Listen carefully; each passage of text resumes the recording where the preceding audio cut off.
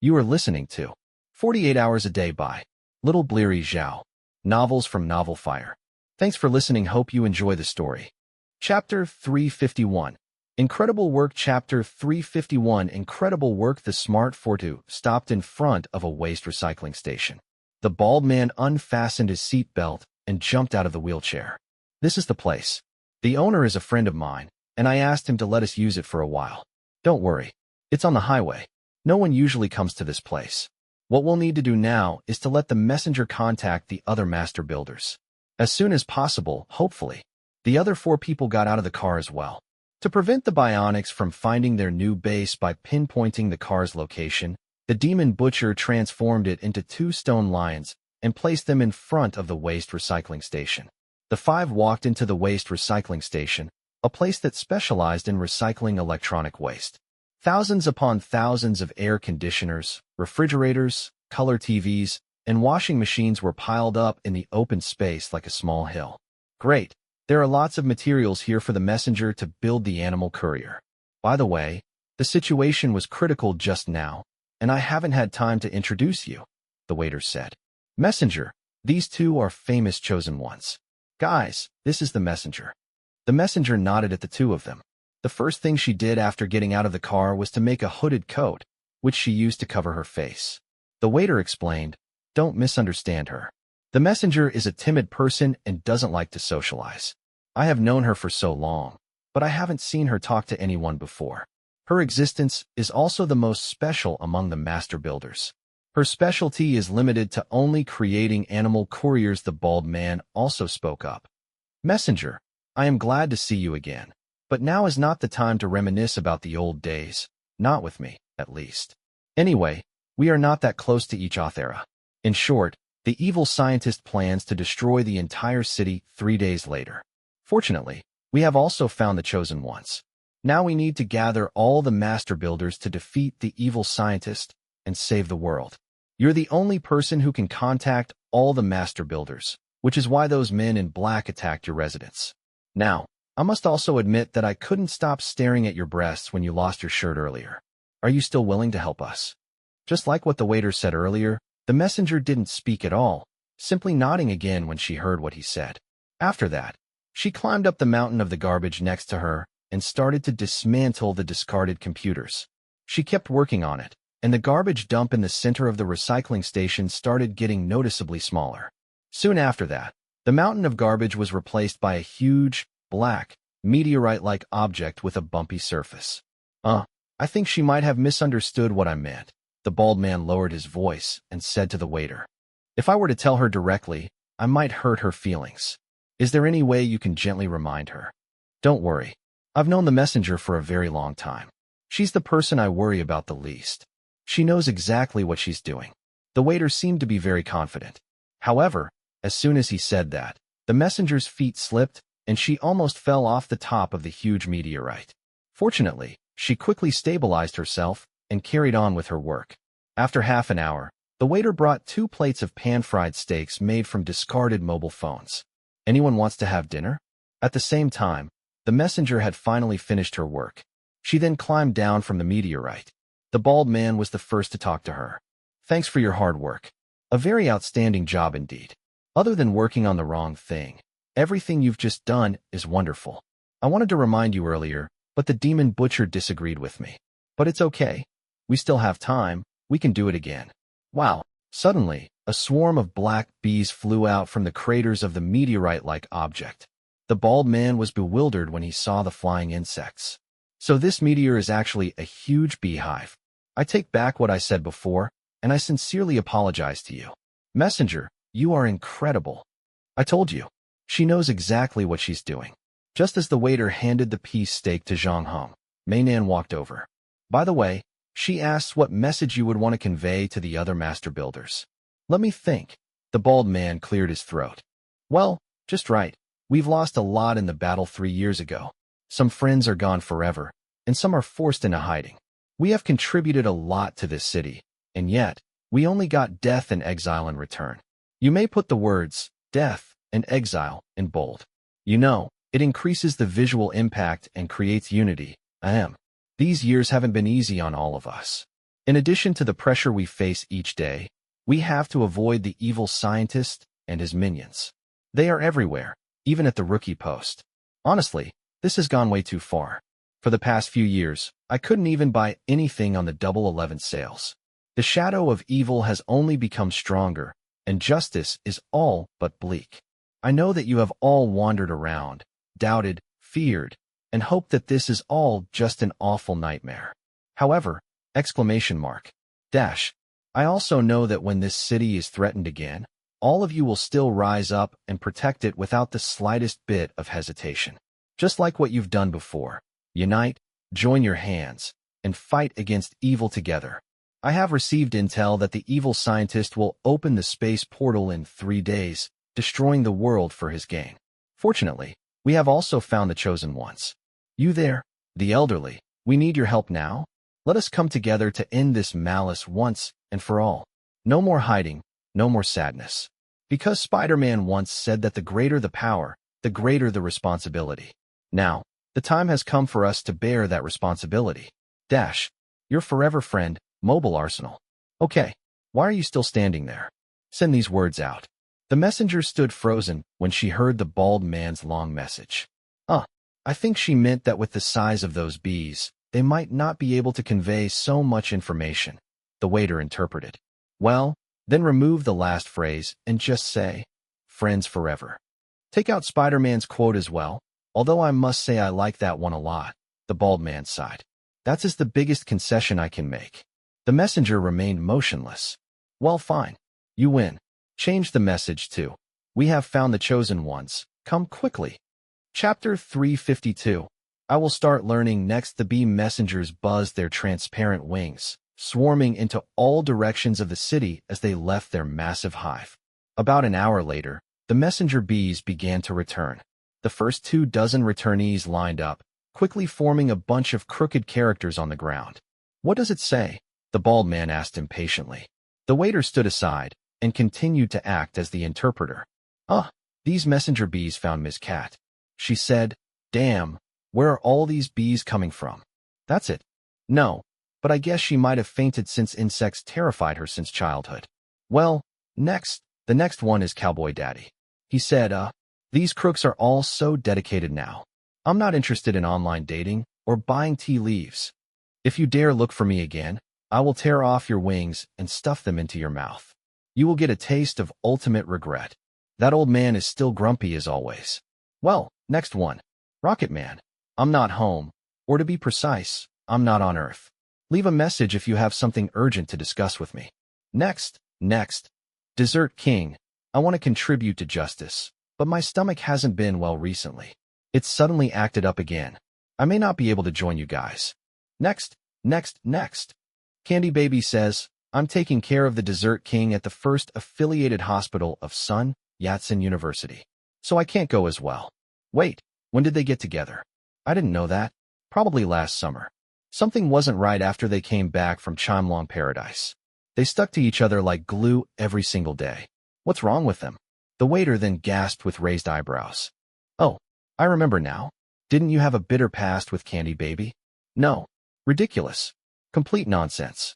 I never bought her chocolates on Valentine's Day, nor did I send her Sophie on Women's Day. Next. Well, the Ocean King. Oh, I like him. I heard that the Little Sun painting and calligraphy class that he worked for got closed down. After that, he taught himself programming and worked for a gaming company. I haven't contacted him since then. After that, their company implemented 996 and sometimes 997. Anyway, I couldn't contact him after that. Let me see what he said. Ugh. You still have time to play with bees.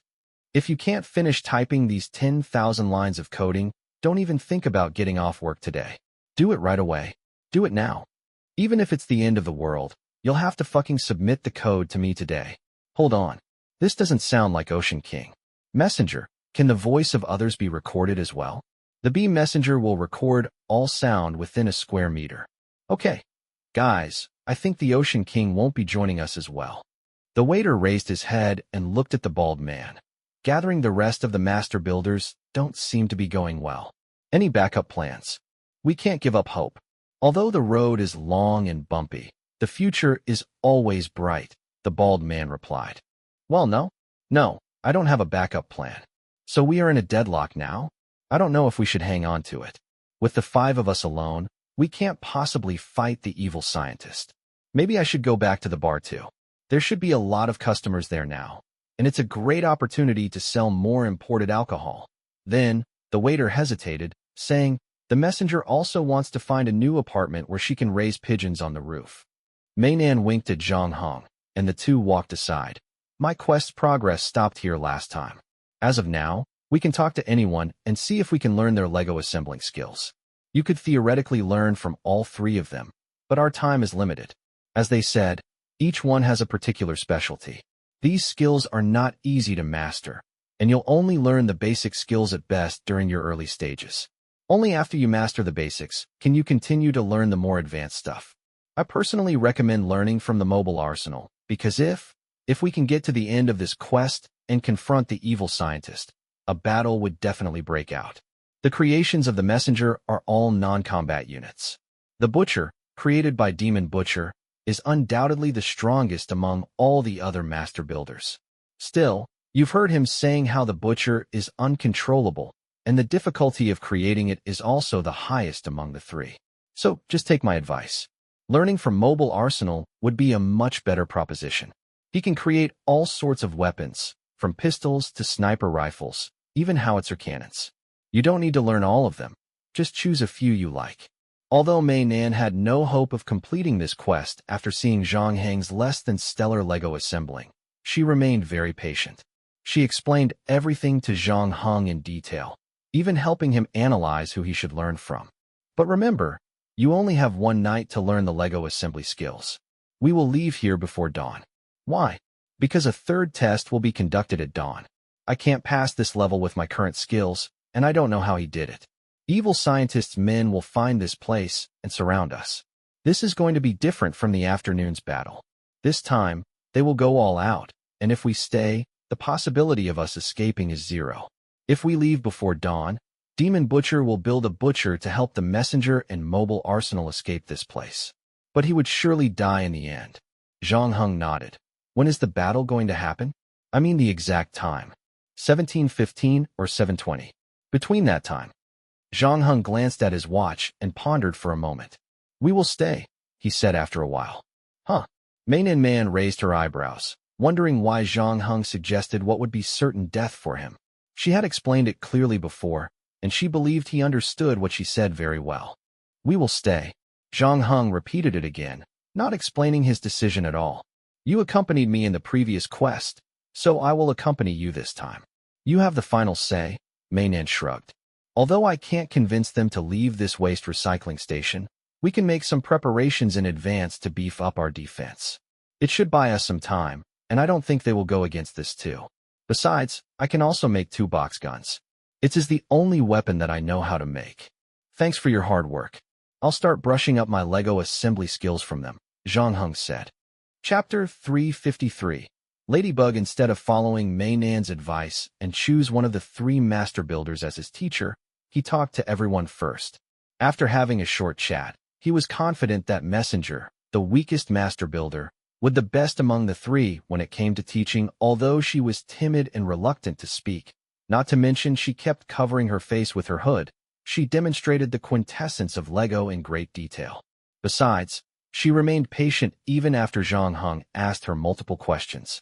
In a way, she was very similar to the man in shorts that Zhang Heng met in the deserted island quest. On the other hand, the bald man and the waiter got Zhang Heng thinking. The creation of the bald man was indeed the most adaptable and useful of the 3, but he was also the one who talked the most nonsense. He focused on very peculiar things as well, continually cozying up with ideas that needed the most explanations. On the other hand, he would emphasize on insignificant things when he could. The waiter didn't have this problem, but he came with another. Although he looked humble from the outside, Zhang Heng found out that he was a closet show-off, and despite trying to put on a pleasant character, his arrogance oozed from within. For example, there was a Hello Kitty picture on the cushion that he built when he saved the messenger. That was no coincidence. In fact, he would often play with his skill when he assembled his creation, constantly adding things that looked cool but were useless. Such dazzling craftsmanship was an unfriendly prospect for a newbie. As a result, Zhang Heng finally chose the messenger as his teacher and decided to follow her, learning from her the most basic skills of creation. After staying awake the entire night, Zhang Heng's managed to learn quite a few things from her. Looking at the ladybug on the ground that gently waved its antennae, this little creature was Zhang Heng's first creation. The ladybug was the simplest insect one could create among all animals. Before this, he had again accidentally put together a nylon rope. Through the messenger's thorough step-by-step demonstration, though, he was no longer so clueless about creation. There was a set of rules in the world of Lego, and they was as simple as imitating the appearance of what was to be created.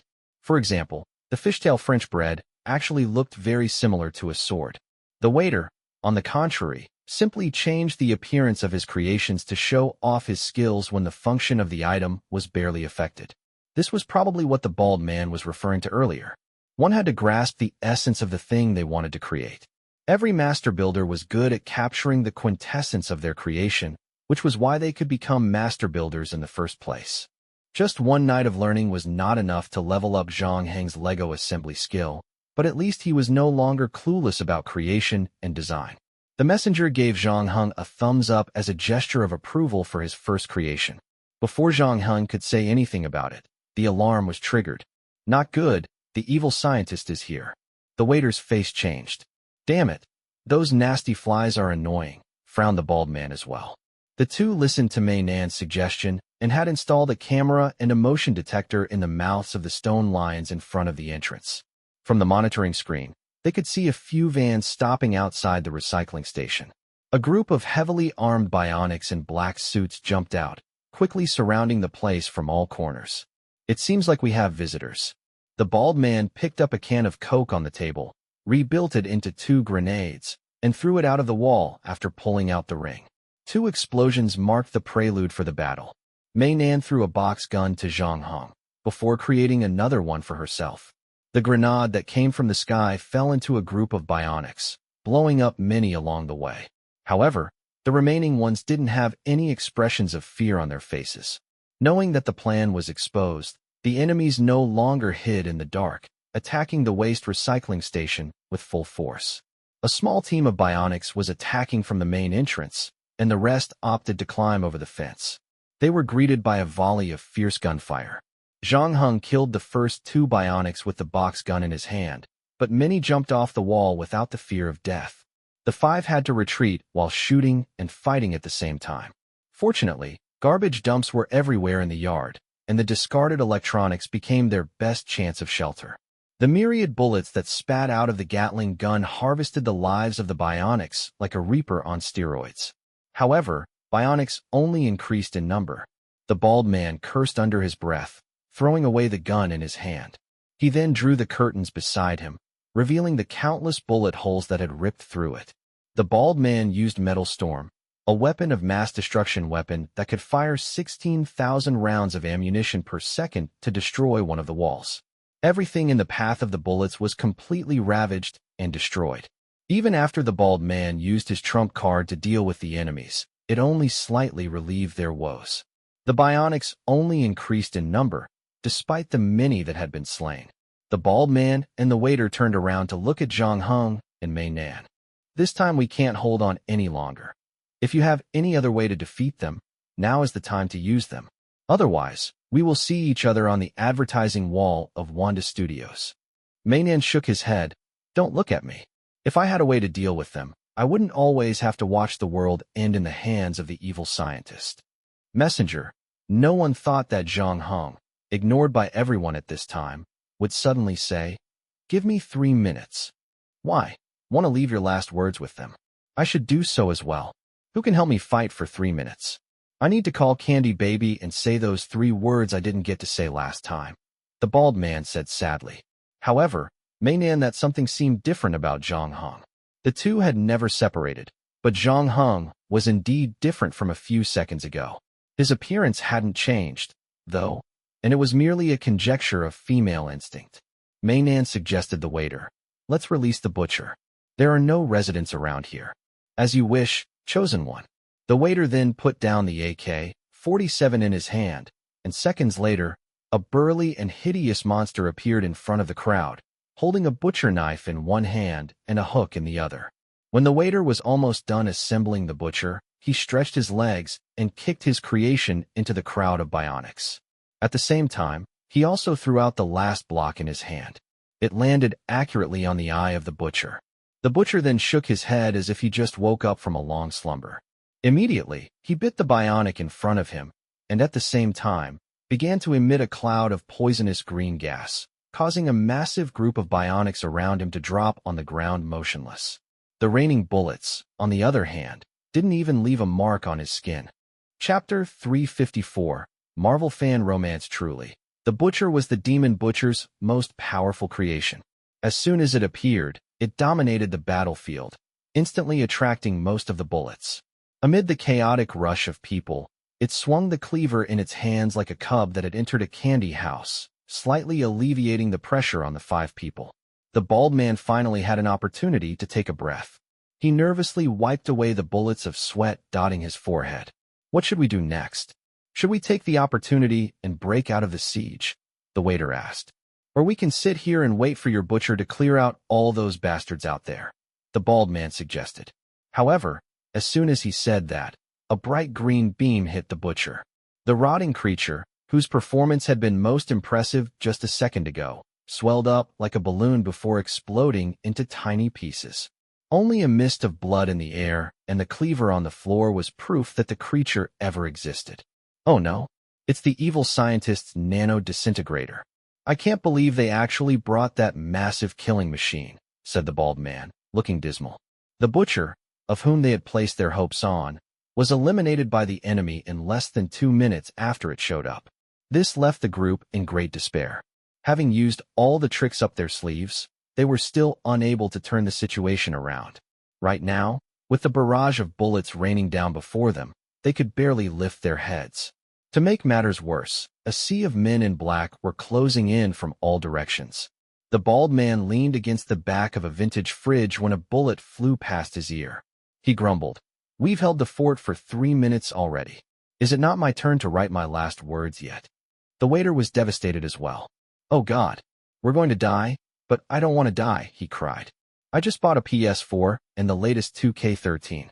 I haven't even had a chance to win the championship with my favorite Los Angeles Clippers." The messenger, however, only said nothing. Mainan eyed a pile of garbage not far away from them. It had been 3 minutes since Zhang Heng went through there, and although it was about time for him to return, no movement seemed to be coming out from the trash. To be honest, the bald man and the waiter did not place much on hope on a certain someone since the beginning. Mei Nan, on the other hand, understood the kind of person Zhang Heng was. She knew he wasn't the kind to make meaningless demands, even though she too had no idea what he could do, considering his less than basic Lego building skills. Could I have been mistaken? Right now, even Mei Nan started to panic. The people in black were getting closer, firing their weapons as they inched forward, and were less than 20 meters away at the moment. Mei Nan was even prepared to exit the game. Just then, a strong gust of wind blew at them, one that was so powerful that she had to close her eyes. Then, from the pile of trash, came the loud roar of an engine of some sort. A giant black shadow emerged from the pile of trash and started to rise into the air. The bald man rubbed his eyes. "Is there something wrong with my eyes, or are we all dead? Is this real? I'm actually looking at a helicarrier here in Guangzhou. Though, I must say, this is a smaller version, and the classic logo is missing," he exclaimed. "Did any of you call the Avengers?" The waiter and the messenger stared at the strange aircraft with their mouths ajar. Before they could say anything more, the weapons bay of the helicarrier above them opened. As far as the vehicle's weapon systems were concerned, they didn't look like a miniature version at all. It was armed to the teeth with missiles and laser beams. It took only one wave of attack, and the bionics suffered miserably. Not to be outdone, the nano disintegrator also emitted the destructive green beam. "Captain America, watch out," the waiter called out. Nonetheless, he realized very quickly that he had nothing to be worried about. The defense system on the helicarrier activated, and it shielded the aircraft from the green beam. As that was happening, its intelligent guidance system locked onto the nano disintegrator. 3 seconds and later, the nano disintegrator, along with the bionics around it, turned into ashes with a poof. Wow, that was cool. I can now meet my idol, Iron Man, and ask him for an autograph, the waiter chirped. With the Avengers taking over, we can just turn this whole defeat the evil scientist and save the war LD thing over to them. I can continue to work at the bar, and the messenger can continue to rent rooms. Then he turned to Mei Nan, saying, I'm sorry, Chosen One. You came all the way here for nothing, but forget about him. Now we have the Avengers. Man, it's the Avengers. Have you ever seen those amazing people fail? The bald man was also very excited, but he did not display the same fanaticism as the waiter. He warned, don't get your hopes up too soon. The situation is still unclear. Can't you see how that thing looks a little different from the helicarrier? It's too small, and there's no logo on it. He lowered his voice and continued. It's possible that it may be under Loki's evil spell. We just might have a tough battle ahead of us. But it's all right. We came prepared. We'll just need to take it away from Loki's evil clutches, and who knows? We might even be able to join the Avengers. I understand both of you are die-hard Marvel fans, and I don't want to interrupt your fantasy, but if you don't want come face-to-face with another wave of enemies, we should all get up there. Zhang Heng is waiting for us, said Mei Nan. You're right. We can't just let him take all the autographs, said the bald man as he constructed a helicopter. Once all four were inside, he excitedly steered the helicopter upwards toward the helicarrier. Sadly, there was no Captain America and Iron Man, and neither were there Thor and Hulk. Zhang Heng was all alone in the cockpit. You made this thing? The waiter found it hard to believe. To be honest, I would rather believe that I came face-to-face with Black Widow and Hawkeye when I opened the door. Or Loki and his evil men, the bald man added. He then looked over at Mei Nan. Mei Nan asked, what? He has awakened. When is it your turn?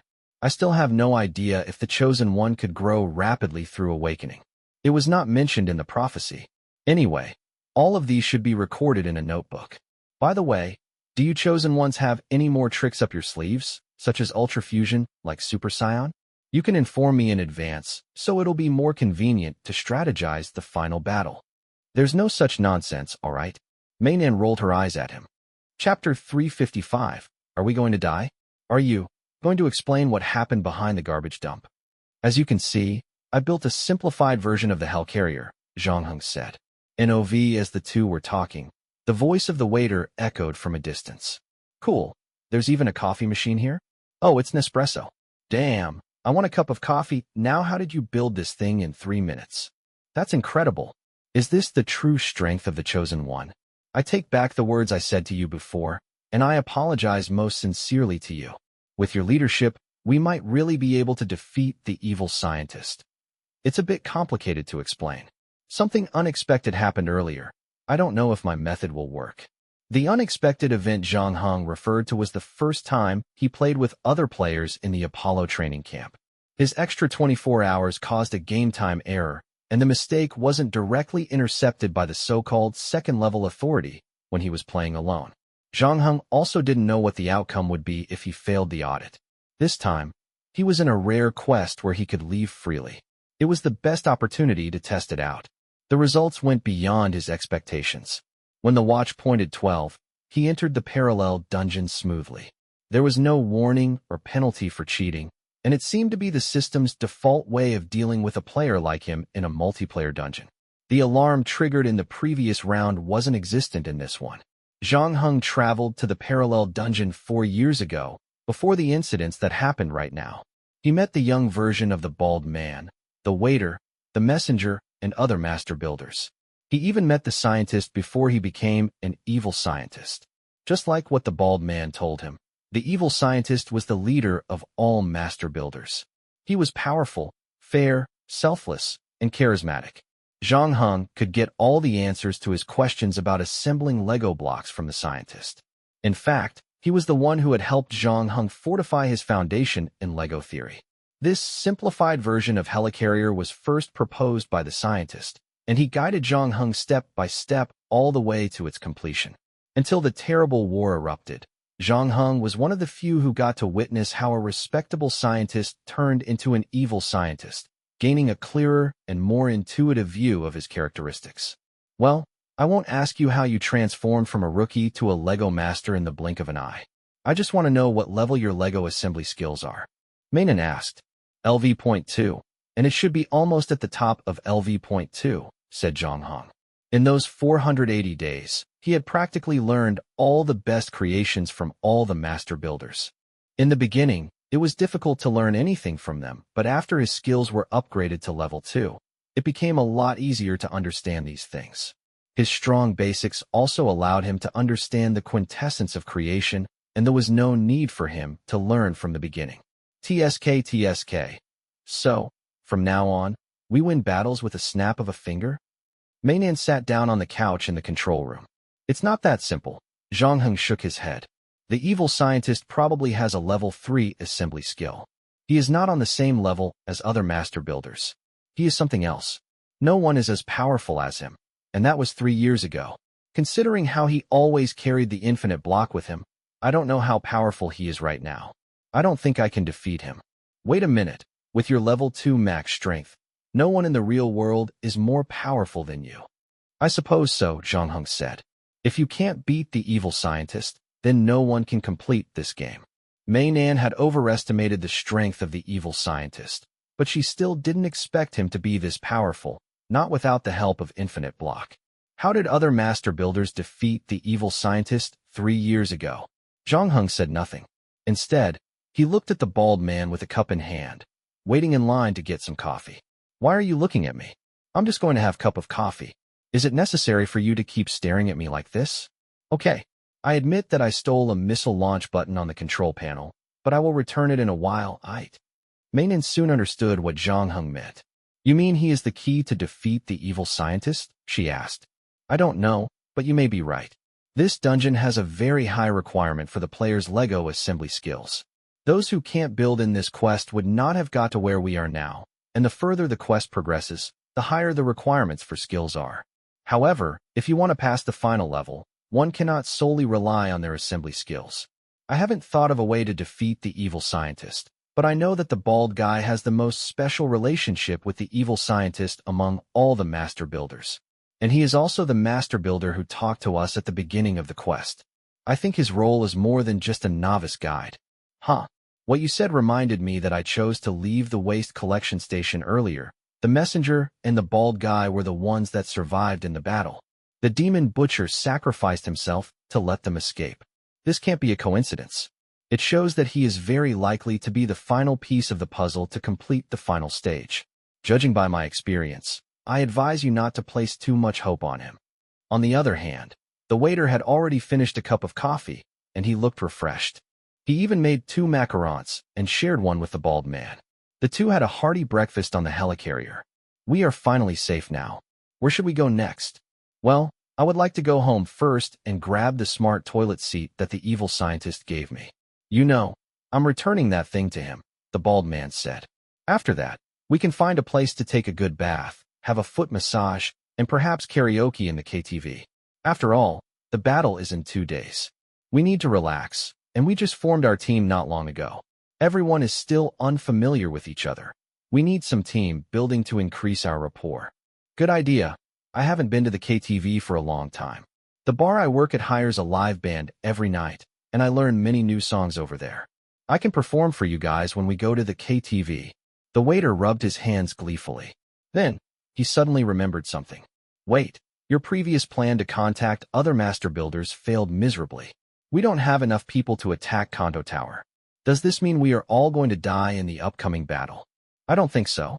You are too pessimistic, but I strongly recommend that we spend all our money one day before the battle, said the bald man. Chapter 356. Smoking is prohibited in the KTV. Chapter 356. Smoking is prohibited in the KTV. Blur lights and unfinished whiskey marked the private room of a KTV. Dice were spinning on the table, while the bald man and the waiter sang the most dazzling ethnic style together. When they reached the climax of the song, the bald man turned around and asked expectantly, Can we get some ladies to accompany us? Don't even think about it. Don't you think you're a little too smug? Don't forget that the evil scientist is still pursuing us, said Mei Nan as she poked at the orange in front of her with a toothpick. Yeah, you're right. We have to keep a low profile now. Demon Butcher, help me pick Eason Chan's low key. Done. Then I will sing to Leslie Chung's Silence is Golden. After the two clicked on the song, the two embarked on another round of passionate singing. How is the situation? Mainan asked Zhang Hong. I set the helicarrier to autopilot mode. It should attract the attention of those bionics. They will definitely find a way to bring down the helicarrier first. In other words, we are safe for the time being, Zhang Hong said. Not long ago, they fought a battle with the evil scientist, who ambushed them when they attempted to retrieve the smart toilet seat in the bald man's house. However, Zhang Heng's current level of Lego assembly skills was more than enough to deal with the bionics that came in their way. Relying on a set of power armor, he managed to defeat all the black-clothed bionics nearby in less than 10 minutes. When that was done, the five walked back to the bald man's residence, where the waiter even took a dump. Afterward, Zhang Heng agreed to the bald man's idea to relax before the final battle. That was why the five were in the KTV. At the same time, Zhang Heng did not waste a single second. He took out his mobile phone to search for information while the bald man and the waiter were singing their heart out. What are you looking at? Mainan asked. You are right. We can't place our hopes on the mobile arsenal. Before the scientist became an evil scientist, master builders did have enemies. It's the first time I have heard of this. The bald man looked up at some point and said, Yes, the guy that calls himself Vandal King. He's not actually a master builder, and I haven't seen him build anything so far. All I know is that he enjoyed destroying our creation, a person considered as one of our oldest opponents. For a long time, we have been thinking of ways to solve the trouble that he caused. I remember that he demolished Tiana Stadium once, just 5 minutes before the start of Goen's and Evergrande's soccer match. It was a nightmare for the city's soccer fans. Yeah, I remember that guy too. Before the evil scientist, he was the evilest, most frightening, and most troublesome villain in the city. The waiter also put down the microphone. Not only did he dismantle the stadium, but he also went as far as demolishing the hospital and the airport as well. The crazy guy didn't even spare the elementary school. The whole school had to take a day off because of his evil deeds. On the other hand, the students were very happy that the school was destroyed. Students from other schools were also looking forward to the day when the Vandal King would come after their school.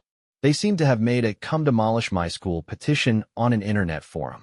I'm starting to miss the old him, now that you mention those old times. At that time, although he got into trouble everywhere he went and always troubled the master builders, it was indeed our most fulfilling period. When I opened my eyes each day, I realized that I had a lot of things to do. Even when I was dating, my phone rang nonstop. That happened to me as well. I broke up with my first girlfriend because I had to deal with the disappearance of the Guangzhou Bridge on her birthday eve. I remember how we worked together with several master builders, and for the whole night. We had to rebuild the bridge to restore the traffic. But even so, I liked the feeling of achieving something useful. Before I left my girlfriend, I lowered my voice and told her, Honey, sorry, I have to deal with another emergency. It makes me feel like a movie superhero. The waiter's face gleamed with a touch of nostalgia. I even accepted 2 shampoo endorsement. You know, the kind of advertisement where I was invited to the studio and model while holding their products. I had to show my teeth when I smiled at the camera. Sometimes, when I walked on the street, some enthusiastic fans would recognize me and would ask for my autograph. There are even children who dream of being us when they grow up, said the bald while finishing up the whiskey in his glass. That is our era, the era of all master builders. Society needs us, and people need us. We can do a lot of meaningful things for the community. At the same time, we get to enjoy the applause and praise from the public. This might sound weird, but I used to hate the Vandal King. I thought the world would be a better place without him. And yes, the world would be a better place, but it doesn't seem to be the case. After the disappearance of the Vandal King, our lives became more relaxing than before. Without those annoying calls and text messages, we didn't need to be standby for 24 hours. However, it also seemed as if we ran out of things to do as well. We didn't know what we were supposed to do when we opened our eyes every day. The shampoo manufacturers didn't renew their contracts with me, and I saw no more enthusiastic fans when I walked down the street. I can no longer enjoy the exclusive 30% discount at my favorite restaurant. When I got married, I became anxious and even suffered from depression. It was at that time that my hair bid me farewell. The waiter looked empathetic. Yes, without the Vandal King, I finally realized that the items around me are actually very durable as if they will never break. The workers in the factory would follow a set of instructions to produce goods step by step. They no longer need us. We all have to accept the new reality and live like ordinary people. It is not easy for us. Yes, I still remember my first job after reemployment. I was working in a cannery. Usually, I can finish making a bottle of canned food in only 2 seconds. It was way faster than their machine, and they were not happy about it. They told me that whatever I was doing was unethical, and in the end, they told me to do whatever I was told to do and stop being nosy. The bald man lit a cigarette and took a deep breath, his eyes filled with sorrow. At the same time, the room's door was pushed open, revealing the waiter. "Sir, we are a smoke-free place. Smoking is prohibited in the KTV. Sorry." The bald man immediately killed his cigarette. "Do you want to look for the Vandal King and get him to help us deal with the evil scientist? It's a good idea.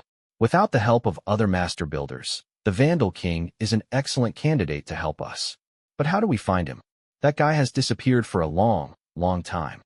Chapter 357. More cha-cha sauce in my Kuaitio. Chapter 357. More cha-cha sauce in my Kuaitio. There were only less than 30 hours left until evil scientist opened the space portal. Zhang Heng and his team had come up to the Shangxiaju commercial pedestrian streets. Located in Liwan District, a traditional business district in Old Guangzhou, it stretched more than 300 meters. Featuring a whopping 300 shops offering a variety of food and merchandise, the place was always jam-packed with tourists from all corners of the world. "How did you know he's here? We've been suspecting that he must have plotted something after Vandal King disappeared. We even gathered a team to search for him, but unfortunately, we found nobody. His face is usually covered when he commits crimes, and no one has seen how he really looks. He's even more difficult to identify now, considering such a long time has passed," said the bald man. "The reason why you can't find him is that someone has been misleading you," Zhang Heng chipped in. When Zhang Heng entered the parallel dungeon, Vandal King had already disappeared for more than 2 years, and the master builders never stopped looking for him. He too participated in the search, and unlike the others, got some useful information, eventually discovering the whereabouts of Vandal King.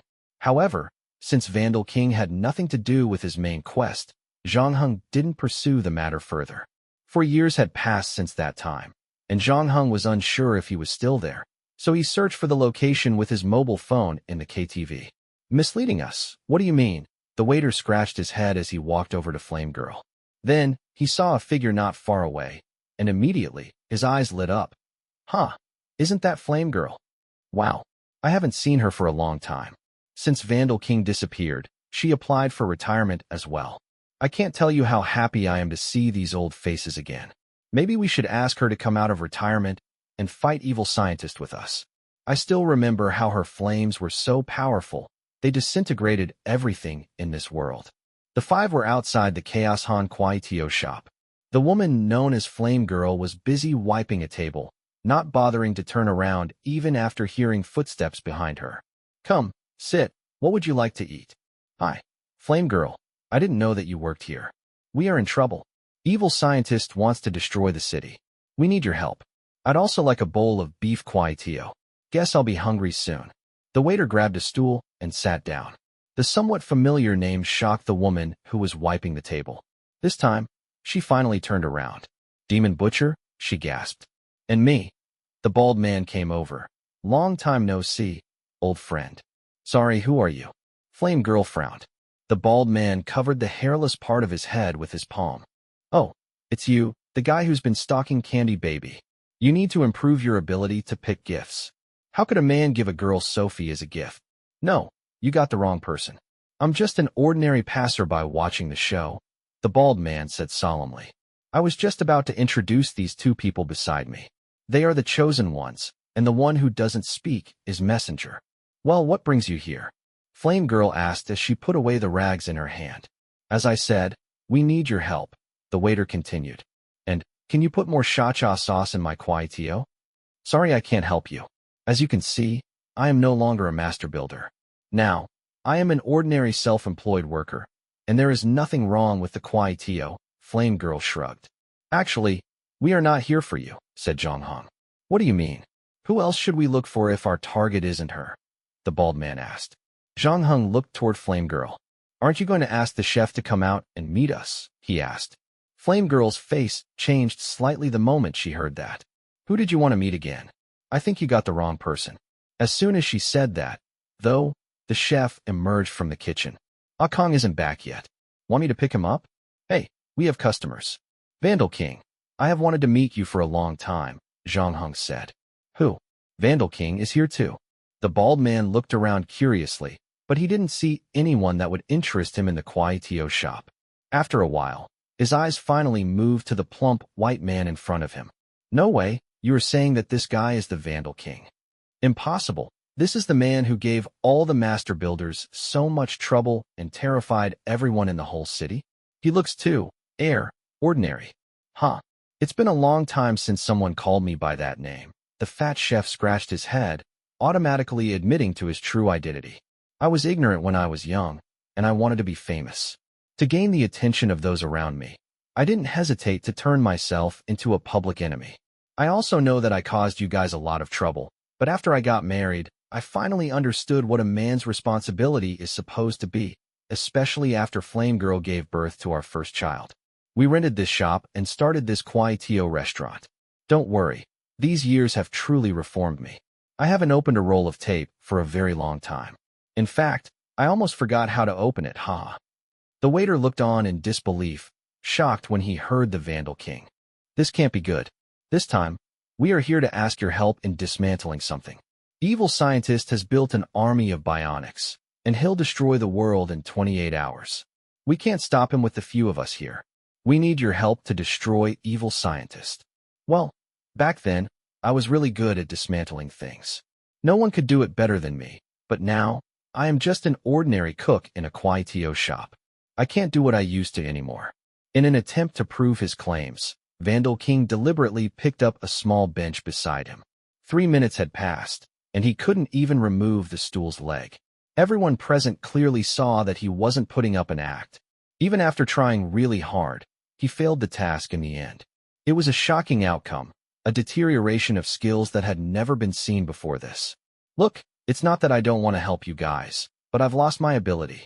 If it is possible, I wish to make up for my mistakes and contribute to saving the world, but I am sorry, I'm not the person you're looking for anymore. When one loses something, he gains something back too. Although I have lost my amazing dismantling ability, I have acquired excellent cooking skills. You must try my Kuaitio. I'm not bragging, but this is probably the best Kuaitio within 10 miles. Since you are all old friends of Flame Girl, how does a 50% discount sound? I will only charge 50 RMB for all 5 of you. I'll even throw in 2 beef meatballs each. I guarantee they are so springy that your mouth will tingle. Footnote: Kuaitio. Char Kuaitio is a popular noodle dish from maritime Southeast Asia, notably in Indonesia, Malaysia, Singapore, and Brunei. In Hokkien, char means stir-fried, and Kuaitio refers to flat rice noodles. Chapter 358. Be Yourself. Well, although we didn't get Vandal King or Flame Girl to help us, think on the bright side. At least the Kuaitio here is really delicious. I want another serving, the waiter said as he passed the empty bowl to the kitchen. Seconds later, the Lianxiang restaurant located nearby was rocked by a mighty explosion. Its shockwave shattered all the glass windows into tiny 1-by-1 blocks, while throwing pedestrians onto the ground. The ceiling of the Kuaitio shop trembled, dropping a piece of plaster right into the bald man's bowl. Damn it! It's Evil Scientist again.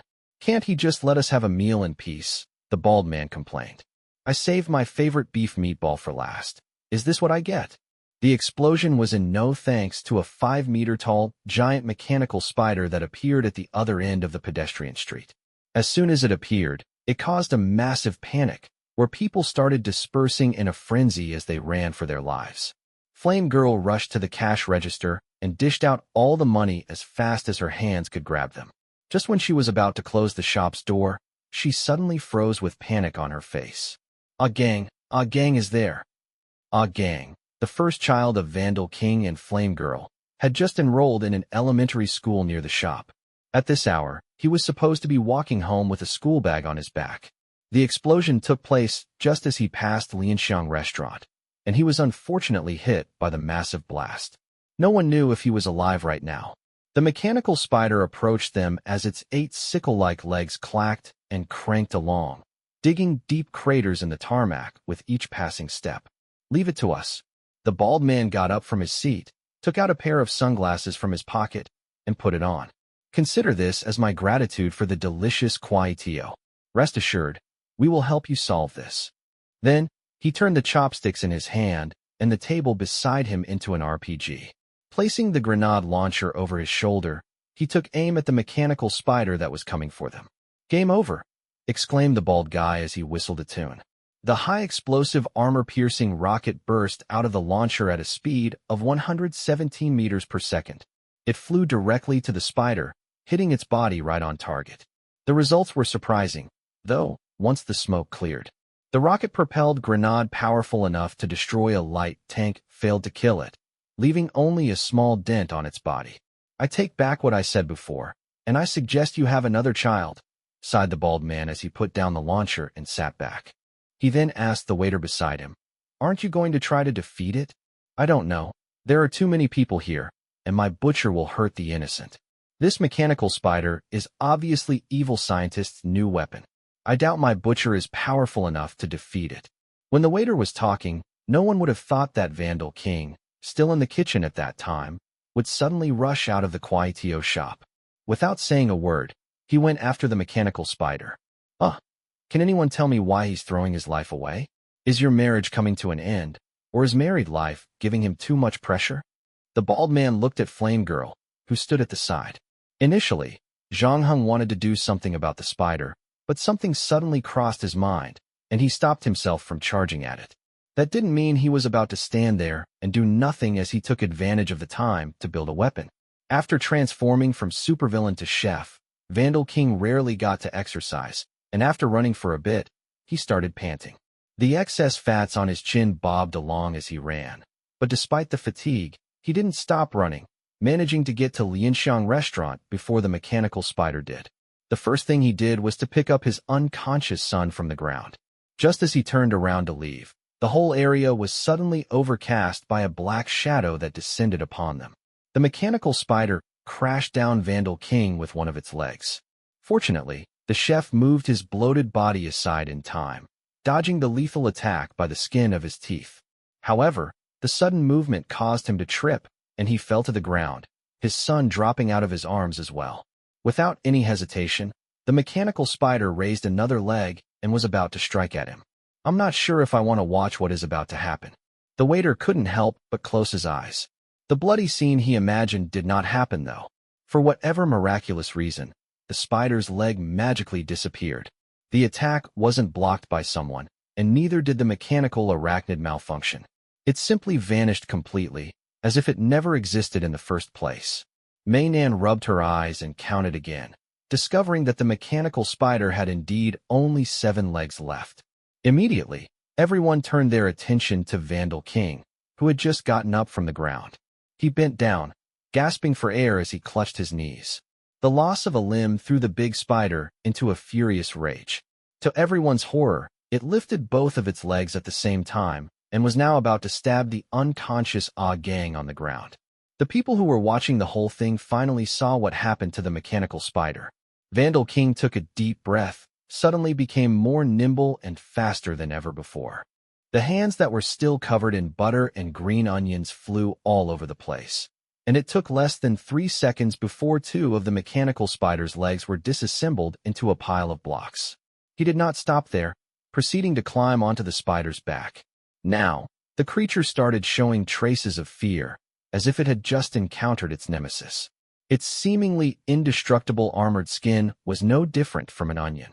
Vandal King stripped off its armor layer after layer, and the mechanical spider kept shrinking. After a few moments, the once 5-meter-tall mechanical spider was now as small as a fingernail. Before it could escape with its tiny legs, Vandal King stomped on it, squashing the bug with all his strength. Vandal King wiped the sweat from his forehead, looking at the dumbfounded people around him. "Why are you looking at me? What happened just now?" he asked. "Your destructive abilities, are they back?" the waiter asked in excitement. "My destructive abilities? How's that even possible?" Vandal King was taken aback. Earlier, his attention was focused on saving his son, and his body couldn't keep up with the instructions sent from his brain. His hands simply acted out of his basic instinct. He then looked at his hands, and his voice started to tremble. My destructive abilities are really back? When he realized what was happening, he took a look at Flame Girl, who was standing not far away. Then, Vandal King rushed to Ah Gang, who was still on the ground. When he found out that his son had simply passed out and wasn't injured, he let out a massive sigh of relief. I'm so sorry. I know that it's not easy to stay with us. I've been suppressing my true nature, trying my best to be a good husband and father. Vandal King then scratched his head. Actually, I tend to lock my eyes on female customers with good bodies. I hide money from you too. Sometimes I pretend to have washed my feet before going to bed. Just be yourself. Huh, what? I said it's time to be yourself. You heard what they said before. This time, you can use your abilities to do the right things, do things that are good for the world, save the city, become a hero, and make up for the previous mistakes that you made. Take care of Ah Gang, and I will be proud of you.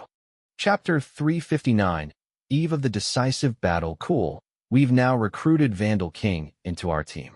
I felt like our chances of winning have significantly increased, the waiter said.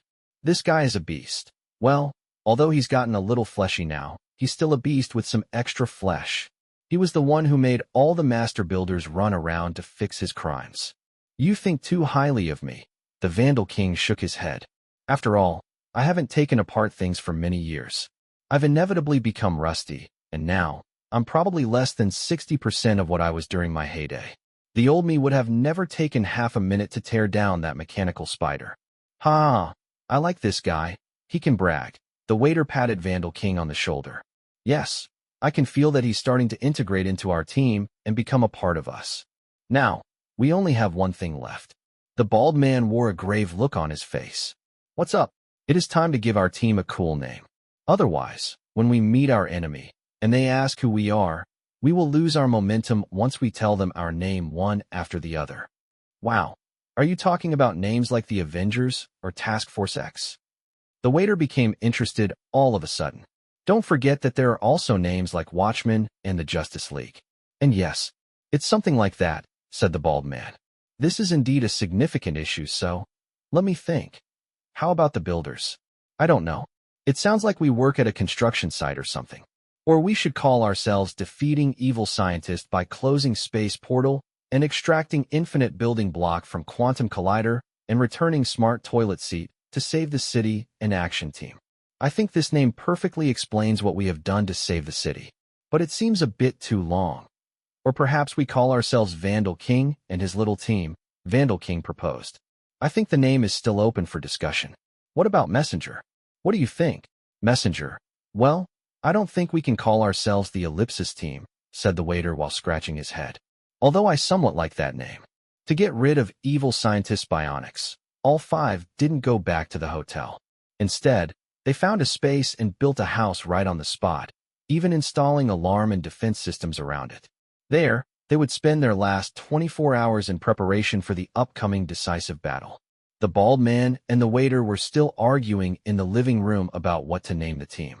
At the same time, Zhang Heng and Mei Nan were drinking black tea on the balcony on the second floor, relaxing and enjoying their limited time before the war. I don't think I wished you Happy New Year, said Mei Nan. But it shouldn't be too late. It should be just a few minutes past 12 in the real world, after all, and I want to say thank you. I thought I would be spending the Spring Festival alone. At a time like this, the street is empty, and the shops are closed. I don't know what I can do. Besides, I've been a little down, but I'm feeling better now. I forget my sadness every time there's something for me to do. Not to mention there are those three fools downstairs. Seems like a good way to celebrate the Spring Festival. Seeing that Zhang Heng was about to say something, she shook her head. No, there is an agreement between us. If you don't ask me why I didn't go home, I won't ask how you managed to improve your Lego assembly skills to such a high level in such a short time. Besides, how did you even know so many hidden secrets in this quest? Each of us has that secret we can never tell others, right?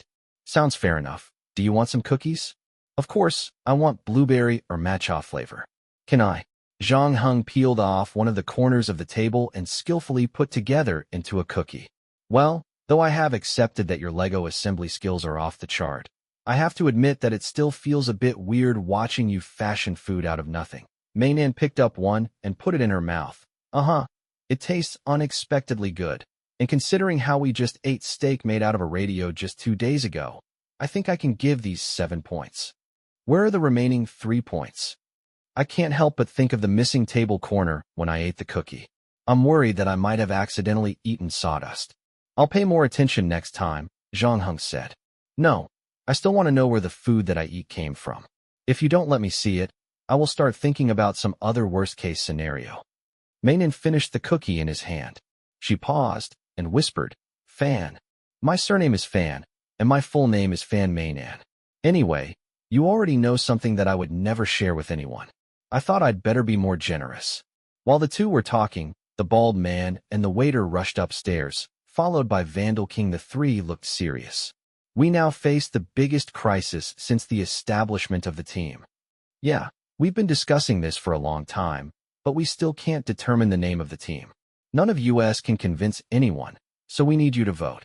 We've come up with 3 names for our team up to this point. Movers, Demon Squad, and Vandal King and his friends. These 3 names now have 1 vote each, and Messenger has abstained from voting. So please use your voting power carefully, because your vote will be decisive. Or we can call ourselves the New Year's Eve game team. Zhang Heng said. New Year's Eve? What New Year's Eve? It's only September now. Is this a sequel to Of Your Awakening? Any damage to your cerebral cortex? Is this permanent? Fan Mainan nodded in agreement. I like this name so very much. It's so Chinese New Year-ish. 2 votes, so let's set it as our team's name according to the rules. Wait, I didn't know that brain damage could be contagious. Confused about the dates as well? Are we really going to use this name 5 months in advance? We are 3 months away from the new year. Oh my goodness, can you imagine a scene like this? Before the war, we stood in front of the enemy and announced each other's names. The moment we say that we are New Year's Eve game team, our opponent would definitely spare no expanse in criticism. I might even get a debuff that halves my combat power. Don't overthink about the opinions of others. Just do whatever you are supposed to do, Zhang Heng replied as he patted the bald man on the shoulder. Rest early. We have an important battle tomorrow. No, I will continue to design the action badge, but this time it'll be easier. I guess I'll just have to find a bunch of foo and put it on everyone's backs to complete the task, the bald man complained. I don't know. People might think that we are fewa. Chapter 360. The Plan to Ascend the Tower. Chapter 360. The plan to ascend the tower. The night was uneventful. Since Evil Scientist was only going to open the space portal in the afternoon the next day, everyone decided to sleep in. The bald man and the waiter wanted to bring Vandal King out for some team building, getting him to cozy up with them and all, but before they could even step through the door, Messenger caught them sneaking about. The 3 had no choice but to return to their rooms. Zhang Heng woke at 10 in the morning and made breakfast for everyone. At 12 in the afternoon, Mei Nan and Messenger returned after going out to assess the situation. The other 3 also came out of their respective rooms.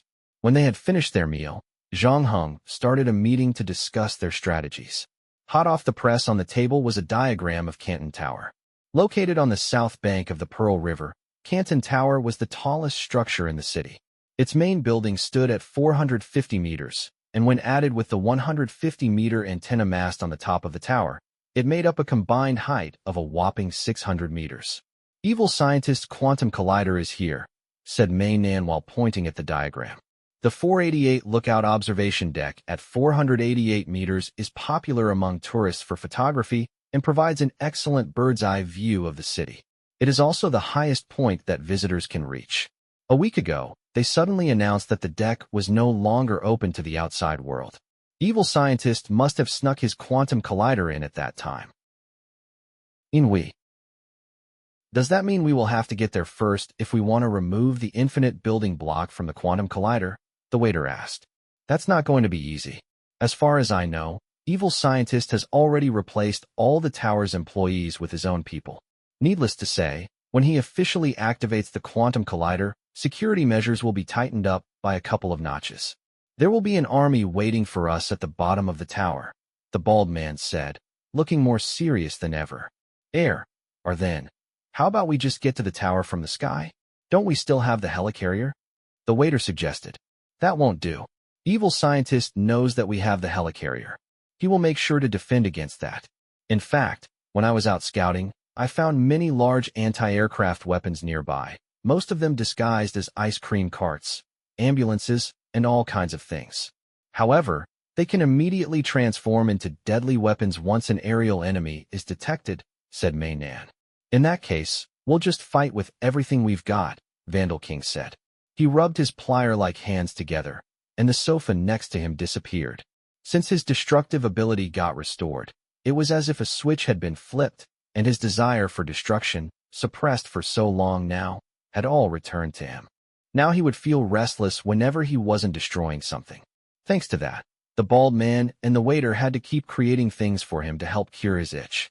Fortunately, the war was near, and there was no need to worry that there would be nothing to take apart. As for what would happen after they defeated evil scientist, nobody really thought of that. Fighting is necessary, but we have to strategize, said Mei Nan as she looked at Zhang Hong. You want to do it, or should I? You go ahead. I'll come in later if necessary, Zhang Hong answered. All right then. The fastest way to get to the top of the tower is to take the elevator. If we happen to fight the enemy at the bottom of the tower, alerting the enemy of our arrival, they'll probably cut off the electricity supply to the entire tower as a precaution. If that happens, we'll have to climb the stairs all the way to 500 meters. Who knows how much strength we'll have left to fight by then? What if the monster arrives? Said Mei Nan. Then what should we do? Do all we can not to alert the enemy. I don't know why, but for some reason, evil scientist did not completely close off Canton Tower. Although we cannot access the 488 observation deck, the star and cloud observation deck below is still open to the public. It's not too far from 488, only about 10 meters apart. We need to get there first. Understood. We'll just have to pretend we are tourists. The waiter snapped his fingers. Hold on. We won't be able to use the team logo anymore, right? I've gone through the whole 9 yards to design it. It took me so bloody long. Taking my feelings into consideration for 1 second, the bald man frowned. So? Mei Nan blinked. Yes. Do you have any more questions? I guess I'll put the logo on the inside. When we battle, we just need to pull open our clothes to reveal the team logo, the bald man said. If you insist, Mei Nan sighed. If all goes well, we can take the elevator directly to the star and cloud observation hall. Of course, we must also consider the possibility of our covers getting blown. If that happens, we move to Plan B. We'll have to eliminate the security personnel around us as fast as we can. Then, some of us will take the elevator, while the others get to the second basement and take over the electrical room. When we reach the star and cloud observation deck, we then evacuate. How long would that take? 5 meters per second on the sightseeing elevator, 6 meters per second on the passenger elevator, and 10 meters per second on the emergency elevator. In total, 40 to 80 seconds. If we go higher up, we will have to fight. Of course, this is all just theoretical. Should something unexpected happen, everyone will need to respond accordingly. Any questions? Asked Fan Mei Nan while glancing around the room. Her gaze soon landed on Zhang Hong. What about you? Is there anything you'd like to add? You've already said everything I wanted to say. We'll change and move out, Zhang Hong answered. What hair and clothes do you want? Just ordinary sportswear is fine. As for the hair, a single braid. Copy that. An hour and a half later, a tour bus stopped in front of Canton Tower, and the 6 alighted the vehicle, their appearances now significantly altered. They were even unrecognizable to their closest friends, and as a matter of fact, looked no different from a group of tourists. Except, are you serious? Must you bring this? Mei Nan asked the bald man, who had a toilet seat between his armpits. The latter scratched his chin. Yeah, I said it before. This time, when I see evil scientist, I will return the smart toilet seat back to him. This is a man's promise, and it must be fulfilled. But the problem is, have you ever seen a tourist who carries a toilet seat around? I can pretend that I'm a worker in charge of changing toilet seats of public toilets. I don't think it will work. Or we can make a little disguise and make this thing look like a surfing board. It might look a little odd, but at least it would look much better, said Zhang Hong. Chapter 361.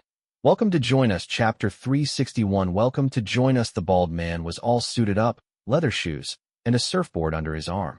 His appearance captured lots of attention around him. especially when the picture on the back of his surfboard was a lid of a toilet bowl. The six didn't ascend the tower immediately for fear of alerting their enemies, instead electing to sit at a nearby cafe nearby and wait for the quantum collider to be activated.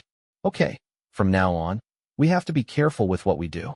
There are surveillance cameras everywhere around us, and that includes the evil scientist's bionics. Fan Meinan lowered her voice. Always remember that we are just tourists. Don't do anything that will blow your cover. I'm talking about you, Vandal King. Vandal King reluctantly put the ashtray that he was dismantling back to its original spot, and Fan Meinan angrily slammed her coffee mug on the missing part of the ashtray. You need to curb your desire for dismantling items. Just wait one more hour, and you can destroy whatever the heck you want. I'm sorry. I got excited before our operation. Vandal King sheepishly replied as he wiped the sweat off his forehead. Having stayed silent for some time, Fan Meinan was a little surprised seeing how the two most provocative in the team, the waiter and bald man, were quieter and more obedient than anyone else. Fan Meinan thought they had finally grown up, and it wasn't until she turned around that she found out that they were staring at a woman with a wide-brimmed hat sitting at the next table. Their unabashed glares were alarming, where the woman in the hat was apparently beginning to feel embarrassed by the way she was being looked at. Well, or rather, a little restless, considering how both her hands trembled as she held her coffee mug. Clearly, she was afraid of them. You too. I can understand your feelings about being single for so long, but don't forget what today's business is. And believe me, as a girl, I can tell you for sure that you can't win a girl's heart by staring like that. I don't know, the waiter scratched his head. I have never seen her before, but she looks familiar to me. Is this the love at first sight thing that everyone has been talking about? Even if you truly fell in love at first sight, you should know the first-come, first-served basis. I had my eyes on her first, obviously, growled the bald man. Seemingly dissatisfied, he went on. As a friend, you should quit silently and bless me at a time like this. The waiter had no intention of taking a step back. There is no such saying, he retorted. We should play it fair and square. It's got nothing to do with the order. Someone once said that there are only 20,000 people in this world who can make you fall in love at first sight. You probably won't even cross paths with one in your entire life. Since she's my love at first sight, I'll make sure that I won't give up on her. Fan Meinan slapped her forehead. After staring at the girl like this, you two are out of the game. There's nothing else for you to fight for. At that moment, the woman with the wide-brimmed hat seemed to have made up her mind, hastily packing her books and laptop on the table. After being stared at for such a long time, she had become so uncomfortable that she wanted to leave the place as fast as she could. She picked up her Scottish fold and left in a hurry. She obviously liked cats a lot. Not only did she bring a cat with her, but her purse was also printed with a cat. Even her shirt had cartoon cats printed on it. Fan Meinan raised her cup. Congratulations, your love at first sight is coming to an end here. Let's make a toast to the fastest breakup in the world, she beamed. What she did not expect was that Zhang Heng, who had been silent all the while, stood up and approached the girl. His actions caused the waiter and bald man to feel like enemies were attacking their very hearts. It's over, I blame you. Someone else has claimed our target. Seeing that Zhang Heng was approaching her, the woman with the wide-brimmed hat became even more nervous. She almost ran away, but when Zhang Heng said something, she instantly stopped in her tracks. Seeming skeptical at first, she eventually began to talk to him after a while. The bald man was amazed. Damn, he's good, right? Besides awakening, does the Chosen One also possess the skill of picking up girls? This is making me jealous. It didn't take long before Zhang Heng came back with the woman. Is he personally announcing their relationship in front of us losers? Damn, this is making me sad. Is this even necessary? The waiter cried in grief. Allow me to introduce her. She is Ms. Cat, a master builder. Ms. Cat, this is Messenger, Demon Butcher, Mobile Arsenal, Vandal King, and just like me, this is Fan Meinan. Ms. Cat stretched out her hands for a handshake. Wait, you are Mrs. Cat. The waiter was shocked. You do resemble her a bit, but it appears you have also put on some sort of disguise like us. No wonder you look familiar. So it's not love at first sight after all. The bald man was also disappointed. I thought I met one of those 20,000 people, he said. After Ms. Cat took a seat, she explained the reason why she wanted to escape. She had initially thought that Zhang Heng and his team were working for evil scientists, and that her cover was blown. So, you are also here to stop evil scientists from destroying the world? The waiter asked. It seems you have received Messenger B's message. Messenger B? What Messenger B? Miss Cat looked a little puzzled. I did see a swarm of bees flying in front of me, and I was so frightened that I fainted. Well, I actually learned from the cats that evil scientist plans to destroy the world. This whole thing is somewhat complicated to explain. In a nutshell, my cat heard from the neighbor's cat's girlfriend's best friend about her neighboring cat, who was bragging about how evil his master is.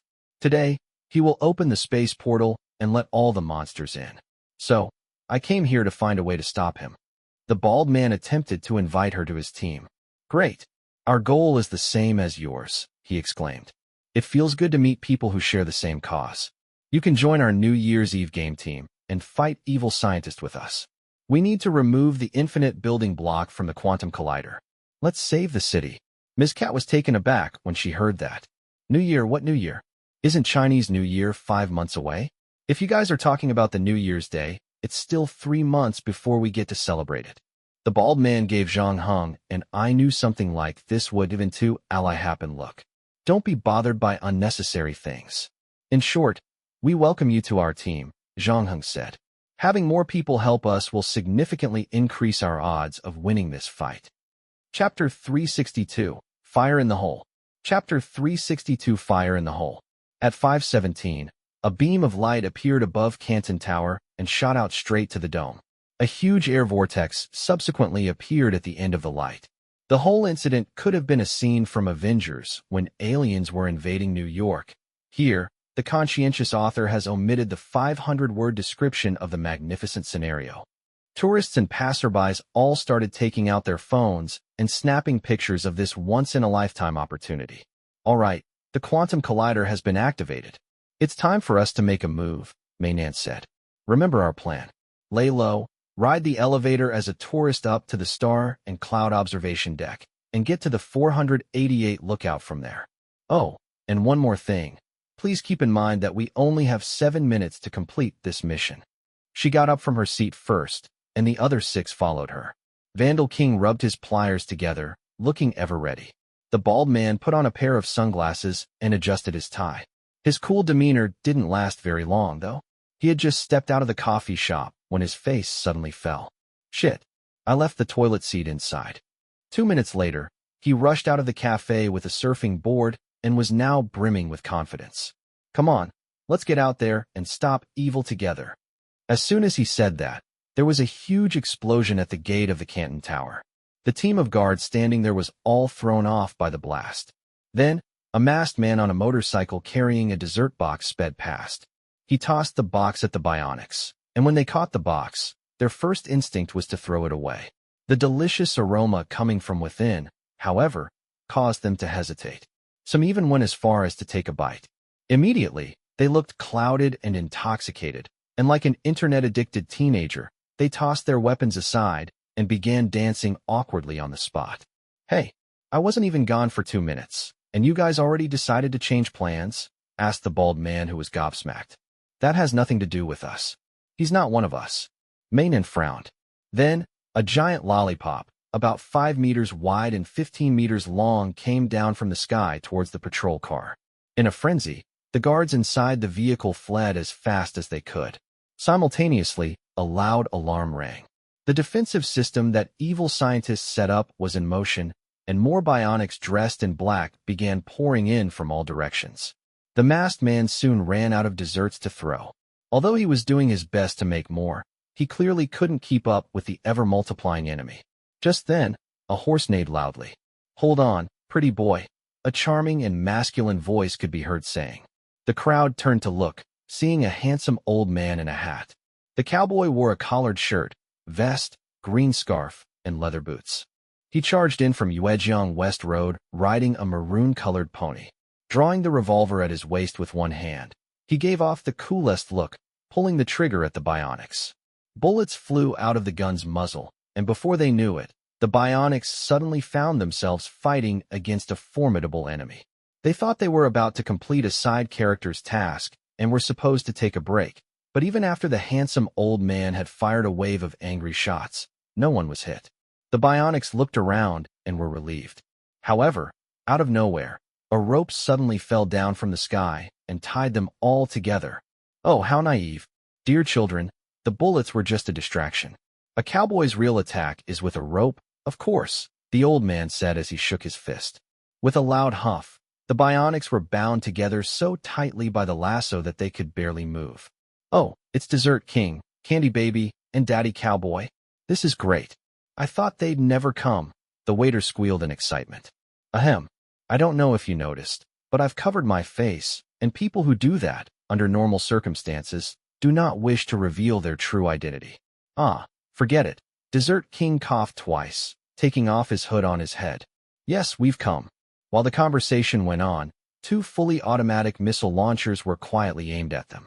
However, just when the bionic in charge issued a launch order, the missile launcher was strangely unable to receive electronic instructions. A hearty voice said, I apologize for the interruption. I am Rocketman.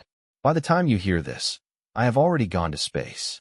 My rocket ship and I have already hijacked all satellites, and I'm sorry to inform you that your satellite-guided weapons can no longer be used. Cool. Even Rocketman is here. I knew it. People won't just abandon the city. When the waiter saw the familiar face, he became very emotional. Except for Ocean King, who has been detained by his boss to write codes. Everyone is here. Old friends coming together again. Isn't this amazing? When you said old friends, did you include me? Asked a deep, hoarse voice. When everyone turned around to look, they saw what appeared to be a series of flashbacks. Phantom Ninja? Wait. When did unfold in this direction? Said the bald man. I remember you. Didn't evil scientist brutally murdered you? Your ass is still hanging on the wall of Wanda Cinema.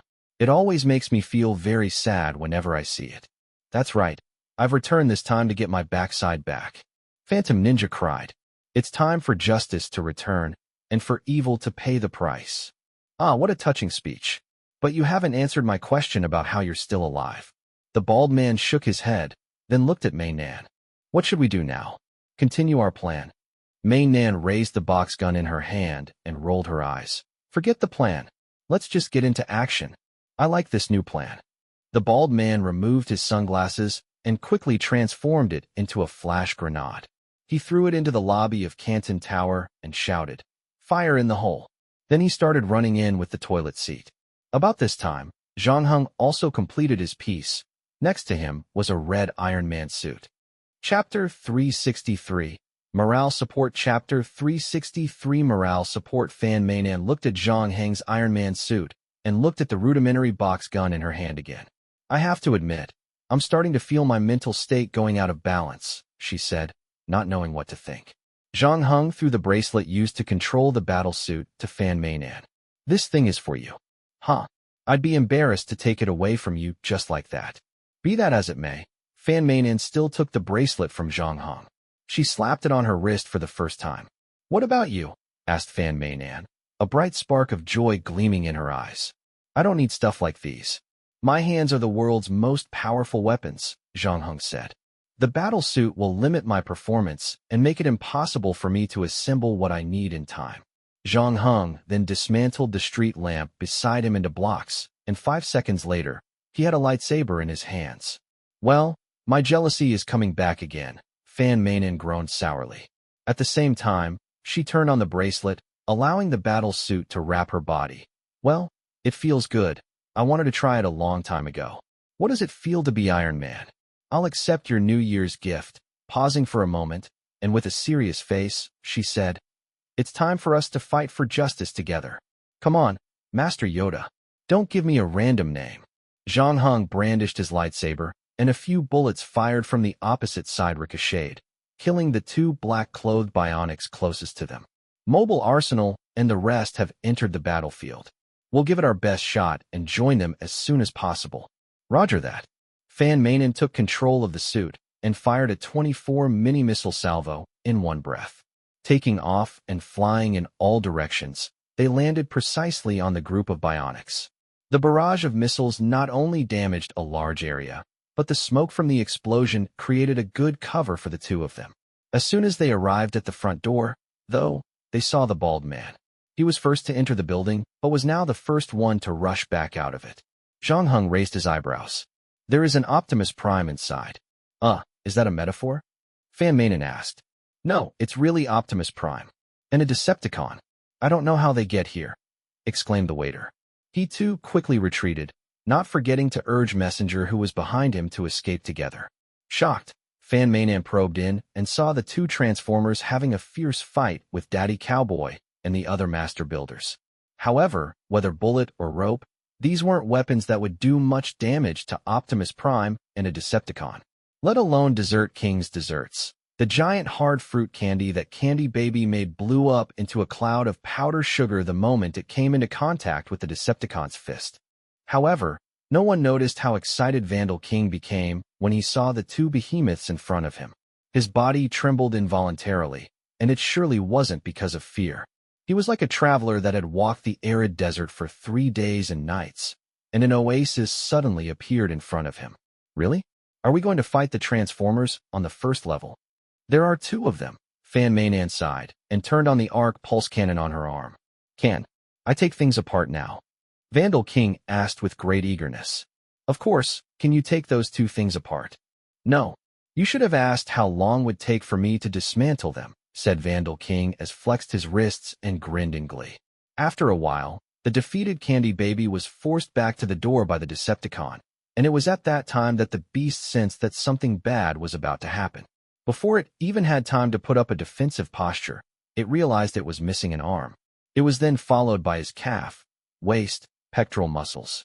In a moment like this, Vandal King felt as if he'd returned to his kitchen, handling a butcher's knife and thrusting it toward the chopping board.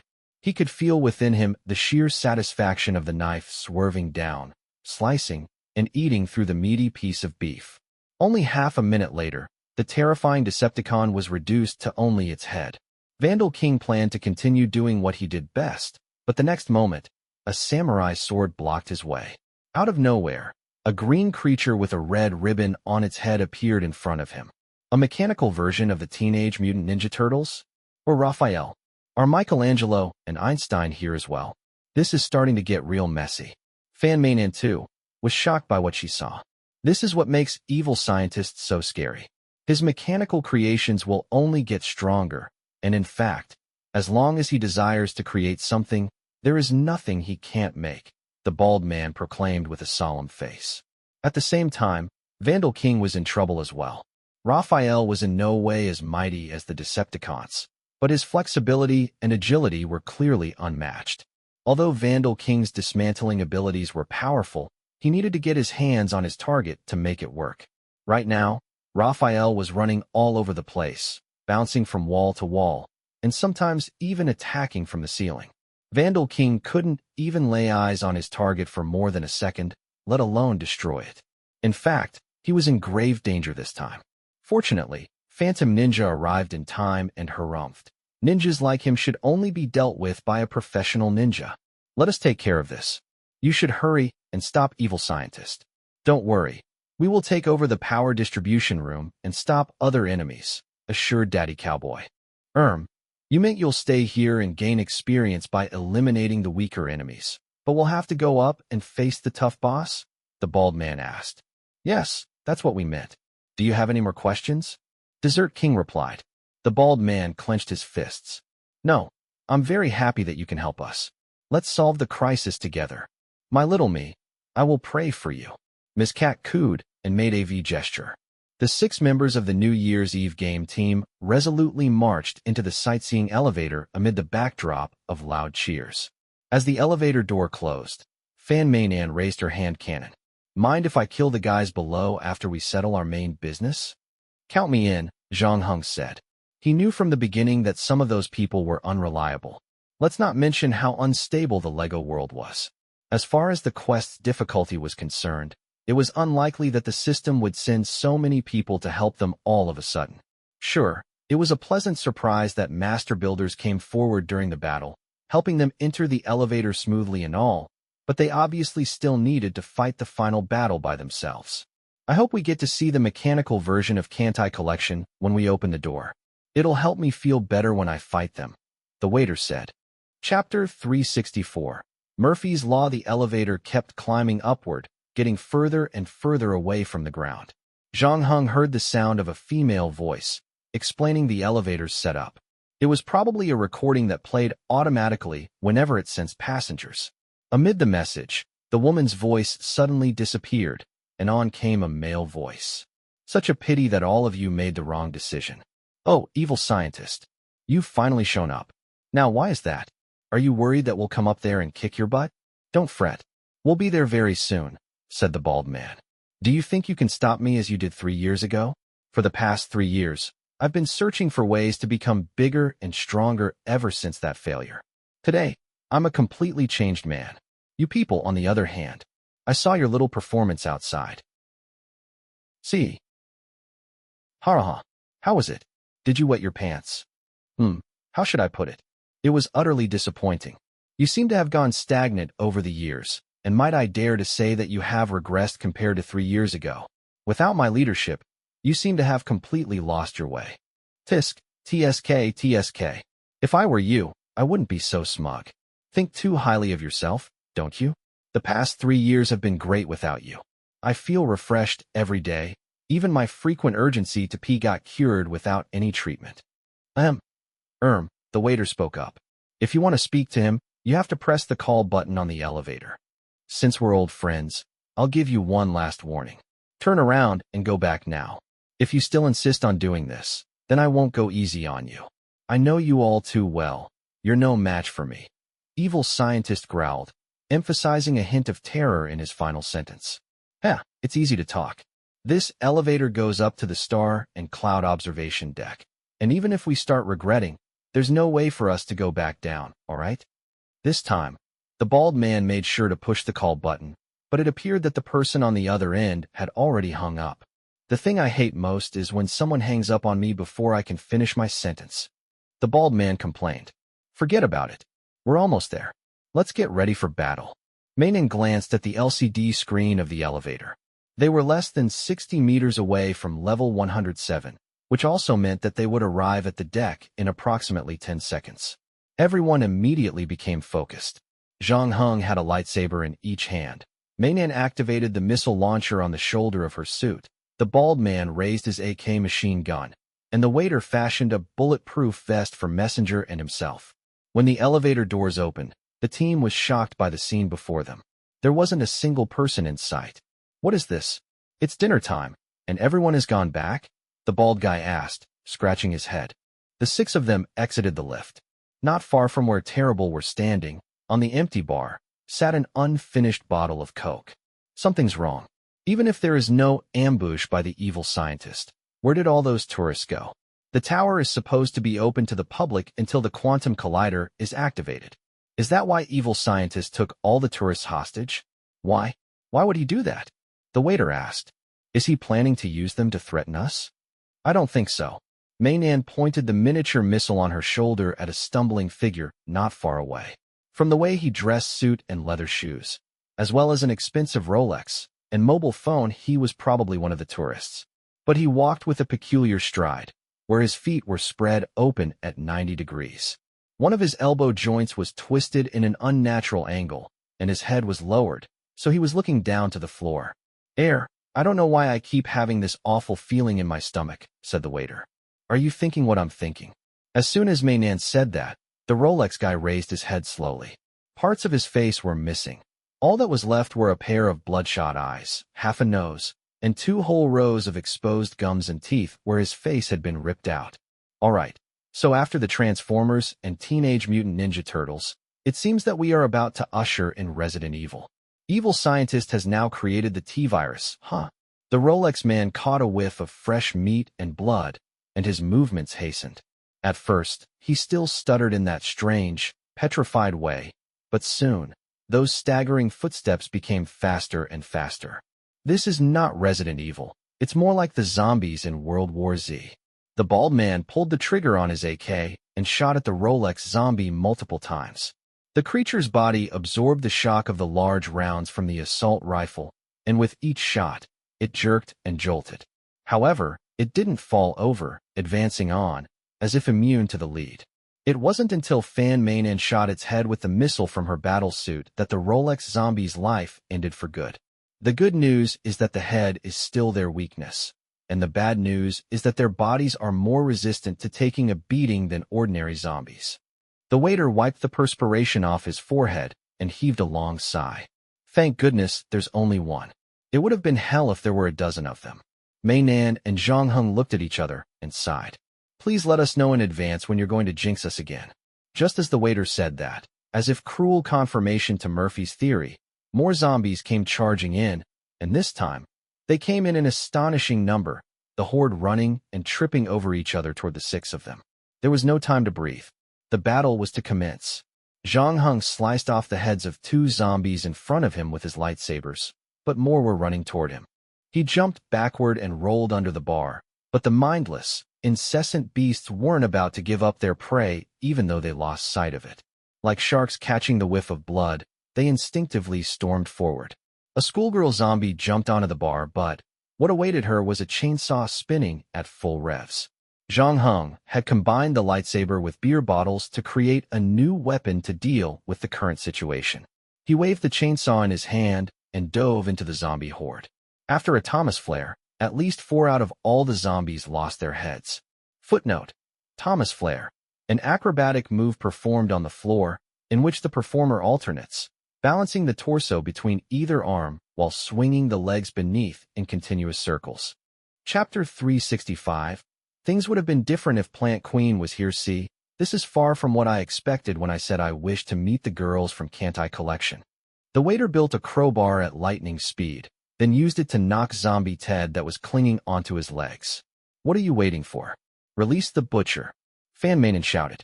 Several zombies were crawling on her Iron Man suit, but none of them could penetrate it, not with their teeth at least.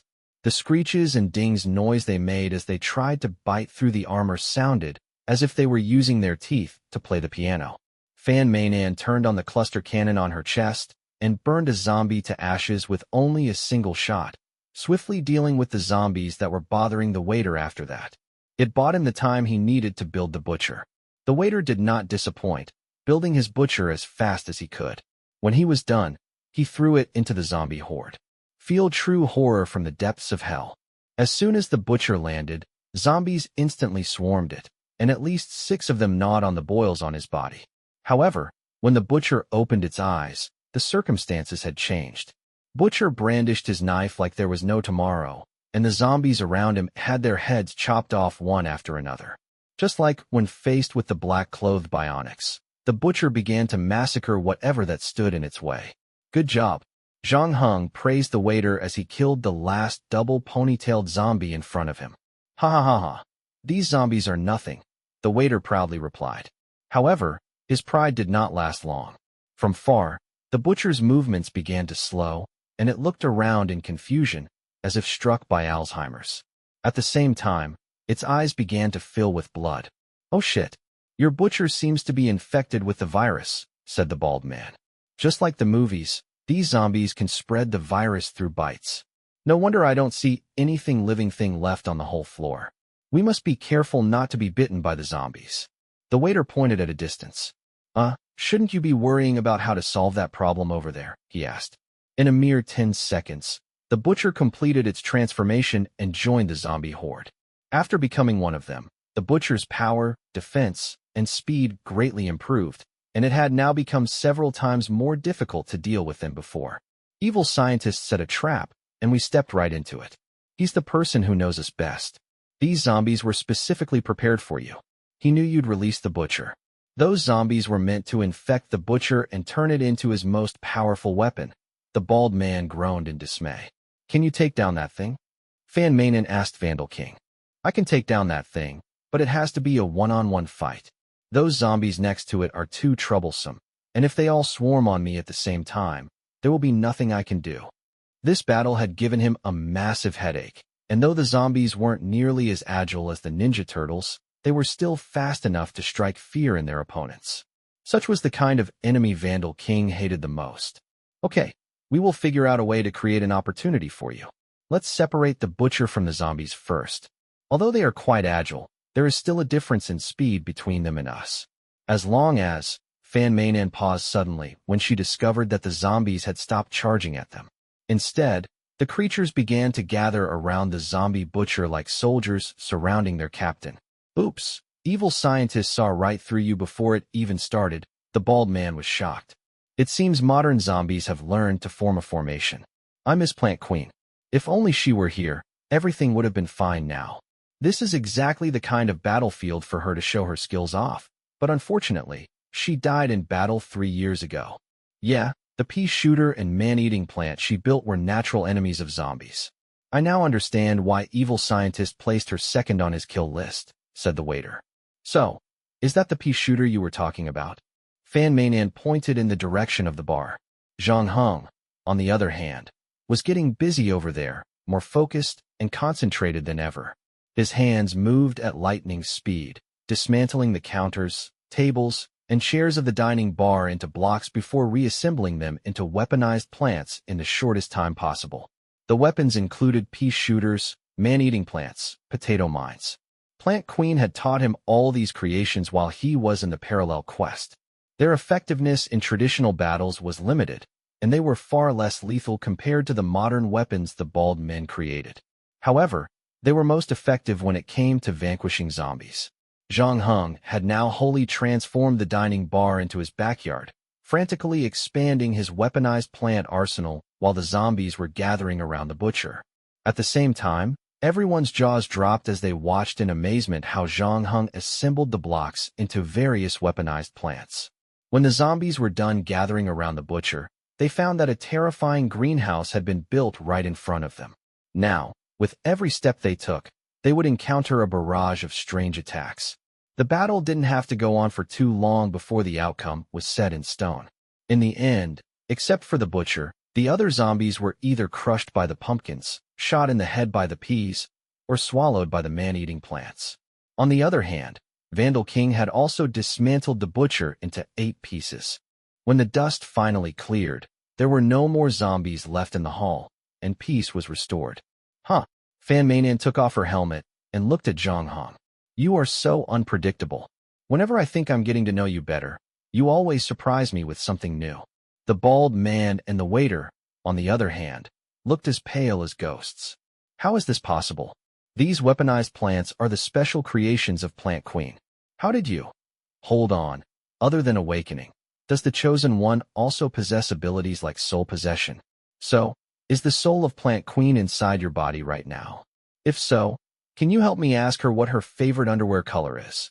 The bald man continued. Ask me these things later. Let's get things done first. The world will be destroyed in 40 minutes, and we still have the world to save, Zhang Heng said. You're right. I didn't expect evil scientists to have fallen this much. To deal with us, he didn't hesitate to turn Canton Tower's innocent tourists into zombies. What he has done makes him vile and evil. He is no longer the leader that we used to respect and love, sighed the bald man as he clenched the toilet seat in his hand. It's time to settle the score. Chapter 366, 329 Protective Shield from the 107th floor to the 108th floor. The 6 encountered no more enemies. Tourists on the 2 floors were all transformed into zombies by evil scientist T-Virus, but Zhang Heng managed to eliminate them all with his weaponized plants in front of the bar. Hence, the team managed to enter the elevator smoothly to the top floor. The bald man tidied up his suit and said, after paying such a huge price and all that hard work, we are finally approaching the final boss. I know that everyone is tired now, but a real man will persevere even though he is exhausted. The pursuit of justice has never been easy. This just makes it all so much more worthwhile for us to sacrifice ourselves. As he spoke, he stretched out his right hand. Come on, let's cheer up, New Year's Eve game team. Well, now all of you should put your hands on my hands. When I shout out loud, let's raise our hands together. Although I don't want to spoil the atmosphere, I still want to remind you that since the battle started, you were doing nothing when we were looking Vandal King at Shangxiaju. I thought about it carefully, and in the battle, you were so scared that you ran away from the Decepticon and Optimus Prime. You didn't contribute anything to the team, nor did you have any sense of your existence at all. Fan Mainan could not help but complain. But Messenger didn't do anything useful as well. You see, she hasn't appeared in several chapters, The bald man growled in annoyance. This is the design of her character. Fan Mainan rolled his eyes. Anyway, don't talk nonsense. Let's end this battle quickly. After speaking, she took the lead and walked into the elevator. Zhang Heng also took advantage of this time to rebuild the chainsaw in his hand into a lightsaber, preparing for the final battle. They were now only meters away from the top floor. Hence the elevator did not take too long to reach the viewing deck. Everyone was ready to give it their best to defeat Evil Scientist. It was going to be a tough fight for them. Over the years, Evil Scientist had established a reputation of being extremely powerful. The bald man, the waiter, and messenger once fought side by side with Scientist, considered as his disciples at one point. They knew how powerful Scientist was. On the other hand, Zhang Heng had spent quite some time with Evil Scientist while in the parallel quest. Even if he learned all the assembly skills from other master builders, he still had no confidence in defeating Evil Scientist. However, Zhang Heng wasn't as worried compared to the other 3 team members. After all, this quest was very special. He could leave any time and repeat the game again. No big deal to him. If he failed this quest, he would treat it as a journey of getting more experience. Zhang Heng gave Fan Mainan a quick look. If things didn't go well, he wanted her to leave the quest immediately. Zhang Heng believed that with Fan Mainan's wittiness, she would make herself fight a battle that she couldn't win, and not putting up a show telling Zhang Heng that she insisted on leaving together. In fact, they cooperated very well when they were facing Zavilcha, and no one got injured or killed in the end. As the elevator door opened, the 6 finally stepped into the final stage. They were a little surprised by what they saw this time. This time, they were not greeted by mechanical beings or zombies, but a band of violinists instead. They bowed their heads in unison and started performing. Strange scene aside, the ground was filled with children's toys and celebrity posters. This suspicious atmosphere had everyone on guard. The male voice which came across the elevator's speakers said, "Don't worry, your eyes see the truth. There are no traps here. In fact, I don't need any trap to defeat you." Song of the Skylark by Kowski, my wife's favorite song. When she returns to this world, she will want to listen again. Your wife and daughter will never back to this world anymore. Evil Scientist, please accept reality. They all died in that explosion. The bald man interrupted the former.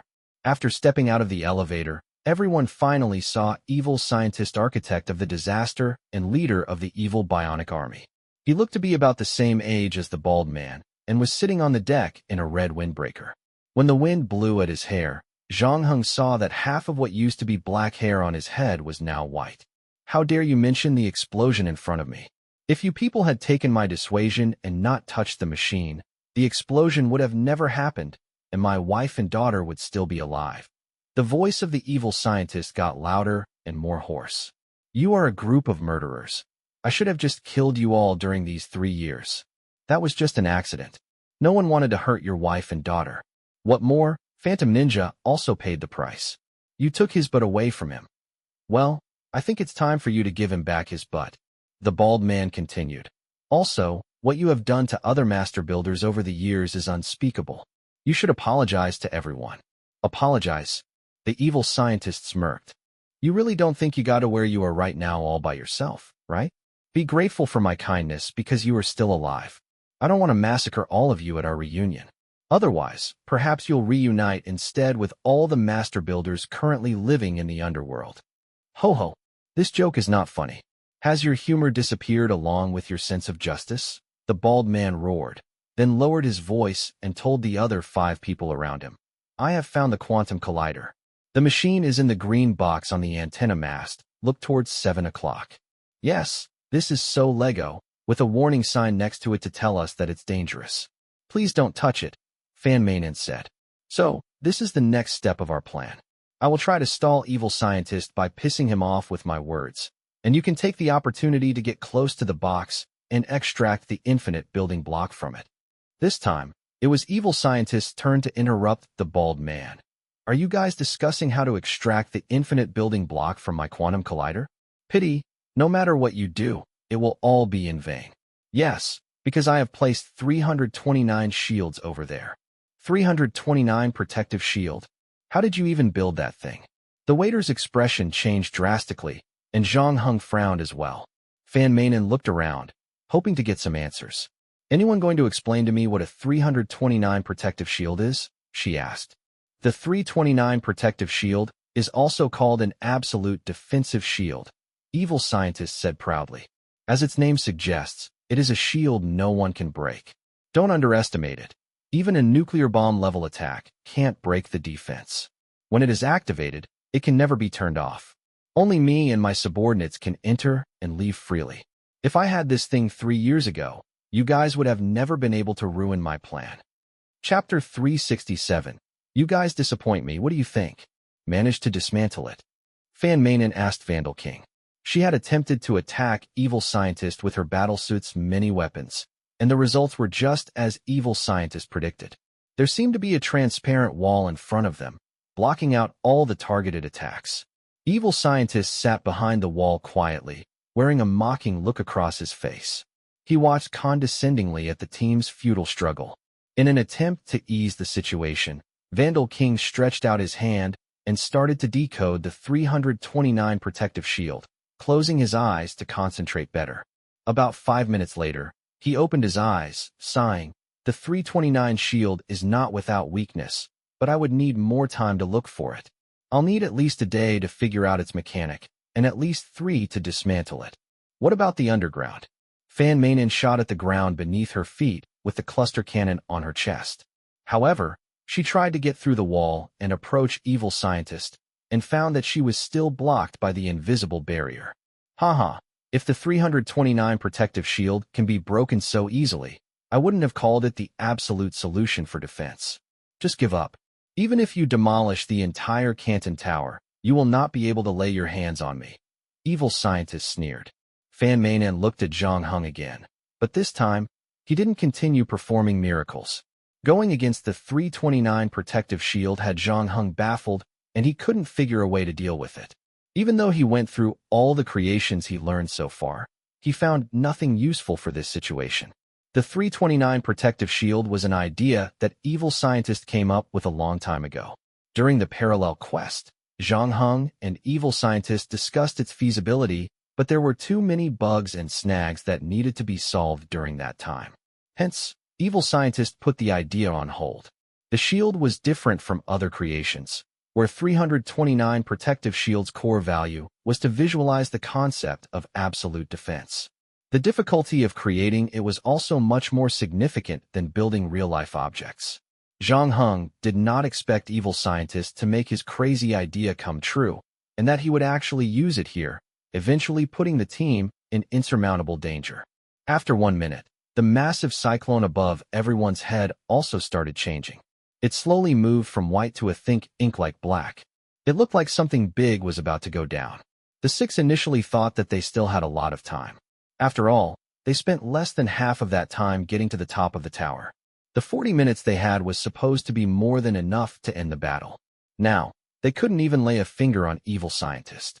This sticky situation greatly discouraged every member of the New Year's Eve game team. Even if Zhang Heng repeated the quest, he had to admit that he'd still failed to find a way to take down the 329 protective shield. Evil Scientist raised his head and looked at the sky. A look of excitement and expectation gleamed in his eyes. My wife and daughter are coming back, he said. I can feel them. They are calling my name. Today is the day I reunite with my family. No, stop lying to yourself. If this continues, you will destroy this city. Open your eyes and take a good look at what's beneath your feet. That is the place we fought and protected. Look at the innocent people below. You told us to protect them. Have you forgotten your oath? The bald man earnestly persuaded. Yeah, I used to worry a lot about such illusions. For the sake of senseless ambition and so-called justice, I had to be patient while working with a bunch of hopeless people. I was like a full-time nanny. I was there to tell you what to do and what not to do. But in the end, what did I get? Look at what you have done. You caused me to lose my wife and daughter. You really let me down. Evil Scientist turned on the projector and blasted it into the sky, displaying scenes of the previous battle. It included the bald man fleeing the Transformers, the waiter's butcher transforming into a zombie, and Daddy Cowboy doing nothing. Dessert King and Candy Baby began to talk about love in the middle of the fight, and Cat Lady, who was supposed to guard the power distribution room, lost her cat at the crucial moment. She was now working overtime in the office, writing codes, and watching Gaki's new drama, King of the Ocean. I have to say, that's rather disappointing. You never failed to disappoint us. You are digging out everyone's most embarrassing moments and putting them together. This doesn't prove anything about them. Hee hee. So many of you are gathered here together, but you can't even touch a single strand of my hair. Doesn't that make you feel useless? Well, even if you're right about all of us being idiots, at least we've found the chosen one, and the prophecy says they will stop you. Well, even though they're just standing there and staring at you, and it seems they have no way to stop you as well. Thanks for mentioning. Fan Mainan rolled her eyes. Oh, so you really believe that so-called prophecy? I don't believe it. After seeing so many stupid things, prophecies are one of those stupid things people actually believe in. That prophecy is simply nonsense. Evil scientists sneered in disdain. No, it's because you haven't experienced the miracles of the chosen ones. They can be awakened and allow a soul to possess them. I saw the soul of Plant Queen attaching itself to one of them, defended the bald man. I said the prophecy is nonsense, because I was the one who created the prophecy. Evil scientist nonchalantly continued. I made it up to test your stupidity. It's a now proven fact that you are hopelessly stupid. After saying that, evil scientist didn't bother looking at the six of them again. He turned around and looked at the huge whirlpool above his head, preparing to welcome the return of his wife and daughter. Suddenly, someone patted his shoulder. You've gone too far this time. I'm furious. The bald man frowned. No matter what happens, you should never take advantage of someone's trust. Evil scientist's eyes opened so wide they almost popped out of his sockets. Oh fuck, how the fuck did you manage to get in? He growled. I don't know. I walked in as soon as I felt angry. The bald man scratched his head. I didn't feel an air wall in front of me. When everyone was all excited about it, I had to pretend that there was actually a wall. I was only concerned about the hidden secret in your plan. For example, only a fool wouldn't be able to detect the wall. After all, you have cheated me several times, and I have to be careful. Is there such a loophole in the 329 protective shield? Evil scientist was shocked, but then he saw the toilet seat the bald man was holding. Then, he suddenly came to a realization. This smart toilet seat and the bionics use the same set of AL systems. The only difference is that the bionics are upgraded, which is why the 329 protective shield recognized my toilet seat and you as my subordinate. Are you really an idiot? This is the best opportunity for you to extract the infinite building block from the quantum collider. Why are you here with me? Chapter 368. But I have something to say to you in a furious rage. Evil scientist stomped his feet. I've had enough. Is there no end to your stupidity? You're as dumb as Aichi's advertisements. I can't believe I used to be one of you. If you're so eager to die, I'm more than happy to oblige. Evil scientist then took apart a toy car to build a mechanical viper. He then swung it into the air to throw it at the bald man. However, the bald man stopped him. Hold on. What is it? Any last words? Yes, you're right. Our plan is to remove the infinite building block from the quantum collider and stop you from destroying the city. That aside, there's something important I need to do. And what's that? Evil scientist frowned. The bald man grabbed the smart toilet seat under his armpit and offered it to evil scientist. Evil scientist looked perplexed. What? I didn't say that I would provide any warranty service when I gave it to you, did I? I've been thinking about how to end our relationship. I lost my father when I was only a child, and I dropped out of high school to work at a small brick factory. I used to think that getting paid and buying a can of soda in my village were the best things in my life. If you hadn't found me and told me you saw something in me that no one saw, I would have continued living like that, accomplishing nothing. There are times when I get blinded too. Don't take it at heart. You told me I could be a different person. You taught me how to discover my potential to build something to make the world a better place. I don't know. Ever since I was a kid, people kept telling me that I could never achieve anything and that I was destined to fail in anything I do. My employer even told me that if I left the factory, I would starve to death, so I should be grateful even if I had to work 18 hours a day. That was the first time anyone's ever praised me. I've never met my father and never knew what it was like to have one. But at that very moment, I felt certain that you were my father. Why are you suddenly talking about this? You hope I'll be guilty after killing you. What a contemptible maneuver. Evil scientist hissed. The waiter piped in. Yeah, I still remember the first time I met you. At that time, I failed my college entrance exam, and I was about to join a gang with Brother Cohen next door, collecting protection money from the stalls on the street. You were the one who told me, before becoming a hero, all heroes have to endure pain and suffering no ordinary people can bear. Even if they keep getting knocked down, they'd always stand up again. That's why they're called heroes. In the end, I chose to repeat a school year, although I still failed the second. Well, it's always easy to go on about philosophies. Evil Scientist shook his head. You were our leader once, the person I admired and loved the most, the bald man continued. But since the explosion, you've become different. I should be the one who's disappointed here. Look at what you've done, pulling out phantom ninjas and displaying it on the wall of the theater, hunting down and killing the remaining master builders, and sacrificing the entire city for your own selfish reasons. You even turned all those innocent tourists into zombies. By the way, you could have just called me and given me a notice in advance. I could have invited my elementary school head teacher here. Always hated that one. The point is, you've betrayed my love and respect for you. So I don't think I can still regard you as my father, mentor, or even a person I respect. The bald man opened his mouth several times, trying to coax something out, but the words just wouldn't come out.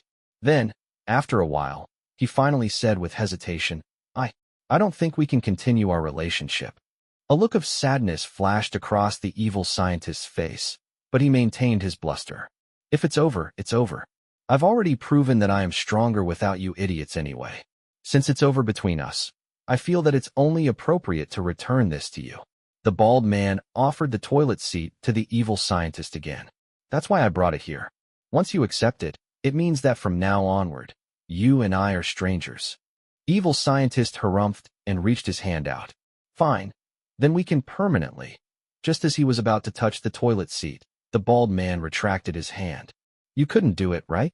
Just like me. To be honest, I've played this scene a million times in my head before I came to see you. I thought I'm ready to be done with you, but when the moment came, I realized I couldn't do it. I can't pretend that the relationship we had never existed. Most importantly, I can't lie to myself. The bald man looked into evil scientist's eyes and said softly, Come back, dear scientist. It's still not too late. Evil scientist was quiet for a moment. Then he looked up. No, I may be able to stand your idiocy, but I will never be able to forgive you for what you did to my wife and daughter, he said resolutely. Everything that's happening now, take it as atonement for what you've done. With that, he reached out and grabbed the toilet seat from the bald man's arms, and in a swift motion, broke it apart. Then in a cold, calm voice, he said, As you wish. We no longer have anything to do with each other. Really? We're no longer friends. Yes, and you better leave before I change my mind. Or else. The bald man stood his ground, unmoving. But I still have things to say to you, he said. My goodness. Are you really going to continue playing the emotional card? Can't you say what you need to say in one breath? I'm getting really tired of all of this. Evil scientist shot his old companion a murderous look.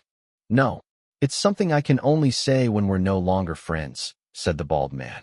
We're not responsible for the death of your wife and daughter. What? Evil scientist frowned.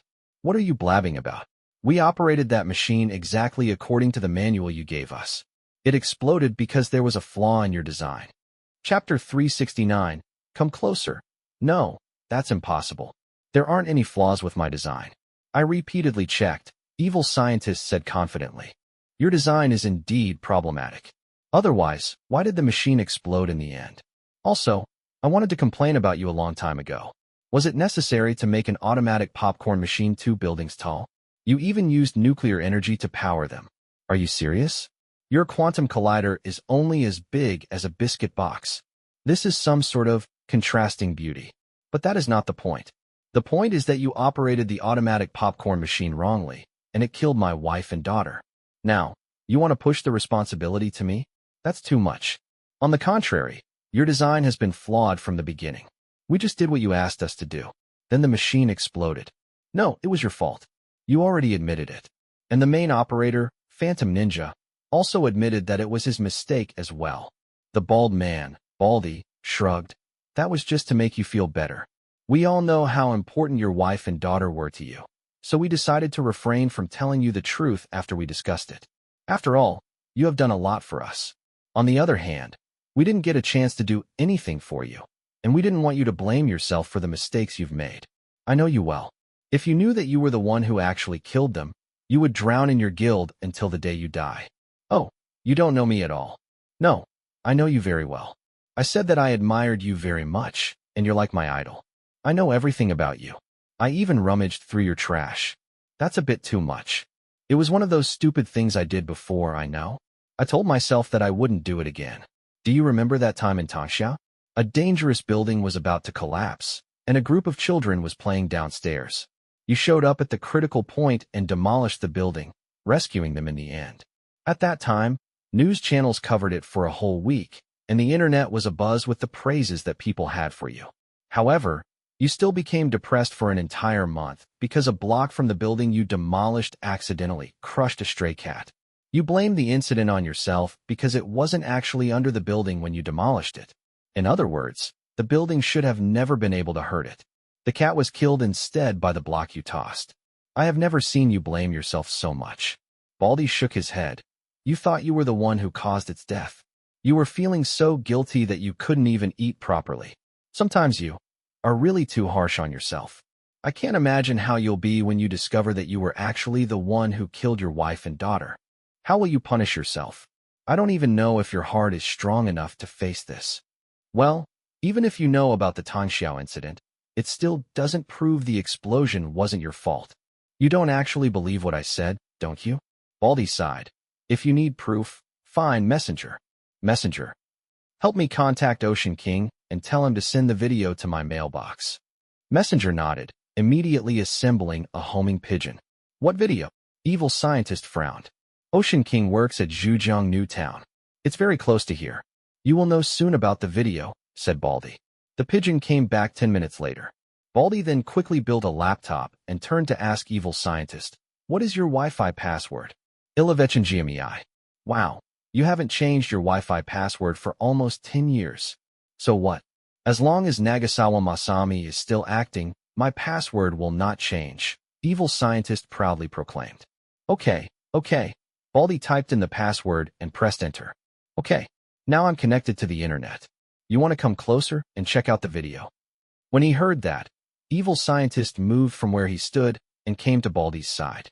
Come a little closer, the screen is a kind of small. Evil Scientist held back for 2 seconds, moved closer, and stood almost side by side with Baldy. Huh. Next, I will open my mailbox. Wow, you have a lot of junk mail. Evil Scientist frowned as his head shook. Yeah, I can't help it. They keep sending me these spam emails, and I can't delete them in time. Really? And you even registered for an adult forum? Evil Scientist asked curiously. No, you must have seen wrongly. Baldy then clicked on the new mail sent by Ocean King as fast as he could. The attachment was a video file, and after clicking the play button, a huge factory building appeared on the screen. Evil Scientist's face immediately changed. This is, yes, your laboratory. To be more precise, this is your previous laboratory. The video shook a little. The recording should be from a handheld DVR, and the person behind the camera seemed extremely excited. He pointed to the massive microwave-like machine in front of him and said, Did you see it? It is a nuclear-powered automatic popcorn machine. Use this. This popcorn machine is so cool. Oh, I can't believe such a cool popcorn machine exists in the world. I love the scientist. His inventions are not only practical, but they are very cool as well. I want to ask him to create something for me when I move into a new house. I need one of his inventions in my life, a voice said. Forget it. Can you put that in your new home? Doesn't it use enriched uranium as fuel? Does that mean that the next time we have popcorn, they'll be genetically modified? But it's still cool, exclaimed another voice. At the same time, the camera rotated and aimed at the eyes of Ocean King. The person then started to zoom in on his face quickly before zooming out again. By repeating it, the person seemed he would never get tired of it. Have you guys always been this stupid when I was away? Evil Scientist asked in disgust. Not all the time, but most of the time, yes. We have to have some fun, too, said Baldy. While the two talked, a voice in the video said, Let's see who is here, our little birthday star. Oh. Everyone roared. and the camera finally stopped pointing the poorly focused Ocean King's face. This time the camera was pointing toward a woman with a little girl. The little girl was so shy that she hugged her mother tightly. Evil Scientist was shocked when he saw the video. Qian and Mengjia. A gentle look appeared on his face. I miss you so very much. Chapter 370. Just cry it out. Okay, let's make some popcorn for the little birthday star, a voice suggested. You're right.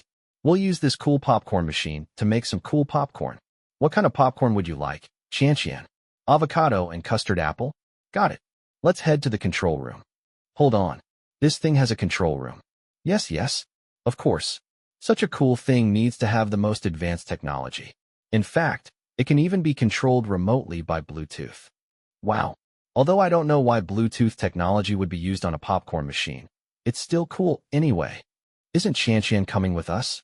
Are you going to stay here and wait for the popcorn to come out? Is it okay? Is it safe? Let me take a look at the instructions given to me by the scientist, a voice said. The lens then pointed toward the person behind it. That's me. Me 3 years ago, Baldy said. I was pretty handsome back then. I found it. The instructions say, please do not enter the heating chamber when the machine is in operation, Baldy was saying. That means the other places are okay? Yes, I'm just following the instructions. The scientist can't be wrong. Cool. Then the little birthday star can stay here. The rest of us will go to the control room. The camera started re-recording the shy little girl before panning to another angle. Evil Scientist knew the moment was coming, and he had his eyes glued to the screen, afraid that he would miss something important. However, the next moment, Baldy clicked the space button and paused the video. He then gazed into Evil Scientist's eyes and said, Are you sure you want to continue watching? I'm not sure if I should show you this video.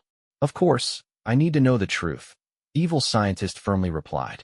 But, the truth doesn't always make people feel good, Baldy sighed. I understand.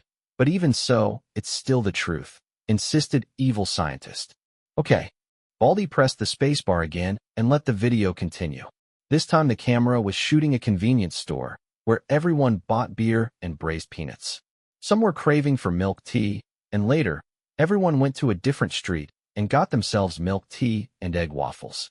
At the same time, Ocean King forgot to turn off the DVR, and the camera was recording his feet. 10 minutes later, Fan Mainan could not help but blurt, The two of you. No matter what you want to do, you best hurry up, because the situation above your head doesn't look too good.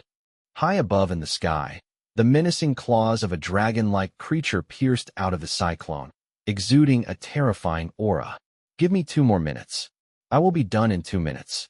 We are about to reach the most important part, Baldy pressed on. Well, I don't have a problem with that, but the city might not wait for you to be done with the video. Fan Mainan chewed on the gum Zhang Heng handed her. The two now knew the zombie battle downstairs was the final battle of this quest. As for Evil Scientist, no one could defeat him at this stage. The outcome of the game here had nothing to do with the player. Fan Mainan and Zhang Heng stood there as they watched the drama unfold before them. Well, let's speed up the video a little bit. In the control room, Baldy rubbed his hands and opened the instruction manual. Next, just follow the instructions above, and you will be able to make the most delicious popcorn in the universe. What's the flavor Qian requested again? I don't remember. I think it's grape and apple. I think it's banana and durian. No, it's lychee and milk. Everyone, Baldy said solemnly. The scientist has always been helping and guiding us. He has done a lot for us. Now, we shall do him a rare favor, and that is to celebrate his daughter's birthday when he is away. We need to make sure that it's perfect. So, please think about what kind of popcorn Qian would want to eat. Half a minute later, Candy Baby suddenly chipped in. Chocolate. Pure chocolate. No sugar. The taste of cocoa exploding on your taste buds, its bitterness and mellowness, just like first love. That's right. It's chocolate. I remember it too. She is absolutely right. Now that you've mentioned it, I seem to remember it. Okay, I get it. Let's do it. Phantom Ninja, can you operate the machine? Baldy shrugged and turned to the page with the chocolate recipe. Let me see. Turn on the power button and preheat the machine for 10 seconds. Enter the code, Cocoa.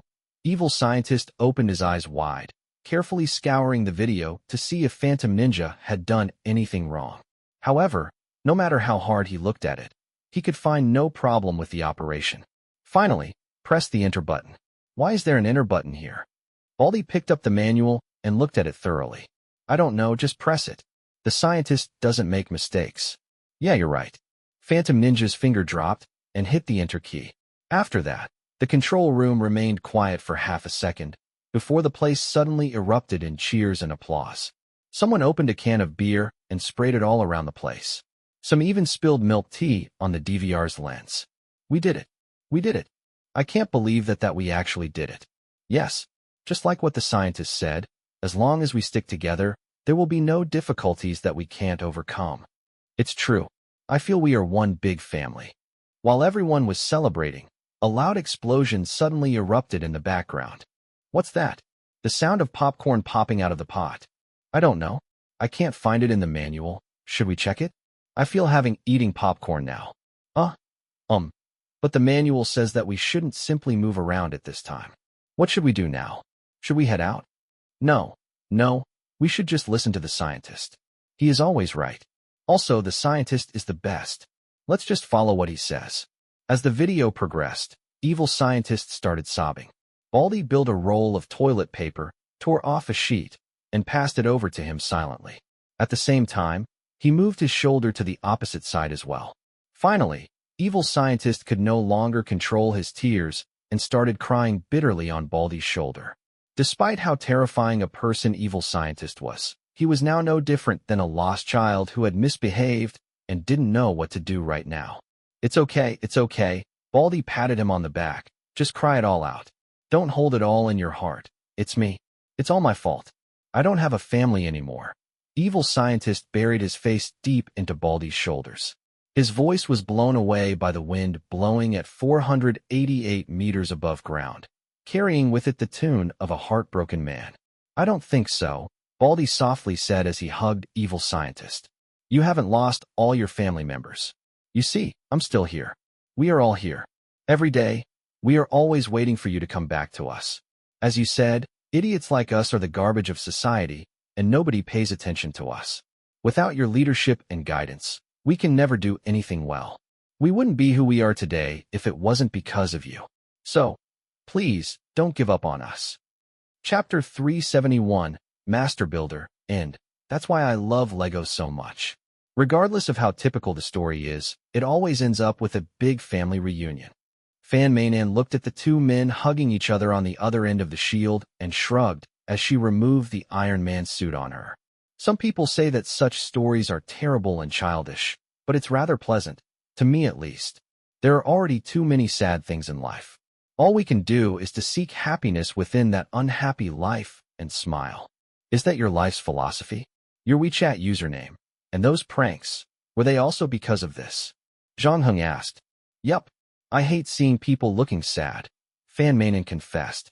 But you are quite the strange one. I can't see happiness or even unhappiness on your face, and you never get angry whenever I pull a prank on you. Even when you got your lost wallet back, you didn't seem any happier. Why are you like that? Zhang Heng kept quiet.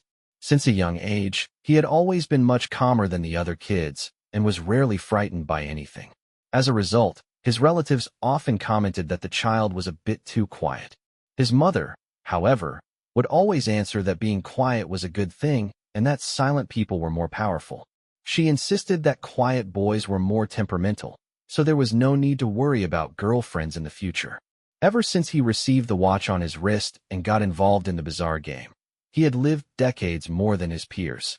Everything he had experienced, the years that had gone by, an experience most would never be able to partake in their lifetime. Mentally, he was already in his 30s, but, emotionally, he was too reserved. In fact, Zhang Heng could feel his mood swings diminishing. In some respects, it did not seem to be a bad thing. In the previous quest, he had to make an emergency landing in a waterspout while piloting a fighter jet. At the crux of the emergency, he was still able to execute every step of the plan without any incident accurately. He was like a machine even surviving an almost inescapable disaster. On the other hand, however, fear and terror were human emotions, basic human instincts. Now, he was not just at the stage where he simply did not feel fear. Even his other emotions were gradually muted. Zhang Heng even suspected that he was somehow suffering from some kind of mental illness. As the both of them were conversing, Evil Scientist and Baldy had removed the quantum collider from the antenna mast and were walking towards the pair with the box. "I'm sorry my defiance caused you all so much trouble, and sorry for making the big mistake of nearly destroying the entire city," said Evil Scientist. I hate to interrupt your affectionate confessions and monologue, but those things above our heads look like they're going to come out," said Mainan. "All right, then I'll keep this short. I'm no longer worthy of having the infinite block. I was going to give them to the mobile arsenal since he's the most talented special builder I've ever seen. But since he said that he's not interested in this thing, I'm hoping to give them to you for safekeeping." "But we're not from your world," Zhang Heng said. "Oh, I've heard that from Mobile Arsenal. But never mind. I've already had them for so long. Apart from the fact that it inspires me from time to time, it seems to have no other use. I'm sorry I made up that prophecy about the Chosen One, but I have actually heard of a real prophecy one night while I was asleep. A voice whispered in my ear that if someone from another world stopped me, then I should give that person the infinite block. At first, I didn't take those words to heart, but he kept repeating them in my ear every night. I've been suffering from insomnia. Can you see it in my bloodshot eyes?" Evil Scientist pulled up the eyelids of his painted eyes. "Of course, part of it is thanks to me missing my wife and daughter, but that voice is the main culprit. He was such a pain. So, can you just do me a favor and take this thing away from me? I just want to have a peaceful night of sleep." "Well, in that case, it is better to accept graciously than decline courteously." Zhang Heng opened the box, and a piece of an ordinary-looking building block was in there. However, it was different from the regular Lego block. There was no serial number at the back of this piece, and it looked like a counterfeit. Once he held it in his hands, the system prompt sounded in his ear. "Discovered a game item. Infinite building block, unidentified." Before it was identified, Zhang Heng had no way of knowing for sure that this was the B-grade game prop that Fan Mainan mentioned. This quest was very special. It did not count as a round, and players could enter and exit at any time. They could also choose to repeat the game, the trade-off being that players would not be rewarded with points like in ordinary quests. So this object was his only profit from this game. When he took out the block from the quantum collider, the beam of light in the sky disappeared, and the cyclone began to rotate in a reverse direction.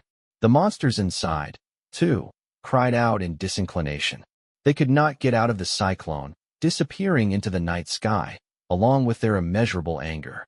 Instead, a bright river of stars would take their place. Tens of thousands of onlookers had gathered below Canton Tower, recording the unusual weather with their phones and enthusiastically sharing their thoughts. "Hey, that thing, can I take a look at it?"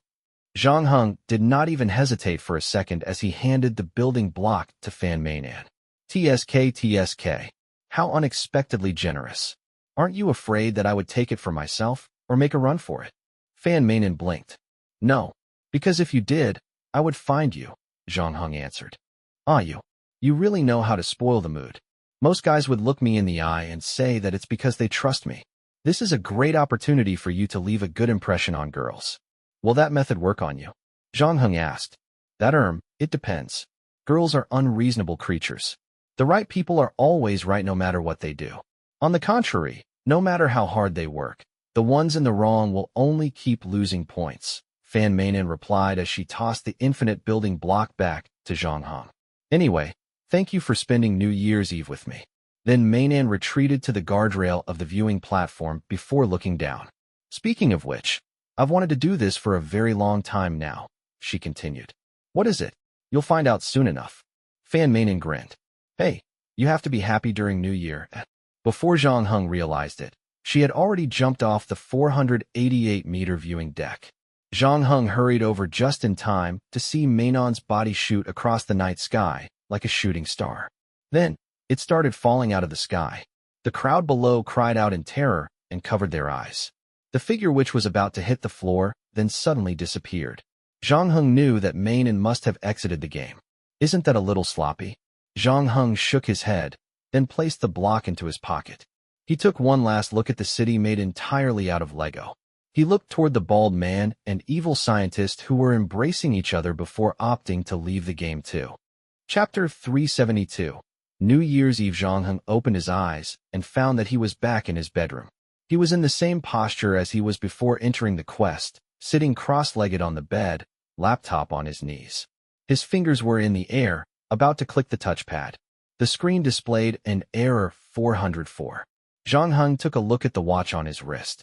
In the previous quest, he was transformed into a Lego figurine, and fortunately, he was back to normal once he left the quest. The time on his watch showed 0:05. Even with the extra 24 hours, only 9 minutes had passed since he started the game. Unlike his previous games, although this one had many battles, the sense of tension was basically non-existent, and in addition to the Lego-styled graphics, it was also possible for Zhang Heng to withdraw from the game anytime he wished. Hence, it was not so much of an adventure, but more of a vacation. That said, after staying in a world made out of building blocks for a year and a half, Zhang Heng felt an inexplicable urge to dismantle objects around him after exiting the dungeon, one of the side effects of the quest. It was New Year's Eve, after all. Although midnight had passed, the street was livelier than usual. Over the years, the city banned people from playing with fireworks, but some still couldn't help but light them up secretly during the new year. It was hard to sleep at this hour, so Zhang Heng opened his door. Grandpa had returned to his room, but his parents were still wide awake. The TV was turned on, but no one was watching it since the two of them were playing Monopoly on the sofa. Zhang Heng bought this board game box when he was still studying in elementary school, having had to save up for a long time before he had enough money to buy it. However, after graduating, he did not play with it anymore, putting it together with a stack of old clothes. He only found it while doing spring cleaning with his grandpa. Zhang Heng initially planned to donate the set to impoverished children living around the mountainous areas. He did not expect that his parents would play with it. Mother Zhang cupped her hands and shook the dice in them. To catch the fleeting good luck, she even climbed onto the back of the sofa and let the dice fall from a high spot. As a result, the two were now crawling all over the floor, looking for the lucky dice. "Hey, you've come out. Finally, are you done?" Mother Zhang looked at Zhang Heng with a mysterious smile on her face. "What do you mean by that?" "It doesn't matter. I was young once," Father Zhang said as if he knew very well what his wife just said. Huh. Zhang Heng finally knew what they were talking about. The two obviously misunderstood when he went back to his bedroom alone and locked the door behind him. Rolling his eyes, Zhang Heng did not bother to explain the whole thing to them. After that, Mother Zhang opened her arms wide. "Come, the first hug of the year. It's reserved for my most important people. Our family's tradition should never be broken. Since when did our family practice this tradition? How come I know nothing about it? Besides, the two of you haven't been back for the past 2 years. Even if this tradition exists, it should have been broken long ago," chided Zhang Heng rhetorically. I just thought about it. From this year onwards, this tradition will continue. You can hug Grandpa when we are away, and you can hug your girlfriend when you get a girlfriend. Although your relationship with your girlfriend might not last long, she will be your most important person, for that moment at least. Ain't that right? Mother Zhang asked. "Don't deliberately say something serious and make yourself look cool," Zhang Heng said. "Ha. See how my son reacts. Do you know what I thought when you looked me in the eye? I had to talk that much just to get you to hug me. Can't you take the initiative this time?" Zhang Heng had to walk to his mother after she talked to him. Just as the two were about to hug each other, Mother Zhang said suddenly, "Well, don't you need to wash your hands first?" "I'm just kidding. It's okay not to wash your hands. I don't mind. You're my son, after all." Stamping his feet in annoyance, Zhang Heng finally hugged his mother and father. "Awesome. Now our family has a New Year tradition. You can pass this tradition on to your future sons and daughters. After that, they can pass it on to their sons and daughters. This will pass on from generation to generation, maybe even spreading around the whole world at some point in the future. It's pretty cool when you think about it. I will be remembered by everyone as the founder of this tradition. Of course, you have to find a girlfriend first to make it possible. You are capable of getting a girlfriend, right? Mind your own business." Zhang Heng bent over, picked up the dice that his parents were looking for a long time, and threw it on the table. The dice bounced twice and finally stopped on the table. It's 6. It's 6. This is the number that I needed most. In this case, all the shops on this street are mine," Mother Zhang exclaimed in excitement. "This doesn't count." Heng Heng threw it. "You'll have to throw again," Father Zhang objected. "No, this is the choice of fate," Mother Zhang insisted. If embarrassing herself was a skill, Zhang Heng believed his mother must have probably achieved level 5. And then, Mother Zhang turned and said, "Why don't you come play with us? The more players, the more interesting it gets. Anyway, it's too noisy outside and I don't think I can sleep tonight. Let's just stay awake for the whole night. There is a large bottle of Coke in the refrigerator and we can all play Monopoly while we finish it. I have no problem with that. Can the two of you two stay awake for the whole night?" asked Zhang Heng as he got comfortable on the carpet. "Psst, my son underestimates me. Back then, when I stayed up late each night to finish my thesis, you were just a cell that my body hadn't split out. This time, let me show you my skills in this game," Mother Zhang said proudly. It wasn't long before Mother Zhang fell asleep during the second game. She was the one who spoke loudest, but fell asleep on the sofa anyhow, pride notwithstanding. Father Zhang took the dice and a bunch of tightly held game banknotes from her hand. Seeing his mother fast asleep, Zhang Heng went to the room and brought out a quilt to cover her. After that, the father and son cleaned up the table and divided the Coke between themselves. "Nothing happened recently, right?" Father Zhang suddenly asked while he cleaned the living room. "What do you mean by that?" "I'm talking about your feelings, studies, life, health." Father Zhang paused. "And you suddenly asked about Greenland and Mr. Time earlier. But you didn't seem to want to talk about your Greenland scientific expedition." "Yes," Father Zhang went through his hair, "because nothing actually happened. You know, there are glaciers everywhere, and the impression I got from that place is coldness." "Yes." Zhang Heng nodded in agreement. The two stayed silent for a while, unable to land on a topic to talk about. "I guess I'm probably not a very good liar, especially to someone." Father Zhang was a little embarrassed. "You have never been a good liar," Zhang Heng said, "but it doesn't matter. Just leave it be if you don't wish to talk about it. It doesn't matter. Maybe next time. Just you and me, father and son. Plan to come to Europe during the summer vacation? I can recommend a few good attractions and bars for you." "Sounds good. We'll talk about it when the time comes," Zhang Heng said. "I'm heading back to my room to sleep. Want to keep the light on?" "Just leave it on. I'll turn it off later." "Good night, son." "Good night, Dad." Zhang Heng opened the door. Chapter 373. Farewell. Much to his surprise, Zhang Heng received a greeting card from the United States the next morning. On it were the Chinese characters for Happy New Year written in crooked hand. There was no name on it, but in the lower right corner was a stick figure drawing of Moresby. When he saw that, Zhang Heng instantly knew who sent the card. He flipped the card over and saw a small sentence written in fine handwriting. It said, "Don't worry about the cheating test. I've already fixed the bug for you, and there's no need to worry about it the next time you play. Please continue working hard." Smiley face. Zhang Heng searched the sender's address and found that it came from a motel. Although the tang-suited old man gifted Zhang Heng with an extra 24 hours every day, subsequently changing his life, he still found himself wary of him. This was especially true after he came across an old photo and realized that the old man had appeared in his life as early as 17 years ago. Now, his mistrust of the man had nearly grown to its peak. Whatever the old man said in the maid's cafe was no longer credible. Zhang Heng also could not figure out what the old man really wanted from him. No one knew better than Zhang Heng just how powerful the old man really was. Within still time, Zhang Heng was the one and only king, making him almost invincible. What more, the old man who gave him this ability should only be so much more powerful. At such a level of power, the old man could easily get whatever he wanted. If he already had his eye on Zhang Heng 17 years ago, why did he wait so long then? How was him 17 years ago different from him now? What secrets were concealed within that Greenland expedition his parents participated in? And his abating emotional fluctuations. There seemed to be some sort of hidden connection between these things. But for now, he was still unable to connect the dots. That, however, did not prevent Zhang Heng from making preparations. The first thing he did after breakfast was to bring the infinite block to the game point for identification. When that was done, he cycled to the library to look up on books related to Kronos and ancient Greek mythology. People of modern society tended to have less social interaction, but the older generation, like Zhang Heng's grandfather, still maintained the customary Chinese New Year visitation galore. The following days would see relatives and friends visiting each other's households.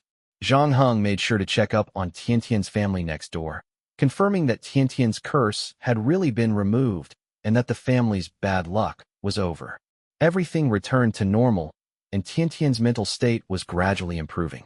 As for Peng Jiating, Zhang Heng met her by chance once. She was sitting in her father's car, and they were about to go somewhere. Zhang Heng wasn't sure where to, but her stepmother and brother were not in the passenger seat. However, because of the nature of his father's work, he would only return home during the holidays, and for a short period of time. As for whether the environment she was living in would change, and how it would change when he left, Zhang Heng had no idea, nor was it within the scope of his obligations to be concerned. 3 days later, Zhang Heng and his grandfather sent his parents to the airport. His parents both lugged large and small pieces of baggage, but this time, however, the contents were different, now stuffed to the brim with various locally produced specialties that filled out the suitcases to the point that they were about to explode. Zhang Heng's father collected the boarding passes at the self-service ticket machine before the four embraced and bid each other farewell.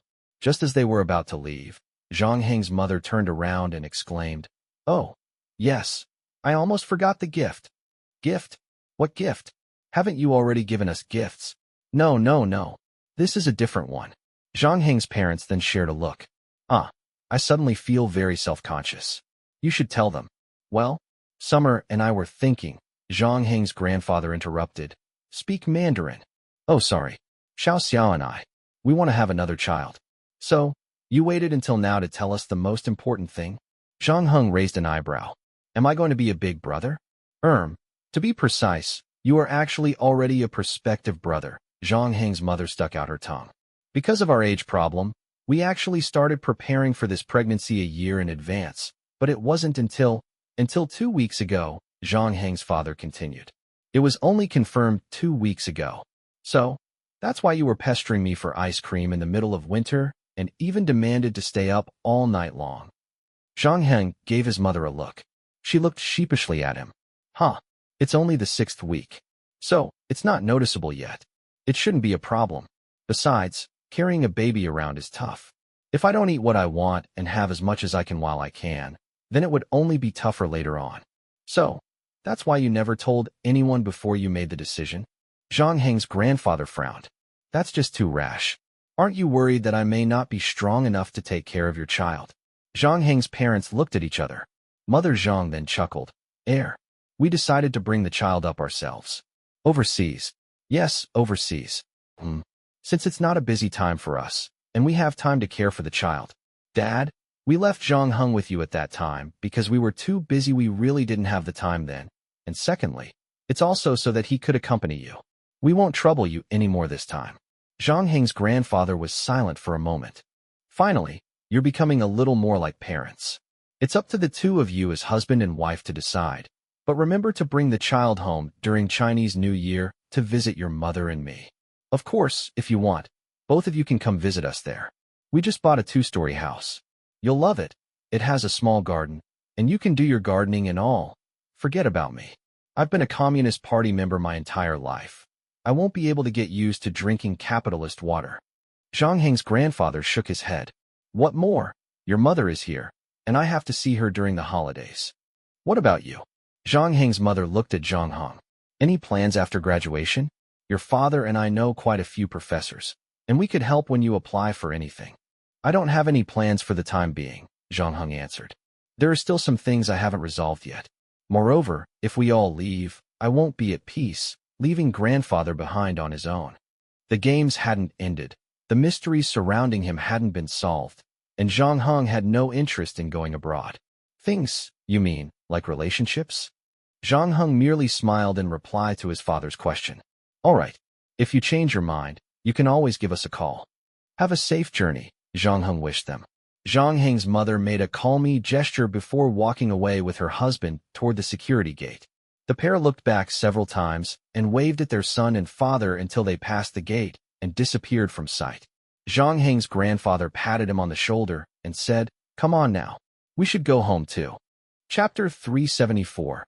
Fair deal. After sending off his parents, Zhang Heng and his grandfather returned home. When they got down from the car, they ran into Jia Jia outside their house. Jia Jia was no longer dressed extravagantly like in the game checkpoint. Today, she was decent, wearing a down jacket and a pair of loose sweatpants.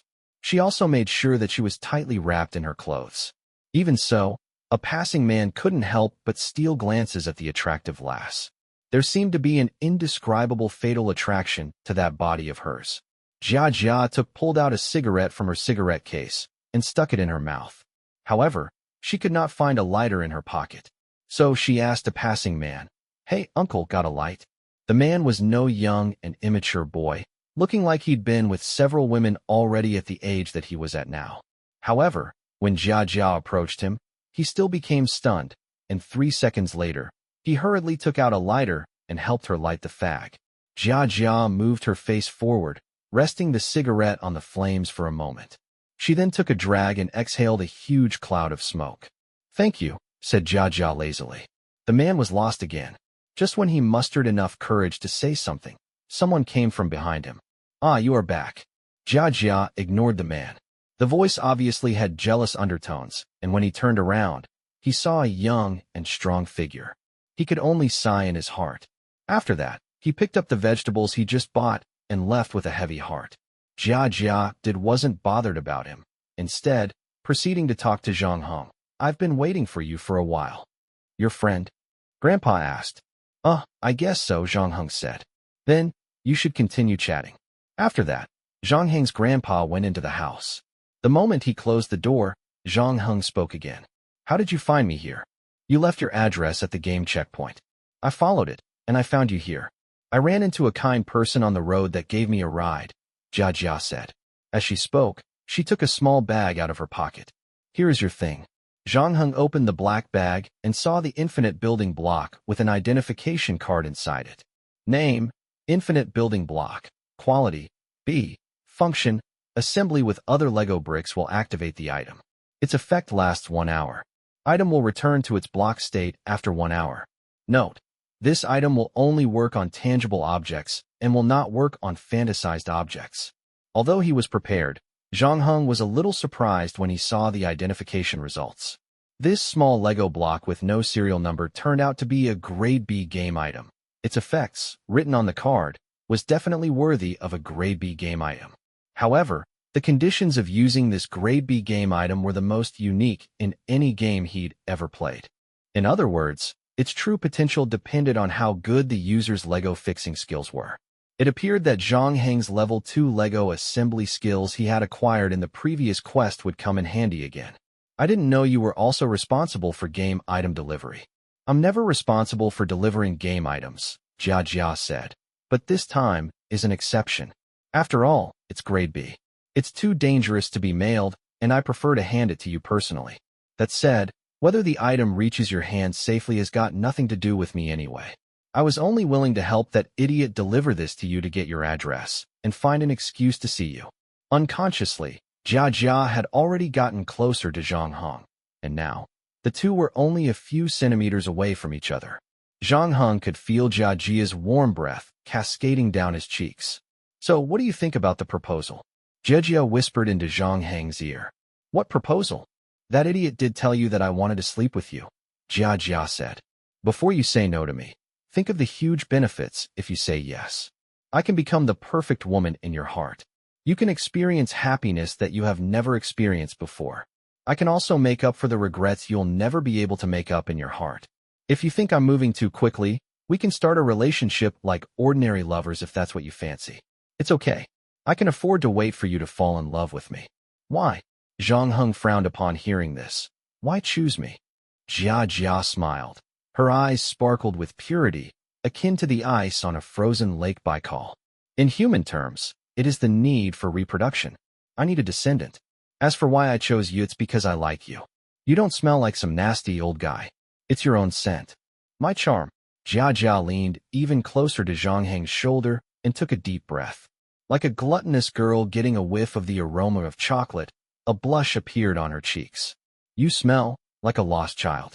Don't worry. Sleeping with me won't bring you any danger, and you won't lose anything. On the contrary, you can also get the answers you've been looking for from me. You have a question about this game, right? I might be able to give you some answers you've been looking for a long time. Unlike those guys, my sisters and I are not bound by those old vows." Jia took another step forward as she spoke. Her chest almost stuck to Zhang Heng's body. She then looked at Zhang Heng passionately. Well, you can get what you want from me, and I can also get what I want from you. It's a fair deal. We can even make a contract if you are really worried. I don't think this is a good proposal. The person who said that wasn't Zhang Heng, but the uncle in beach pants at the game checkpoint. He popped out of nowhere, and this time, he wore a green cotton coat with a pair of SpongeBob earmuffs. He had suddenly appeared outside Zhang Heng's fence and rode a pink Emma electric bike. Although it somewhat made him look comical, the expression he had was uncharacteristically serious. Succubus, you have gone over the line. Jia Jia flicked the ash off her cigarette and returned to her cold expression. Every time it comes to serious business, some annoying guy will always interrupt me. It's not your right to mind my business. Yes, it's always your business when it comes to the men that you want to sleep with.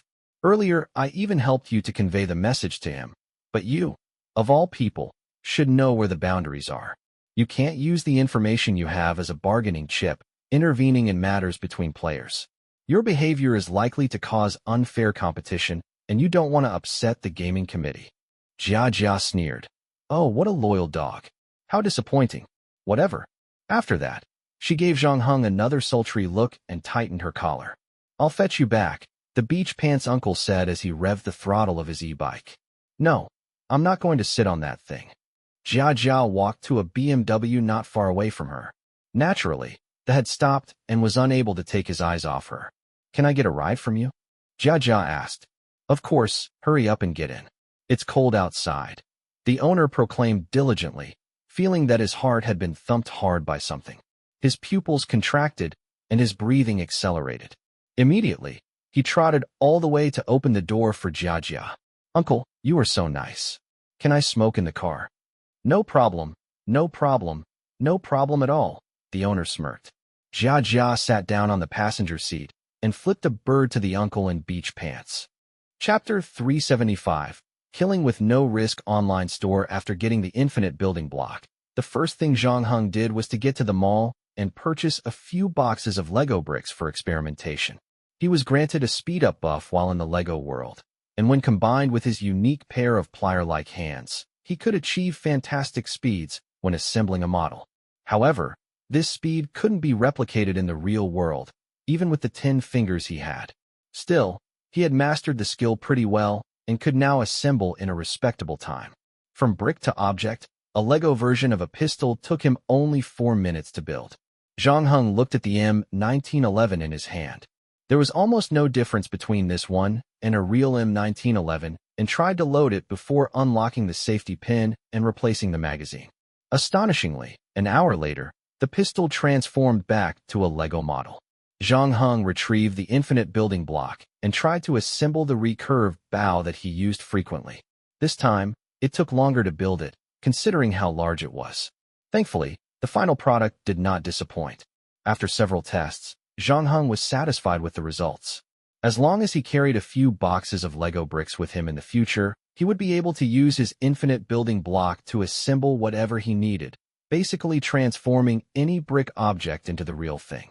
In other words, he could obtain different kinds of weapons anytime and anywhere, especially in sensitive locations such as airports and certain high-security areas. Naturally, weapons like bows and arrows were strictly banned from those places. It was in such plays that Zhang Heng's infinite building block would shine.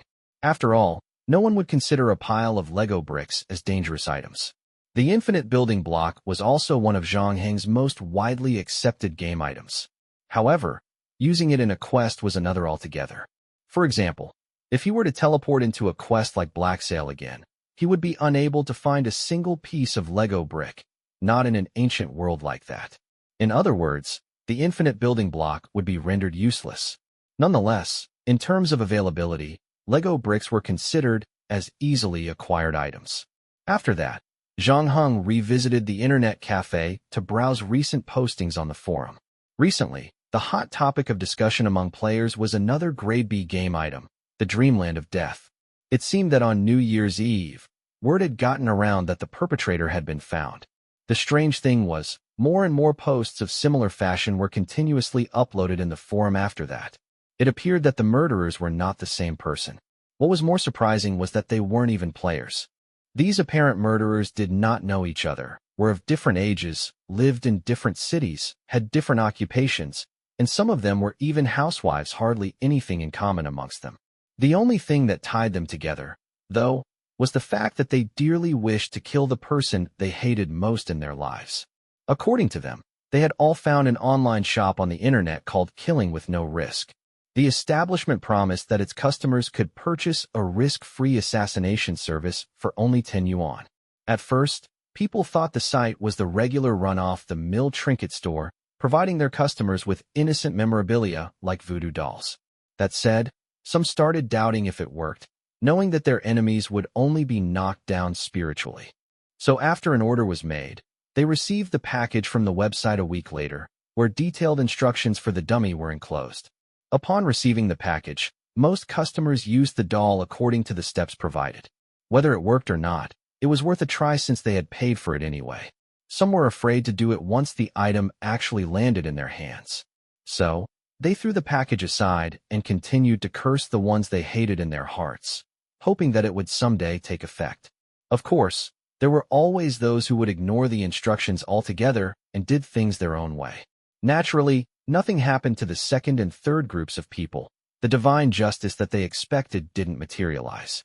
The first group of people, however, were surprised and horrified when they discovered that their targets were killed in their sleep, as promised by the store.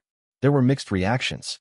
Some were overjoyed over the outcome, while some started to regret, afraid that the death of their targets would eventually be traced back to them. They also feared retribution, wondering if the owner of the online store would use the secret to threaten them someday. Not too long after all the recipients got their orders, they went online to search for the shop again, and found that the website had disappeared without a trace, as if it never even existed in the first place. Afterward, some quarters even took the initiative to surrender themselves to the police, unable to bear the enormous guilt and psychological pressure they were subjected to. Owing to the outlandish and childish confessions of curses and jinxes, the officer handling the case quickly dismissed them and recommended they consulted a psychiatrist instead. This matter is getting more and more interesting. A new and powerful game item has appeared. No, this method of killing is indeed the work of Dreamland of Death. The current situation looks more like, it's like someone cloned Dreamland of Death and sold the replicas to ordinary people who knew nothing. Is that even possible? Someone should have found out they were receiving counterfeits all the while. Are they game items? What is its quality? And how many times can it be used? It's a pity that all the Dreamland of Death clones found so far have been spent with no uses left. The person who posted this comment claimed to be a member of one of the 3 major guilds and had also participated in the investigation. At the same time, he was also a police officer in the real world. We sent every Dreamland of Death clone we could find for evaluation, and no surprise that they weren't game items. We even found an unopened package, but its contents weren't game items as well. Clay. Yes, it looked like the clay that appeared at the auction during that time. It loses effect after a certain period. A few immediately agreed to it. This is too much. What kind of game item is that guy holding? How did he clone a grade B Dreamland of Death in batches? A grade A game item, perhaps. Only 2 grade A game items have surfaced so far. One has exceeded its number of uses, and the other one is missing. Wait, shouldn't we be more concerned about the killer's motive? She's now giving away the Dreamland of Death to ordinary people like an item from the Taobao bargain bin. Although they're just clones, will they do her any good? I don't know. The 3 major guilds have been tracking her down recently, and I believe she should be captured soon. The following replies were basically all sorts of conjecture, and Zhang Heng didn't bother reading them any further. However, another post caught his attention. The title was, "The Guy Who Completed the Master Builder Quest, Pray I Never Find You." Zhang Heng opened it up to see what it was all about. The person who started this thread was the Lego Master and his team, the one fan Mainan mentioned earlier. They were close to completing the quest as well. Out of a total of 24 teams in the Master Builder Quest, they were thought to be the ones who would eventually acquire the Grade B item, considering how skillful they were. Nonetheless, after 3 months of hard work, their long, hard-fought victory was snatched away by Zhang Heng. In the end, the Lego Master didn't get anything after spending so much energy and time. The anger and disappointment in him were beyond comprehension. However, The ones replying were obviously unable to empathize with his frustration and disenchantment. Trolls be trolls. They mercilessly spewed insults and jeers without the slightest thought or consideration, seeming to greatly enjoy doing something of this sort. Chapter 376. Returned to school in the following few days. Zhang Heng didn't re-encounter any more weird events, and Jia Jia didn't look for him again either. However, an unfamiliar WeChat account added him as a friend. The unknown person then sent him an address with a side note. Contact me if you change your mind. Zhang Heng had been actually doubting the identity of Jia Jia of the checkpoint for a long time.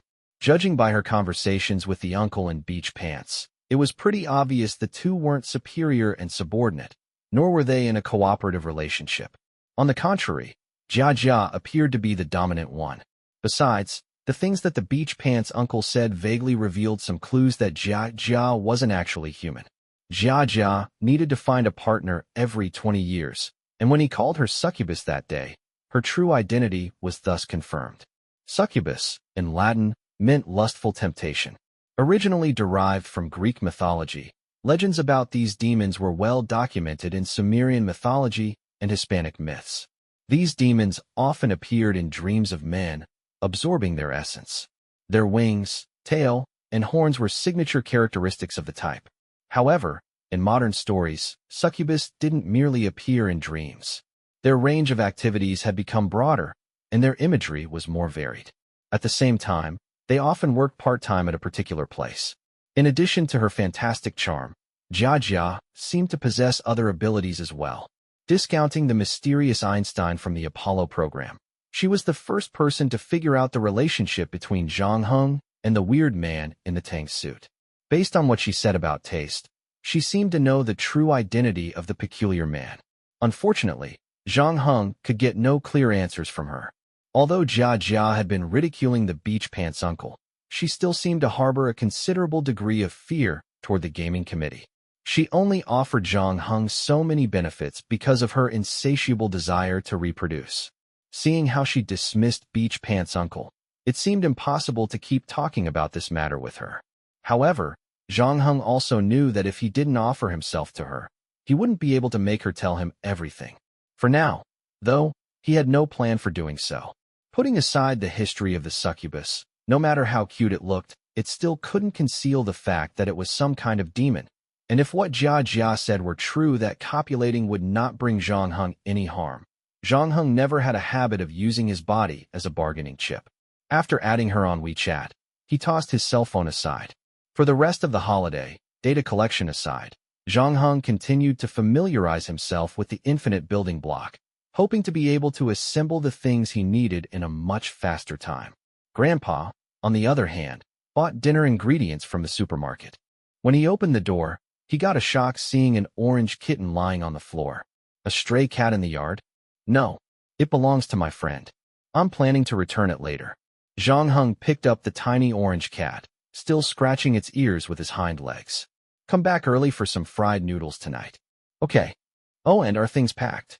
Grandpa asked while changing slippers. It's almost done, only toiletries and power cords left, Zhang Heng said.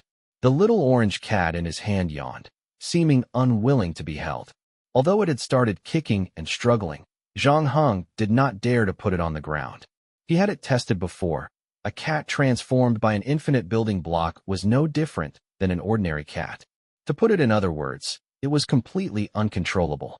If the cat was in a room, it could be captured no matter where it went. Once it got outside the house, though, the cat could wander in the vast, vast world. If it disappeared, it would not be fun if the cat transformed back to Lego bricks and picked it up by someone. Nonetheless, Zhang Heng had confirmed through this experiment that he had no way to control his creations. If unnecessary, he figured it was better not to use the infinite building block to assemble living things, especially those that could run fast. Don't forget to put it away tomorrow morning, Grandpa said. Get up early. I'll drive you to the train station. I can just get a taxi. No, I want to see you off. Anyway, I have to go out to the flower and bird markets in the morning, and it's no trouble for me to stop by the train station. Okay. Zhang Heng opened the door with one hand and cat in the other. The little orange feline had been thinking about wandering around the outside world for a long time, and the moment the door opened, it was instantly attracted by what it saw outside. However, Zhang Heng firmly held the back of its neck and didn't let go. They then came to a place with fewer people. Zhang Heng waited a while, looked at the time on his watch, and put the little orange cat on the ground. The cat was ridiculously energetic, like a dragon entering the sea or a tiger rushing down a mountain. It spread its 4 legs and started to run like there was no tomorrow. Unfortunately, as soon as it landed on the ground with its front legs, it retransformed into its original state, a lifelike Lego kitten. Zhang Heng first removed the infinite building block from its abdomen, then dismantled the Lego cat and put the pile of bricks into his bag. It was a quiet night, and he made use of the last hour he had here to take some pictures. They were mainly landscape photos of his junior high school and elementary school. On the way, he encountered 2 internet-addicted teenagers who were poised to rob passing victims. Broke and penniless, they did it to feed their internet gaming habit. Zhang Heng confiscated their clothes and threw their knives into the river 2 kilometers away from them. After that, he went on visiting other spots, including a playground he liked most when he was still a child. It was demolished early last year, and in its place was a 5-star hotel that was still under construction. An empty skating ring lay beside the plot. Zhang Heng also took the time to inspect the grandpa's old Volkswagen, replacing a few old parts to make sure it was safe to drive. He finally returned home an hour earlier and opened Grandpa's house's door. He sat by the bed for a while, looking at his sleeping grandfather until the hour hand pointed at 12 again. He then got up and returned to his room. Early the next morning, Zhang Heng carried his bag and went back to school again. His grandpa drove him to the station, watched him pick up the ticket, and passing through the security check. After confirming that he did not miss anything, the elderly man turned around and left. As opposed to when he arrived, there were no more accidents on the train on the way back. This time, Zhang Heng was surrounded by students that were ready to return to school. The atmosphere in the carriage was harmonious. No one approached him as well, thankfully. So, Zhang Heng continued to read his Finnish grammar, eventually falling asleep until the train reached the terminal. Chapter 377. Inappropriate. The first thing Zhang Heng did once he returned to school was to unpack his luggage and register in a driving school. He opted for the course that would get his driver's license the fastest, but driving schools were in popular demand at the moment, and even the ordinary courses had been fully booked half a year in advance. To be able to drive legally as soon as possible, Zhang Heng decided to go with the VIP class, which he would be able to attend in 2 weeks. Usually, an appointment could be made in advance for practice whenever the student was available, and once the required hours had been accumulated, they could then apply to sit for the test. One could get a driver's license as soon as 20 days, but it also cost twice that of a regular class. Yet, although Zhang Heng's driving skill was at level 2 and he had even sped down the Tokyo Expressway in reverse, there was no way he'd be able to obtain a driving license unless he attended a driving school. Although individuals were technically allowed to bypass driving school, they still had to have lessons. The process was also more troublesome, ultimately taking a longer period to obtain a driver's license. It wasn't as convenient as spending a little more money at a driving school. After making the necessary payments, Zhang Heng went on to deal with the problem of parking. Because the school's management was very strict about vehicles, and since students were not allowed to apply for parking spaces, Zhang Heng's only option was to look for an underground parking lot nearby. This also meant higher expenditures since a parking fee was charged. Coupled with possible future modification costs, Zhang Heng's current pocket money was definitely insufficient. That said, he wasn't interested in taking up a part-time job. Even though he had 48 hours a day, it did not mean he was about to squander the extra time given. He would rather use the precious gift for fitness, skill training, or even resting. Eventually, he contacted Ding Si and requested to exchange 50 points for cash. Let's see. Right now, the exchange rate is 37,400, which makes 1.87 million for 50 points. After deducting a 1% handling fee, it's a total of 1.8513 million yuan. How would you like to receive this money? Do you have any suggestions? Zhang Heng asked. Of course, if you don't want to risk exposing personal information during the transfer, the least risky method would be the white card. White card. Yes, every chamber of commerce provides a white card, a bank card applied using the information of ordinary people. We will guarantee the safety of the funds in the card, and the original owner will not touch it. Of course, we would not be responsible for any loss or damage whatsoever incurred on your part, such as falling for text message scams. Otherwise, we will reimburse you in full if there truly is a problem with the funds. Of course, you can also choose other delivery methods, such as cash and such. Zhang Hing thought about it and decided he needed the white card. How much for one? 40,000 yuan. We will also include a complimentary mobile SIM card that is bound to the bank card. You may choose to change your phone number upon receiving the card, said Ding Si. We will directly deposit the money into the card. You'll just need to go to a game checkpoint and transfer the points to us. After that, we will set up a location for collection. All right. Happy gaming. After solving his funding problems, Zhang Heng contacted his mother's friend and asked for her address, heading to the place after she got off work. It was a high-end residential area located on the edge of the 4th Ring Road. The floor area ratio was only 0.5, and the community was basically made up of low-rise bungalows with tight security and surrounded by lush greeneries. Zhang Heng registered himself at the guardhouse, walked up to the gate, and rang the bell. The owner of the house was clearly waiting for him, as the door opened almost immediately upon his arrival. A middle-aged woman greeted him at the door. Welcome. From what he had heard from his mother, her name was Han Lu, a university friend of hers majoring in finance. After graduation, she returned to China and worked for a bank until she became an executive before resigning to start a private equity.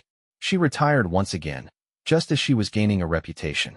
Then recently, with her contacts and accumulated funds, she started a venture capital firm.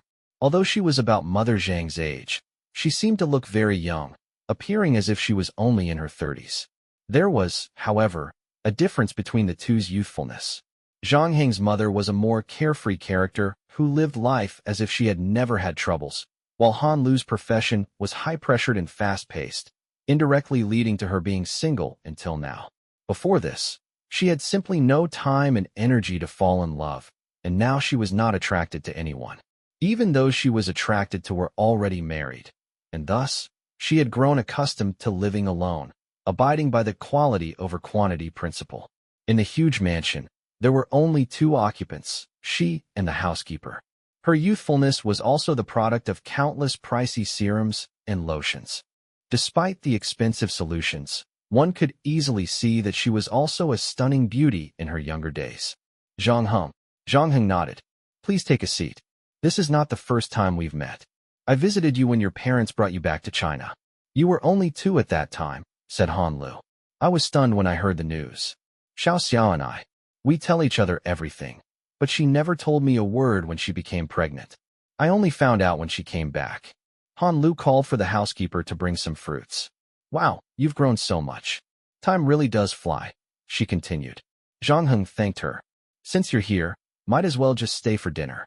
I heard you're studying here, and I've meant to see you, but your mother said that you don't like to be disturbed? So, need my help with anything? Although Han Lu was a woman, the fierce competition in the capital market had caused her to become a decisive and proficient person.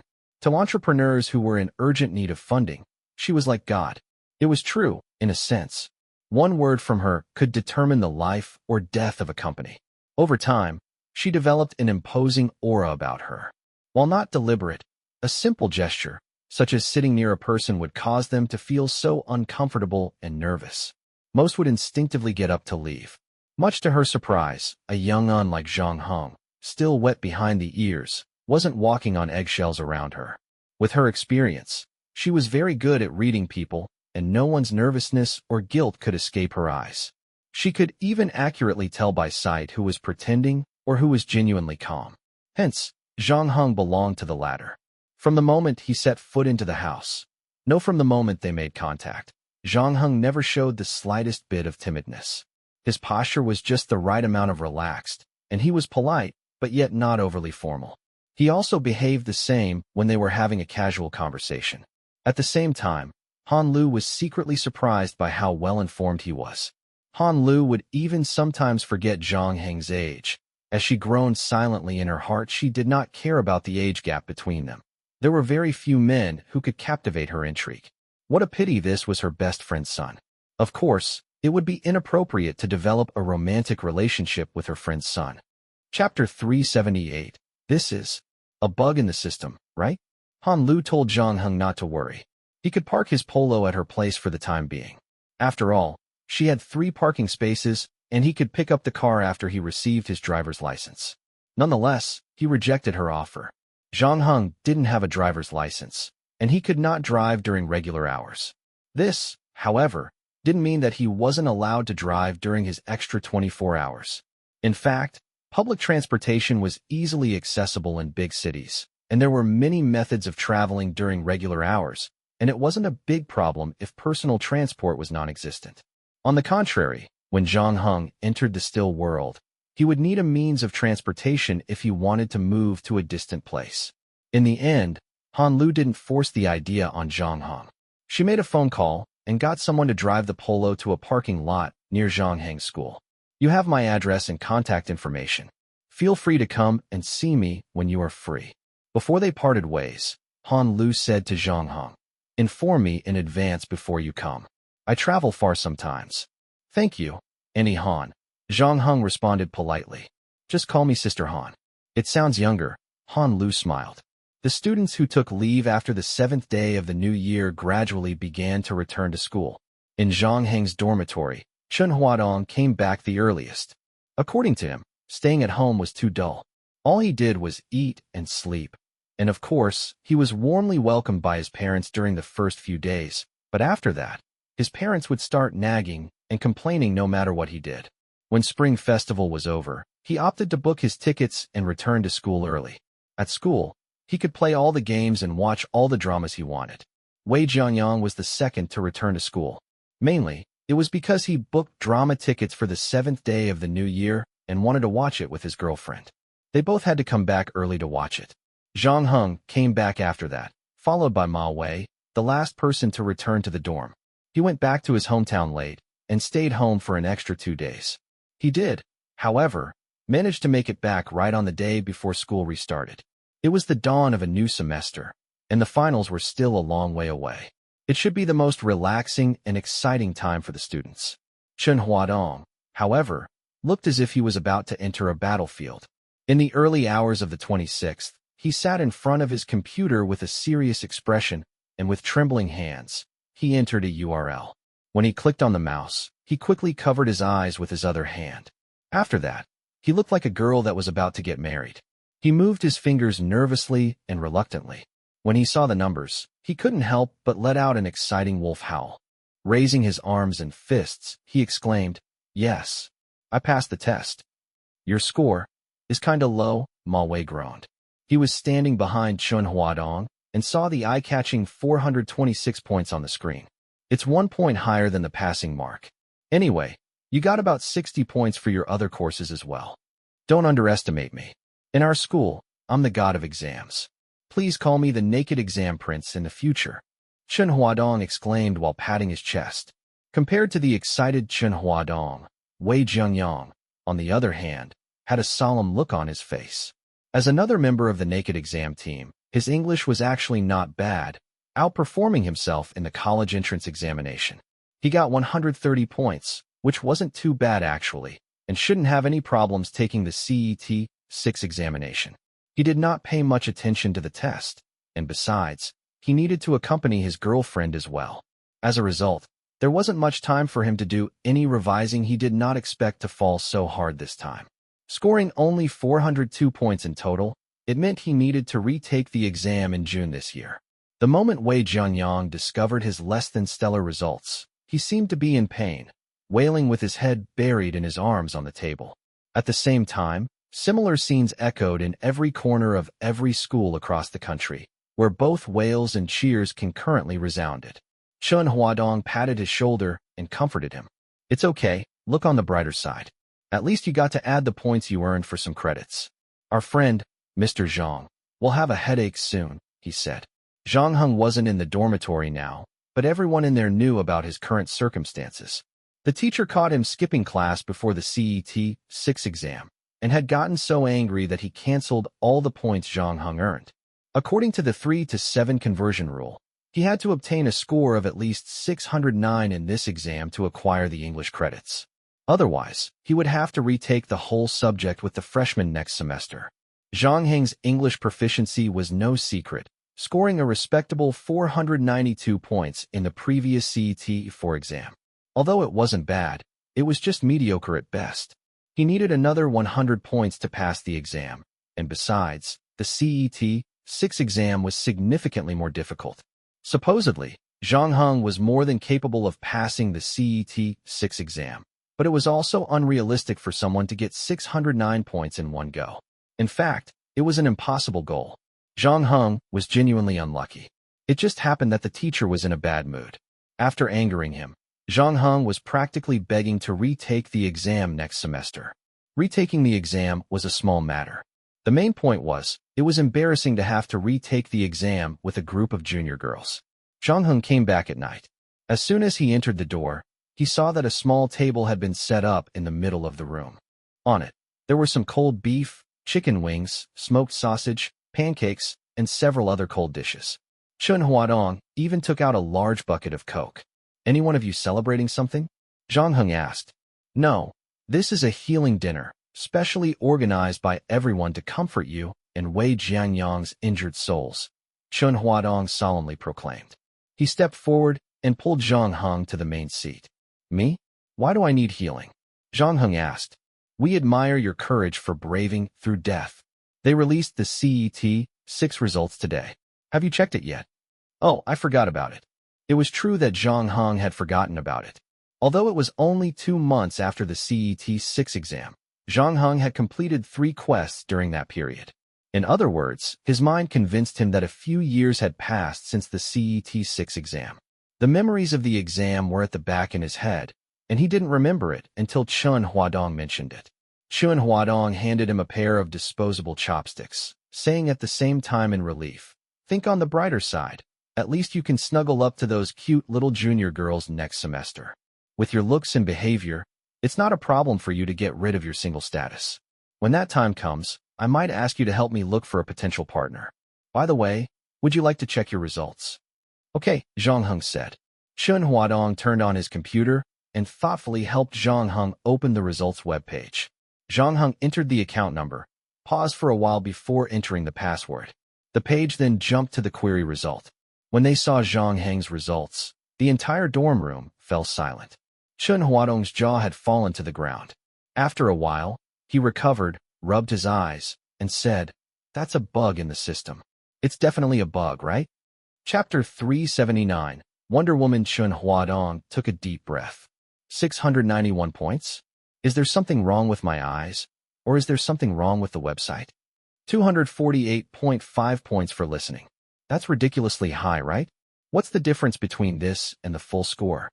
Actually, 248.5 is the perfect score, Ma Wei added. Huh? Then, for the reading test, he got 241.5. The full score for reading is 248.5. So he lost only 7 points for this part. Writing and translating are 201 points, which meant he's 12 points short of the perfect score. Wait, does that mean that only he needs 19 points to get full marks for the CET-6 exam? As if he'd just witnessed a murder, Su Huadong was shocked and wide-eyed. He turned to Zhang Heng. "What the hell? Did you get the answers in advance?" Ma Wei, who was beside them, also sighed loudly. He was known as one of the brightest students in the class and usually obtained excellent results in all subjects. Everyone said that he was born to study and achieve greatness. However, he knew the difference between excellence and excellence. English was his weak spot, and he'd been desperately trying to improve since entering university. He woke up every morning, diligently going to the playground to practice reading in English. He even insisted on only reading English publications and memorizing their vocabulary. To practice writing, he had used up more than a dozen notebooks. It was well worth it, all the effort he had put in to improve his English, seeing how he got a healthy 612 points when the results came out. Although quite satisfied, he didn't expect someone to get a better result. There is no end to learning, and the people from the old days were right about one thing. Learning this is like sailing against the current. There can be no relaxation or complacency. Ma Wei clamored with emotion. Chun Huadong grabbed his hair in disbelief. It's over. Ma Wei is so shocked that he started quoting the wise words of ancient people. 691 points. That's the highest score in the school. No, maybe in the city. It could also be the highest score in the entire country. What do you think, Wei Jianyang? Chen Huadong asked as he turned to look at Wei Jianyang. Wei Jianyang was in no better condition and was almost in tears. I'm dead. I'm just so sad that I didn't pass the CET-6 exam. When I see others passing with flying colors, I became even sadder. I have 2 friends who got more than 600 points. What evil have I committed to deserve this karma? Why assign me to this dormitory from hell? I don't usually see you doing revision. Your parents are working overseas.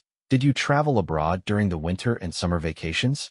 If so, it would mean you have been using English to communicate. Hold on, that's not right.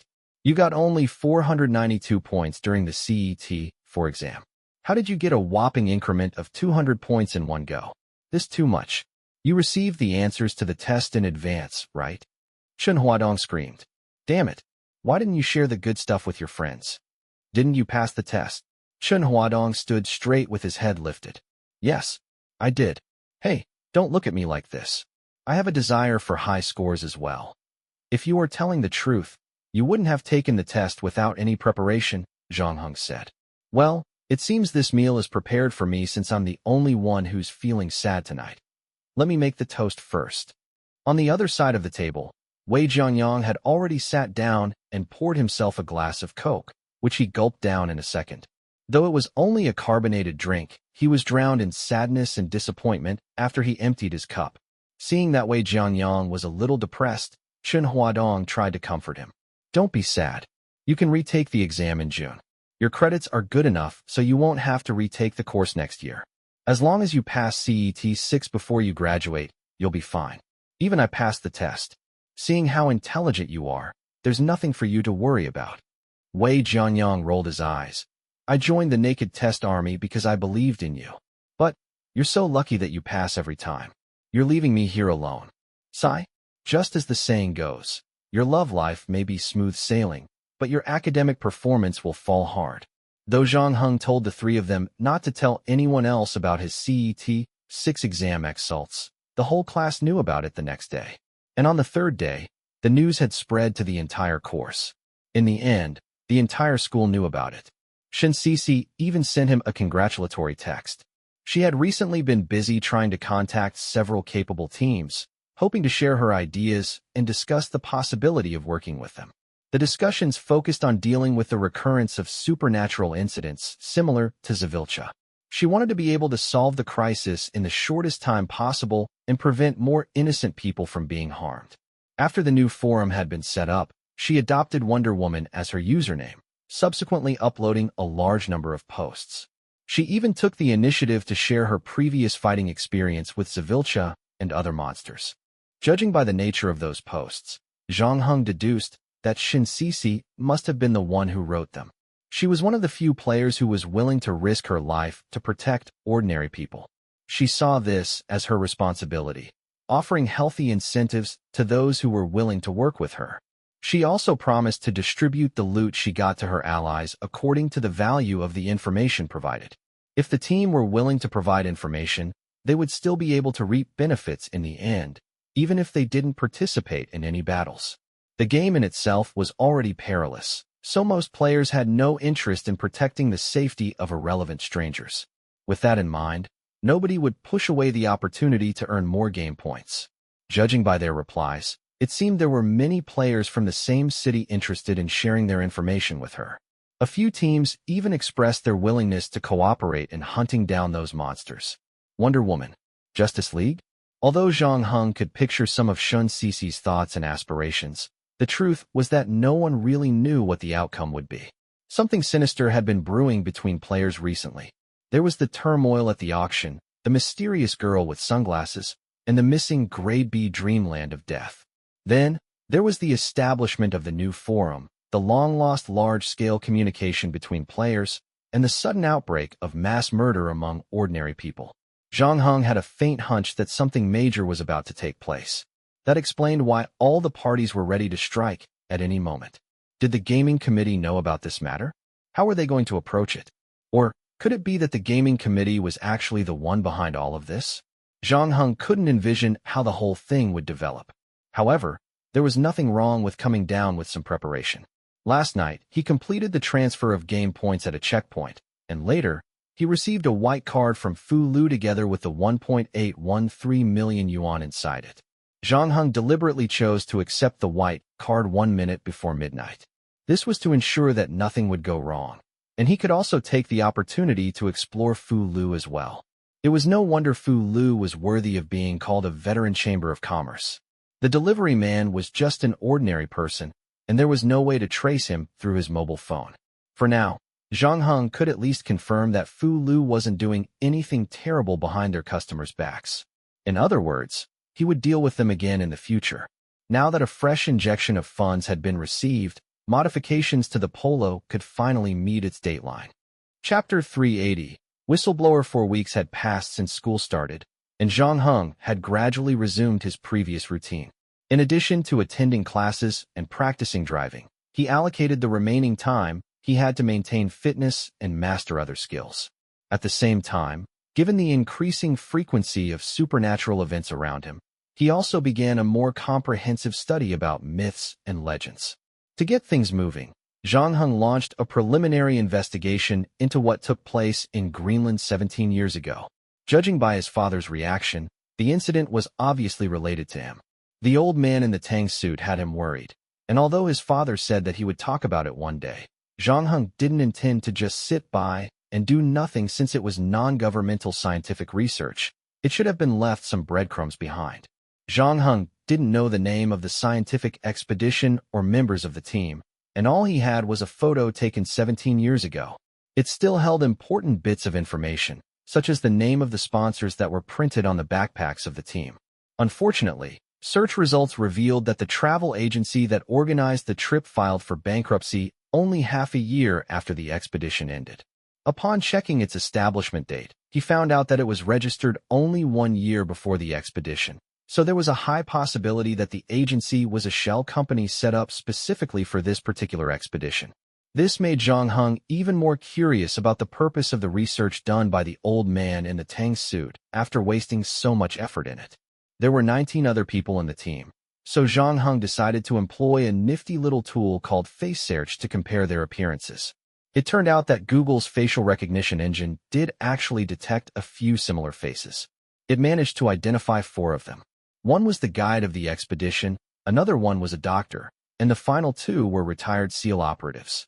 Zhang Heng then found 2 of their Facebook profiles and another Twitter account.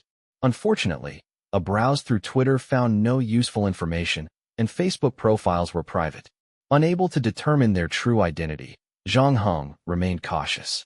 The first phase of the investigation could be temporarily shelved for now. One thing could be confirmed.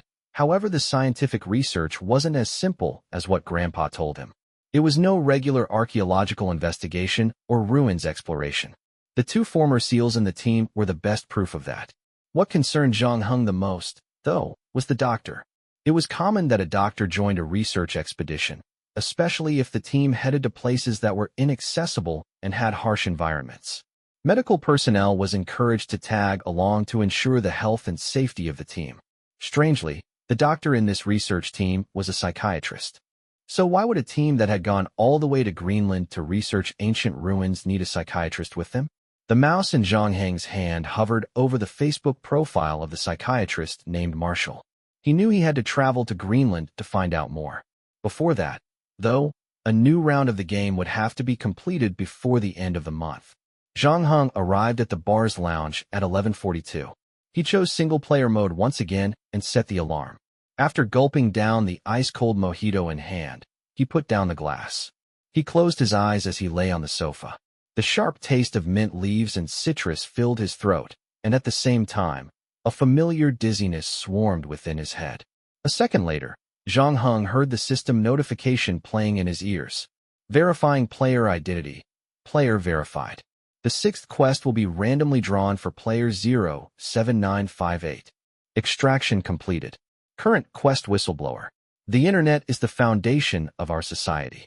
It is a massive global network connected by a set of protocols. Its inception completely changed humanity's way of life and granted unprecedented convenience to many.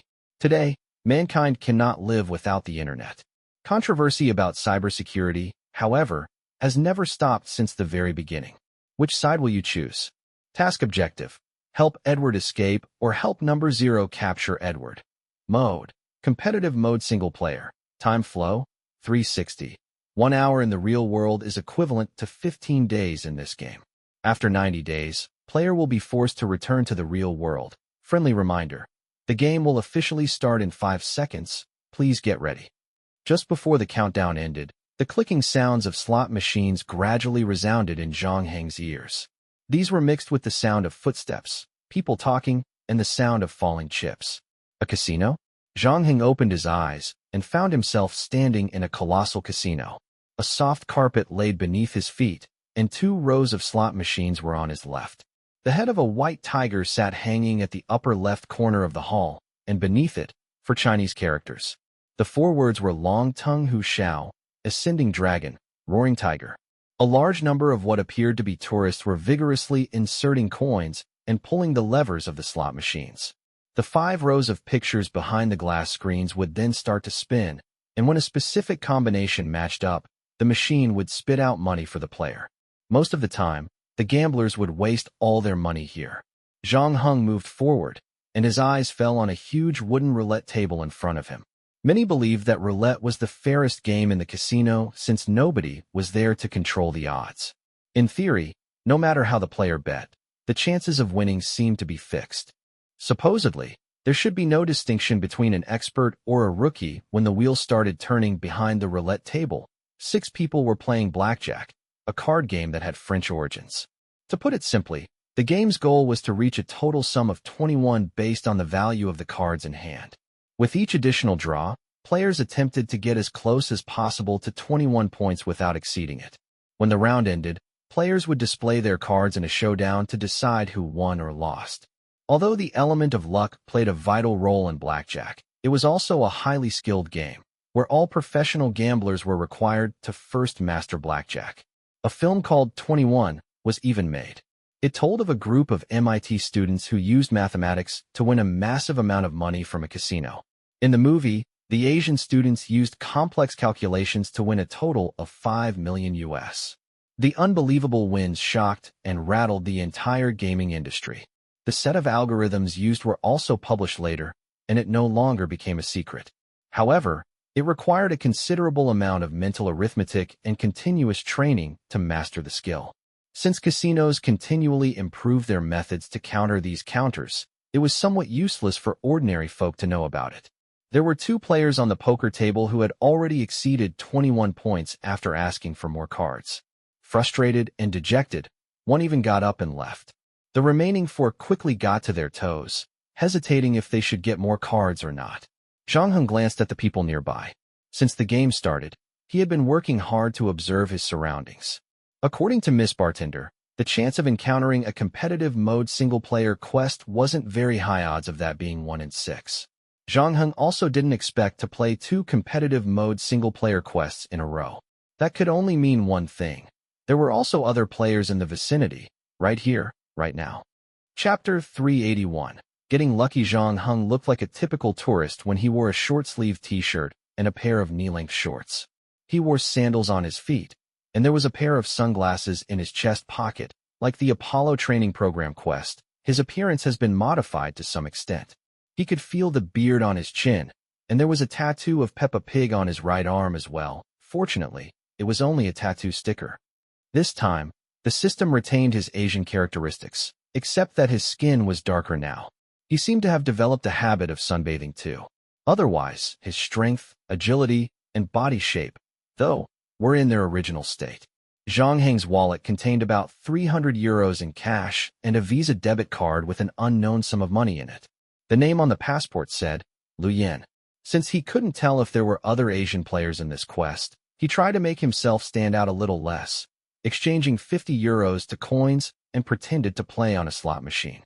After a short observation around him, he couldn't find anyone who looked like a player. Although it was late at night, the casino was packed, and a myriad of various languages bombarded his ears. Tourists here poured in from all over the world: France, Italy, the USA, China, Germany, the UAE, and even North and South Africa. In a certain way, the place could pass off as the United Nations General Assembly to the untrained eye.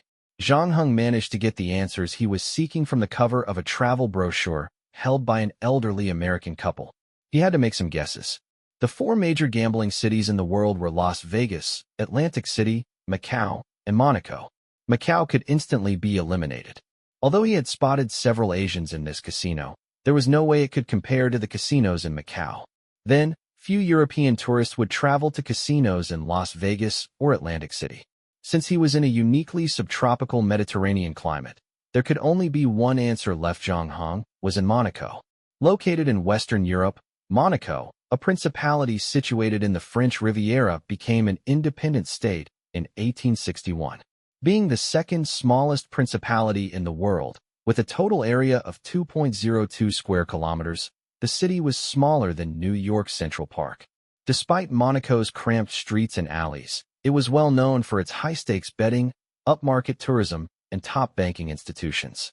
Revenue generated by Monaco was also among the top in the world. The latest page on the passport confirmed Zhang Heng's deduction. He looked around again, and although still failing to locate other players, he did find a few notable targets of interest. Among them, the ones that concerned him most were a young couple. The two had been hanging around the poker machine area for some time, staying behind other players and observers, quietly watching the game in front of them. From time to time, they would gaze into each other's eyes and kiss passionately, as if they were a couple that had just fallen in love. A Spanish man in a suit who had constantly been wiping his sweat appeared to be out of luck tonight. He had lost several games in a row, and after losing another round, he had enough, hammering his thigh in anger. He decided to try his luck on other games, as he stormed toward the roulette table with a look of frustration on his face. Since the machine was now vacated, the young couple sat down and took his place. They then proceeded to play a few rounds, and just like the previous man, they lost more than they won. Thus, the man got 5 cards in his hand as the game began, and immediately, he seemed dissatisfied with what he got, opting to change the cards instead. After changing them 3 times in a row, his cell phone rang suddenly, and he hurriedly answered what appeared to be an important call. Although he had left the casino, his young wife was still sitting next to the console, looking bored and flipping through a fashion magazine. 7 minutes later, the man returned. While he was gone, other players wanted to use the machine, only to be stopped by the man's wife. When the man came back, he kissed his wife again and sat in front of the game console. Although he pretended not to care and was laughing with his wife, Zhang Heng could see that the man was under a lot of pressure. He kept looking at his watch, and his other hand was placed next to his button. It appeared he was getting ready for something. His wife, amused by the constant jokes he threw out, kept laughing non-stop. She laughed so hard that she bent over, and with her loosely fitted spaghetti strap, it was a feast for the eyes of those standing behind. At some point later, the man's middle finger suddenly pressed the button. The next moment was like a magic wand had been waved. The screen of the machine began to flicker uncontrollably. As it flashed in a never-seen-before fashion, the heavenly sound that all gamers dreamed of could be heard blasting out of the machine's speakers. A royal flush. Just as the man looked around him, coming to terms with what just happened, a hushed murmur combined with envious groans resounded all around him. The man was stunned at first, and it wasn't until his wife nudged him in excitement did he react. His expressions confirmed that he still couldn't believe the incredible fortune he was just bestowed with. Just like all gamblers blessed before by the goddess of luck, his mouth was ajar, and the smile on his face ran right from ear to ear. The odds of getting a royal flush was 4,000 to 1, and a bet was €5. The man just made 2 bets, which meant he had already made €40,000 in one round of the game. This was by no means a small sum of money. Ordinary folk had no access to the second floor, a private lounge populated by billionaires. These elites drank fine champagne and hugged supermodels as they played. For most tourists who visited the place for fun, it was nothing less than a miracle winning €40,000 in one night. The man was already hugging his wife. But his happiness did not last long, as 4 men in black suits swiftly approached them. They seemed to be the staff of the casino. The young couple was then asked politely to change to a different machine. Then, One of gentler-looking men with high cheekbones squatted in front of the poker machine. He first checked the casing to make sure that nothing was out of place.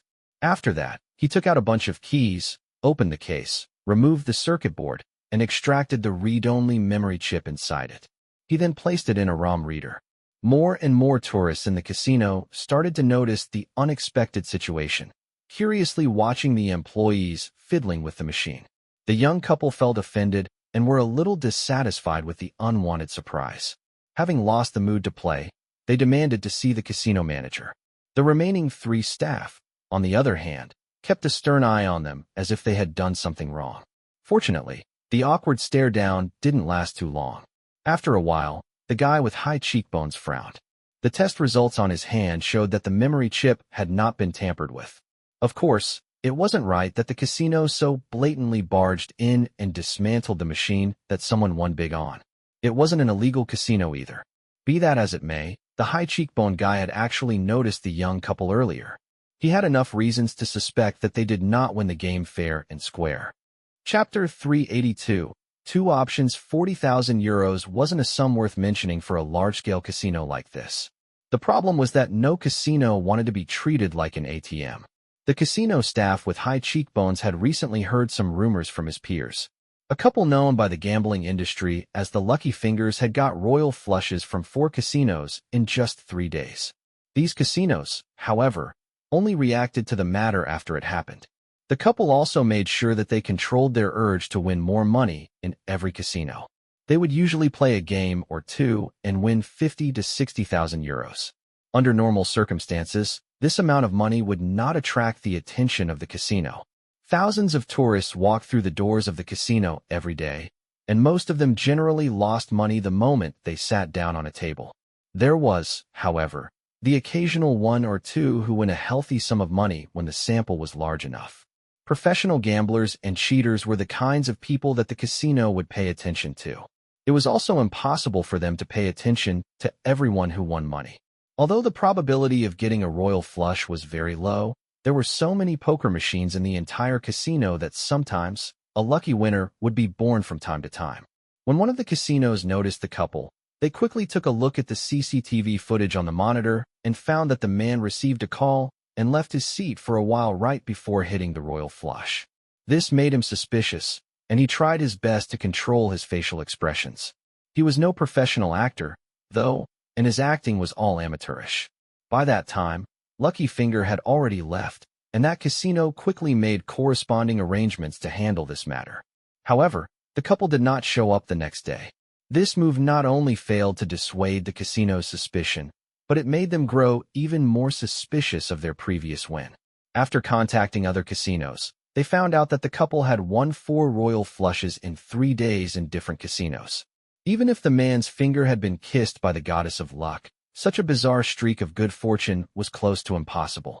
It was therefore concluded that the Lucky Finger couple pair were cheaters.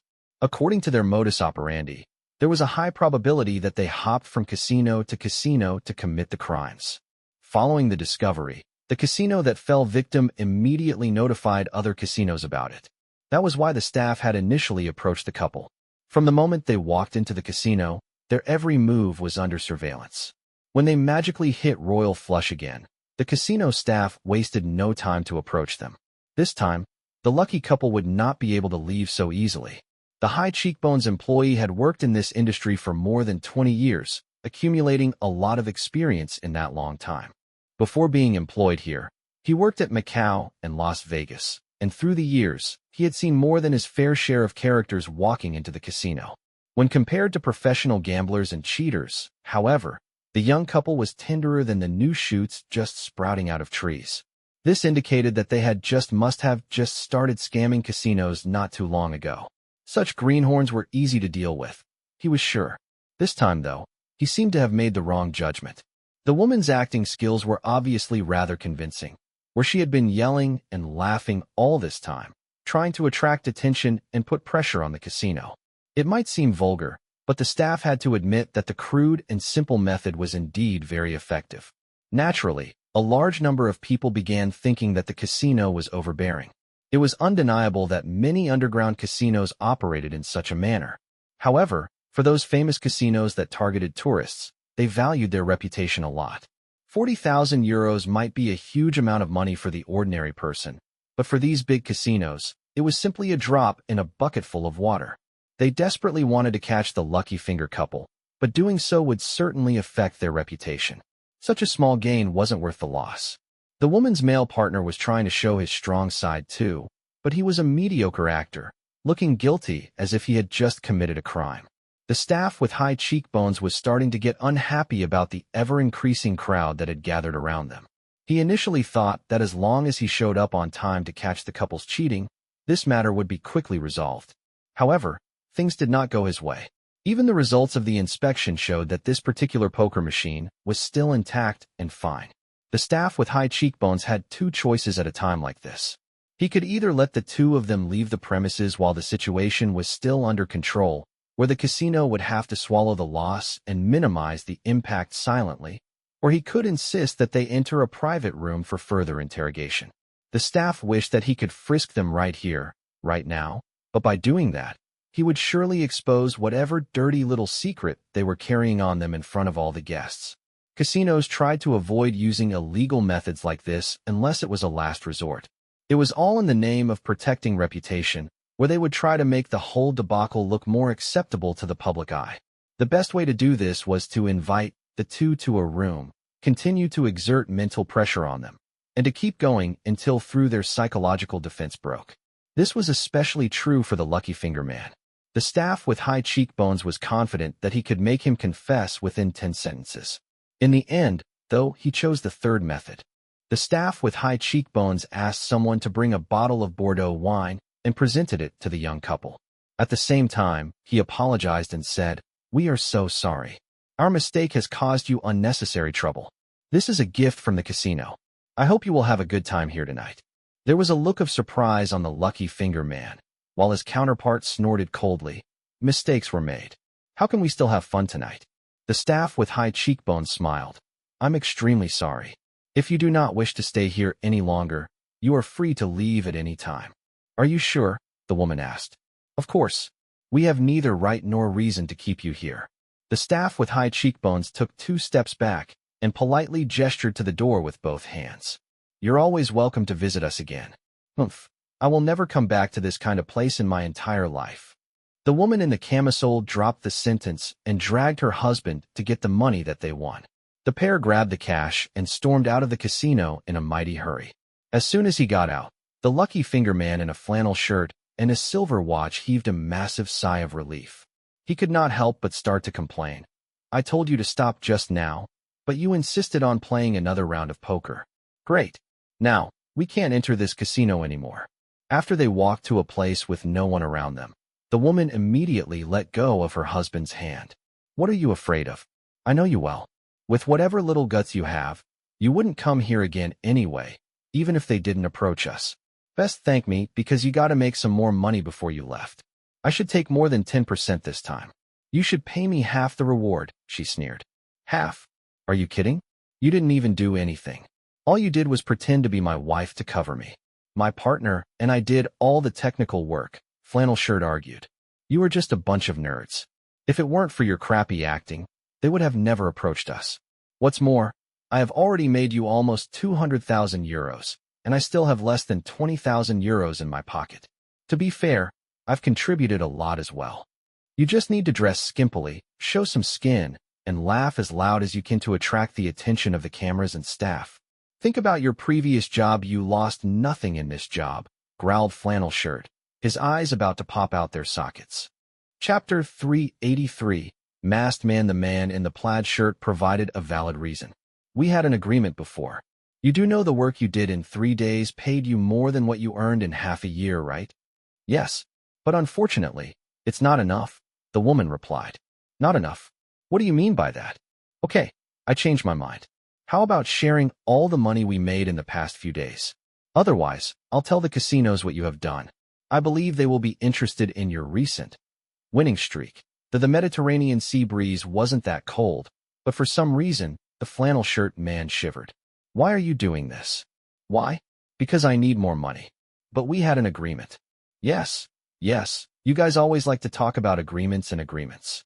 But you know agreements mean nothing in this world. right?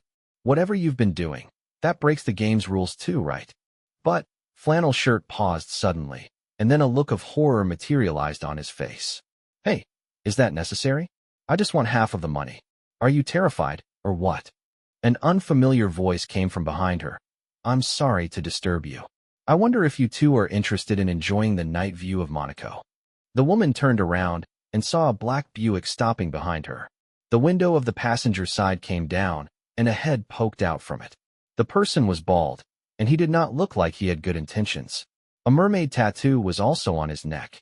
In comparison to Flannel Shirt, whose calf was already trembling, his fake wife managed to put up a better act. Although she was actually nervous right now, she still mustered enough courage to ask the man a question. Are you from the casino? You should watch what you say, miss. We have nothing to do with the casino. We are just a group of Monaco's hospitable residents. The bald tattooed man grinned, giving off an unsavory and vile look. Although they did not admit it, even a fool would have known that the man and his people in this black Buick were related to the casino. The local casinos were concerned about their reputation. Although there were certain things they wouldn't do themselves, it certainly didn't mean that they would sit by and do nothing. The inability to hold the two of them responsible for what they did in the casino in front of everyone was by no means a guarantee that they would not hire external help to intervene with the problem outside. The black Buick appearing at this hour was obviously here to solve the casino's problem. Flannel Shirt became more and more nervous. It was his first time encountering this kind of trouble and had no idea what he should do in such a situation. Nervously glancing around his surroundings, it was apparent that he was desperate to escape. The woman was also regretting her recent actions. In the past 3 days, the two had easily scammed away a considerable amount of money from the few casinos, managing to make a fool out of them. Blinded by the thrill and ease of the profits, her appetite became so ravenous to the point that she was deluded. She thought that those casinos were her personal ATM, especially after she got to know that there was a technical team supporting Flannel Shirt. They were the original team, and as he said, she was only recruited to the team to cover him temporarily. Before that, she was just a pole dancer at a small bar in a small town. She was a nobody. When she couldn't make rent, she even provided extra services to the men in the bar. Who knew what would happen after this? Such a rare opportunity wouldn't knock twice, and she had to make as much money while she could. It explained why she was adamant to carry on despite Flannel Shirt beseeching his counterpart to stop. She knew they might come across little snags and potholes, but certainly not getting into big trouble like this. Compared to a nerdy Flannel Shirt, she had come across all kinds of people while she was working as a pole dancer. Since their enemies had managed to locate them, she knew it was now useless trying to escape while inside others' territory. What more, the entire Monaco was only 2.02 square kilometers wide. At this juncture, she was already thinking about selling out Flannel Shirt to the people from the casino. However, she might not be able to keep the 20,000 euros she earned. Though she threatened to expose him, she wouldn't do unless it was the last resort, since she might not make any money anyway at the end of the day. It was all because she knew what the casino people were interested in. Earlier, she had tried to figure out how Flannel Shirt and his team managed to hit a royal flush on the poker machine every time. She also knew that it was her forte to extract whatever information she wanted from men. All she needed were 2 bottles of beer, some romantic music, and getting into the bathroom naked with steam around her. By that time, most men would have fallen for her. Unfortunately, even after Flannel Shirt explained everything to her, she found that she still didn't understand a single thing. Terms like pseudo-randomness and linear feedback shift register sounded like a foreign language, let alone the confusing source code. That's why I hate nerds. They are not real men. Whether on the bed or under the bed, those topless and sweaty things working hard at construction sites are the real men. For those who play with keyboards and numbers, they are a bunch of sissies at best. Now, she was furious after knowing that although she unleashed all her charm and exposed her body, it yielded nothing in return. She failed to acquire the most valuable thing. Even if she sold the Flannel Shirt out to the casino, she knew that she would gain no benefit. She knew that she'd be thankful if the casino thugs even let her go in the end. After a while, the bald man in the black Buick got a little impatient. The car doors flung open, and out came 4 burly men. In Monaco, it's impolite to refuse an invitation. Flannel Shirt started to panic when he saw the four muscular men, and he was about to run for his life. Suddenly, a black shadow descended from the sky. It was a masked man with a hood. He had jumped from the second floor of a nearby residential building and landed on the roof of the black Buick. When he landed, a small cloud of dust flew up, and the whole car shook. For a moment, the bald guy thought it was an earthquake. Next, the masked man jumped off the roof of the car and kicked the muscular man in front of him with his knee. The three other goons quickly reacted, surrounding the assailant, arms akimbo, and ready to strike. Flannel Shirt was fortunate to witness a scene that only appeared in American blockbuster movies of the past. Three fierce and confident-looking men had been put down by a single masked man in just 1 minute. It seemed that the masked man didn't even exert his full strength on them. Although the four thugs were lying on the ground, their injuries weren't actually fatal. Chapter 384.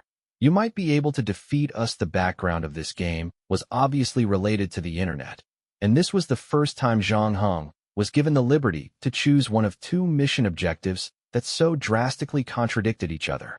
In a sense, this competitive single-player mode was more like a faction rivalry. Players who chose to go different directions would become opponents. Of course, no matter which direction they chose, they needed to, first and foremost, find the person named Edward mentioned in the main mission. But there were millions, if not at least hundreds of thousands of people in the world named Edward. It would be like finding a needle in a haystack. All things being equal, someone would probably lead him or give him hints to find Edward. Except for Flannel Shirt, who definitely caught his attention, Zhang Heng did not find any other suspicious individuals in the casino. Although the man was wearing a disguise, his glasses, the slightly hunched shoulders, and long, slender fingers, especially the innate temperament, were all very difficult to conceal. If Zhang Heng's guess was right, the guy must have been doing calculating-related work for a long time, and Zhang Heng could also tell that, like the staff with high cheekbones, that Flannel Shirt must have cheated. And similar to the employee, Zhang Heng, too, couldn't tell how he did it. Subsequent inspections also proved that Flannel Shirt did not tamper with the security camera pointed at the poker machine, which made things even more interesting since there was no evidence. The high cheekbone staff had no choice but to let the pair leave the casino. On top of that, to bolster the unfavorable impact of this incident, the casino had to present the couple with a bottle of expensive red wine. While the other patrons admired and envied the couple's good luck, Zhang Heng knew that the casino had no intention of letting it slide. The bottle of wine was the best proof of that. When the couple left the casino, the high cheekbone staff pushed the door of the staff lounge open, taking out his mobile phone. As that was happening, Zhang Heng quickly walked out of the building. Nevertheless, Flannel Shirt and his wife had already left in a hurry, worried that they were being followed by the casino staff. Zhang Heng was only 1 minute behind them, but the couple had already disappeared. Despite that, Zhang Heng did not panic. He noticed that there was a hotel next door and made his way into the lobby. He then followed a couple of passengers into the lift and up to the 6th floor. He then went through the fire exit to finally reach the top floor. From there, one could enjoy a panoramic view of half of Monaco. It was already late into the night, yet this bustling tourist paradise was still brightly lit. With the help of a camera filter, Zhang Heng was able to find the couple again. Once he had determined the location they were at, Zhang Heng made a move. Since the buildings were relatively close to each other, Zhang Heng decided to scale the rooftops, not a terrible way to keep track of the couple. Less than 5 minutes later, his attention was drawn to the black Buick that was slowly closing in on the couple. At the same time, the Flannel Shirt and his wife had stopped running and appeared to be in a heated argument. Zhang Heng looked down and saw a sweater and a short-sleeved shirt hanging on the balcony below, so he borrowed them and used them to cover his face. On the way, he also picked up a table knife from the coffee table on another balcony. The black Buick parked itself behind Flannel Shirt, like a ghost. Instead of hurrying down immediately, he hid at a balcony on the 2nd floor to get a measure of the situation below. Only after he was sure that the black Buick was tied to the casino and that the well-built men were not carrying any hostile weapons did he jump down to help the couple. Even though he had to face 4 opponents at the same time, Zhang Heng managed to take one of them out by surprise using his knee. So, fighting the remaining 3 men with his level 3 knife fighting skills should be less of a strenuous effort. Zhang Heng wasn't planning to become an enemy of the casino. After all, Flannel Shirt didn't squander off an obscene amount of money, and there was no reason to escalate the conflict. Zhang Heng's sudden appearance gave Flannel Shirt such a fright that he froze completely. His wife, on the other hand, reacted quickly and dragged him away to flee the scene. The bald guy did not go after them, and neither did Zhang Heng. The man asked in French, "Are you with them?" Because of geographical proximity, pre-independent Monaco was closely attached to France, hence the residents here also spoke French. Zhang Heng understood the language since he spent a decade learning French, Spanish, Italian, Dutch, and Latin in the Black Sail game. Of course, after over 200 years, the pronunciation, grammar, and vocabulary of modern French had its differences with the lingo spoken back then. Still, it wasn't a problem for day-to-day communication. Zhang Heng did not answer the man. He simply pointed at the bald man's phone. On the screen was an electronic map with a moving red dot. That was how the Buick was able to track down the couple. There seems to be no other way. The bald man sighed and walked out of the car. At the same time, the driver that towered over 1.9 meters and looked as hard as a metal rod got out of the car as well. He tossed a golf club to the bald man, then slipped a pair of brass knuckles over his hand. Zhang Heng did not doubt that bones would definitely be shattered if the weapon hit the body. The bald man cracked his neck and put up a fighting posture. He then waved at Zhang Heng. "My parents have always taught me to be polite, especially when dealing with tourists who bring us income.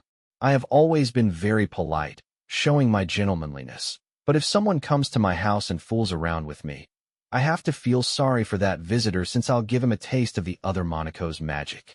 2 minutes later, he and the driver joined the losers, which consisted of the other 4 of their men. The bald man was in such pain that he huddled on the ground while clutching his stomach, wheezing as sharp pain gripped him. Zhang Heng walked to him, took out his phone from his pocket, and placed the locked screen in front of him. "You may have knocked us down, but don't even think about it." Hiss.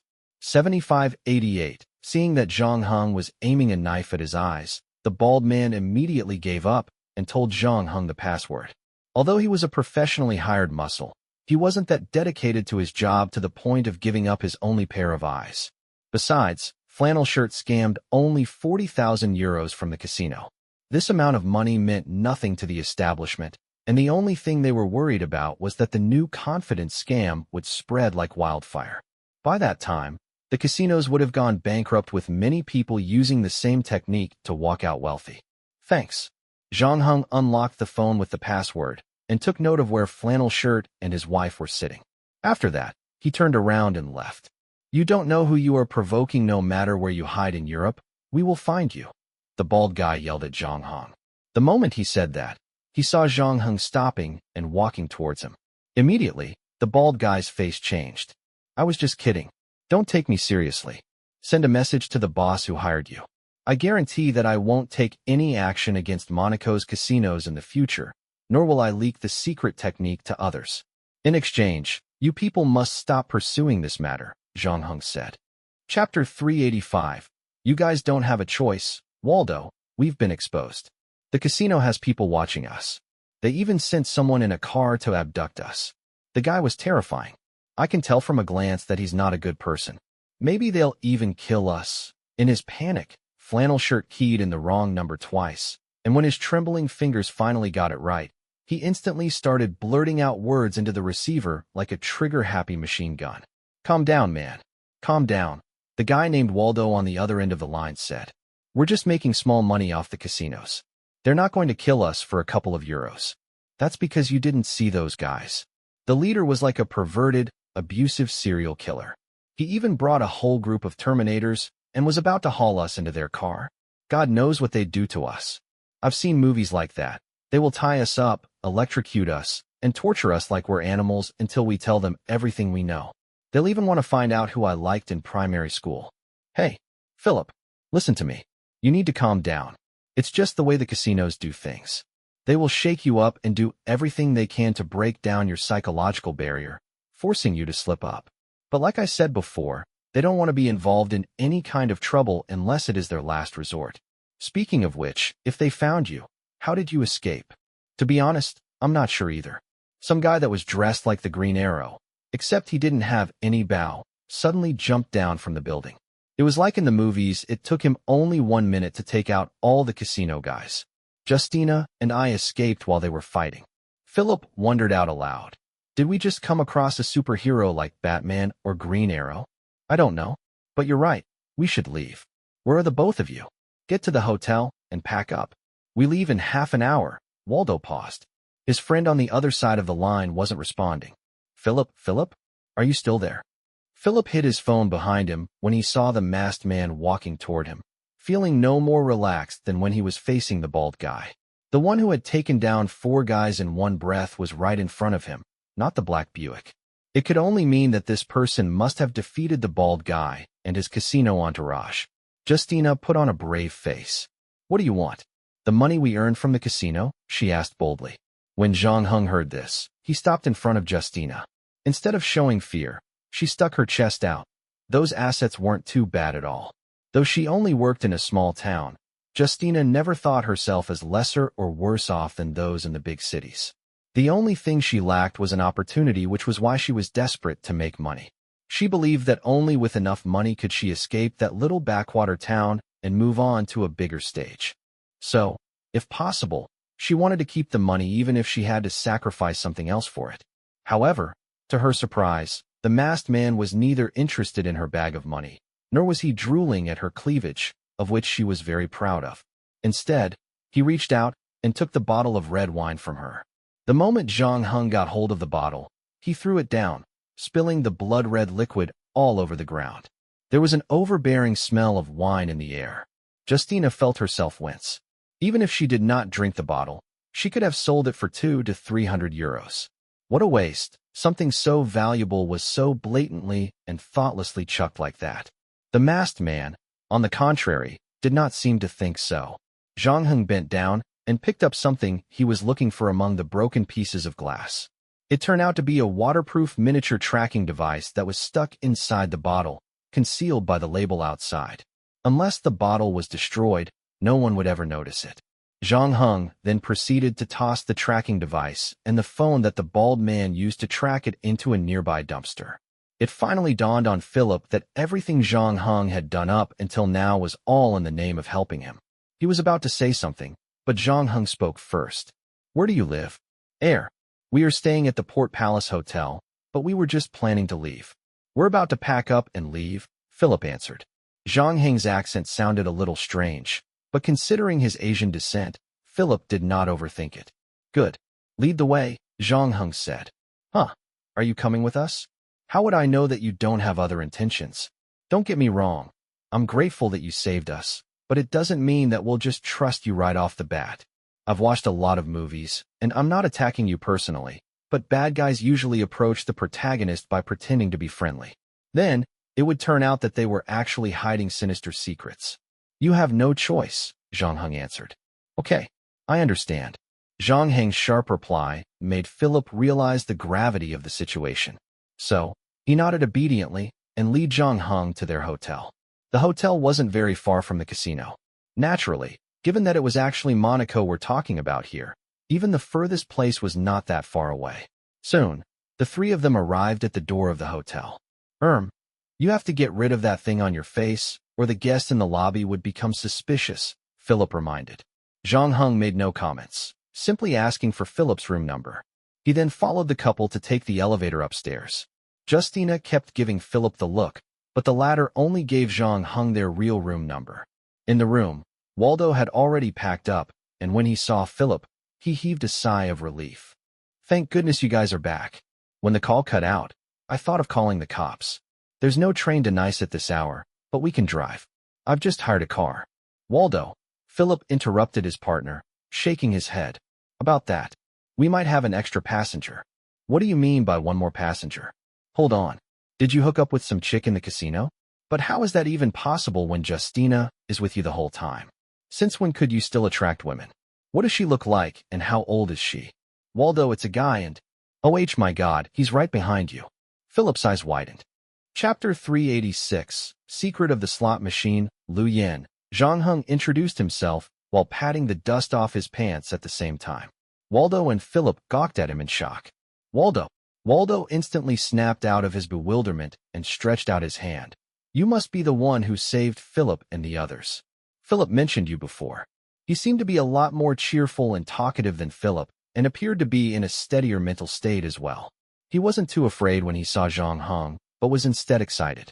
Wow, did you really defeat those 4 strong men all by yourself? You don't look like you could achieve such a feat. Did you use Chinese Kung Fu? Zhang Heng did not answer him.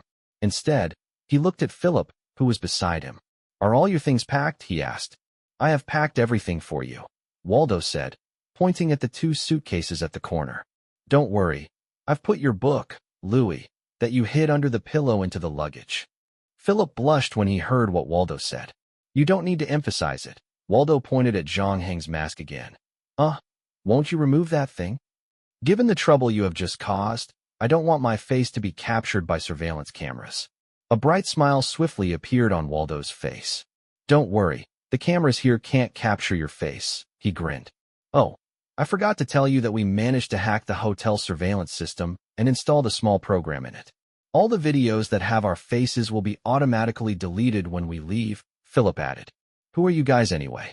Zhang Heng raised his eyebrows and finally took off his mask. Philip is a security consultant for 2 listed internet companies. As for me, I am an expert on social networking activities. Social network activity expert? Waldo has no job.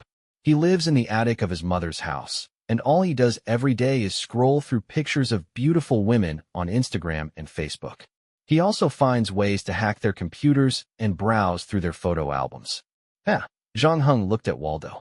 In short, you can also call us geeks, Waldo concluded at last. Well, you 2 geeks, I think we should leave the hotel now. Okay. Then, I'll go see how Justina is doing, said Philip as he was about to open the door. When the 3 of them came to Monaco, they checked into the hotel in 2 separate instances.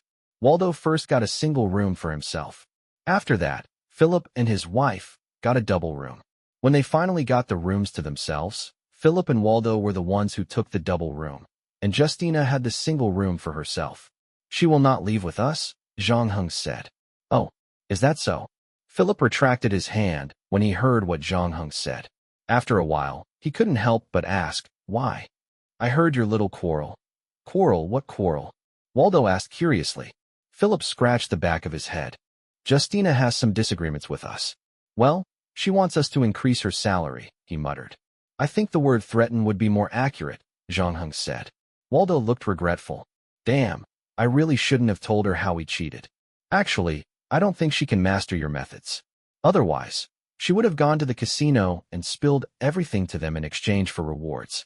She would definitely not wait here and do nothing, Zhang Heng said. Then, are we supposed to leave just like this? Don't we need to say goodbye to her? Philip asked. I'm afraid you won't get to do it. I went to her room before I came to see you, Zhang Heng replied. Did you kill her? Philip's eyes widened, and his face was horrified. Of course not. I just knocked her out. Zhang Heng threw down 4,500 euro banknotes to Waldo. According to your previous agreement, I left the rest of the money to her. Any other questions? Philip and Waldo looked at each other. Let's leave if you have no questions, Zhang Heng said. 5 minutes later, the 3 of them were already seated in the Mercedes-Benz C-Class rented by Waldo. Philip fastened his seat belts, taking a glance at Waldo and Zhang Heng beside him to make sure that they too had also fastened their seat belts. He then started the engine. However, just as he was about to drive off, he quickly pulled the handbrake again, and his face changed. It's bad, he said nervously. What happened? Waldo thought that Philip must have discovered something new, but Philip simply replied, I didn't check the tires and our surroundings.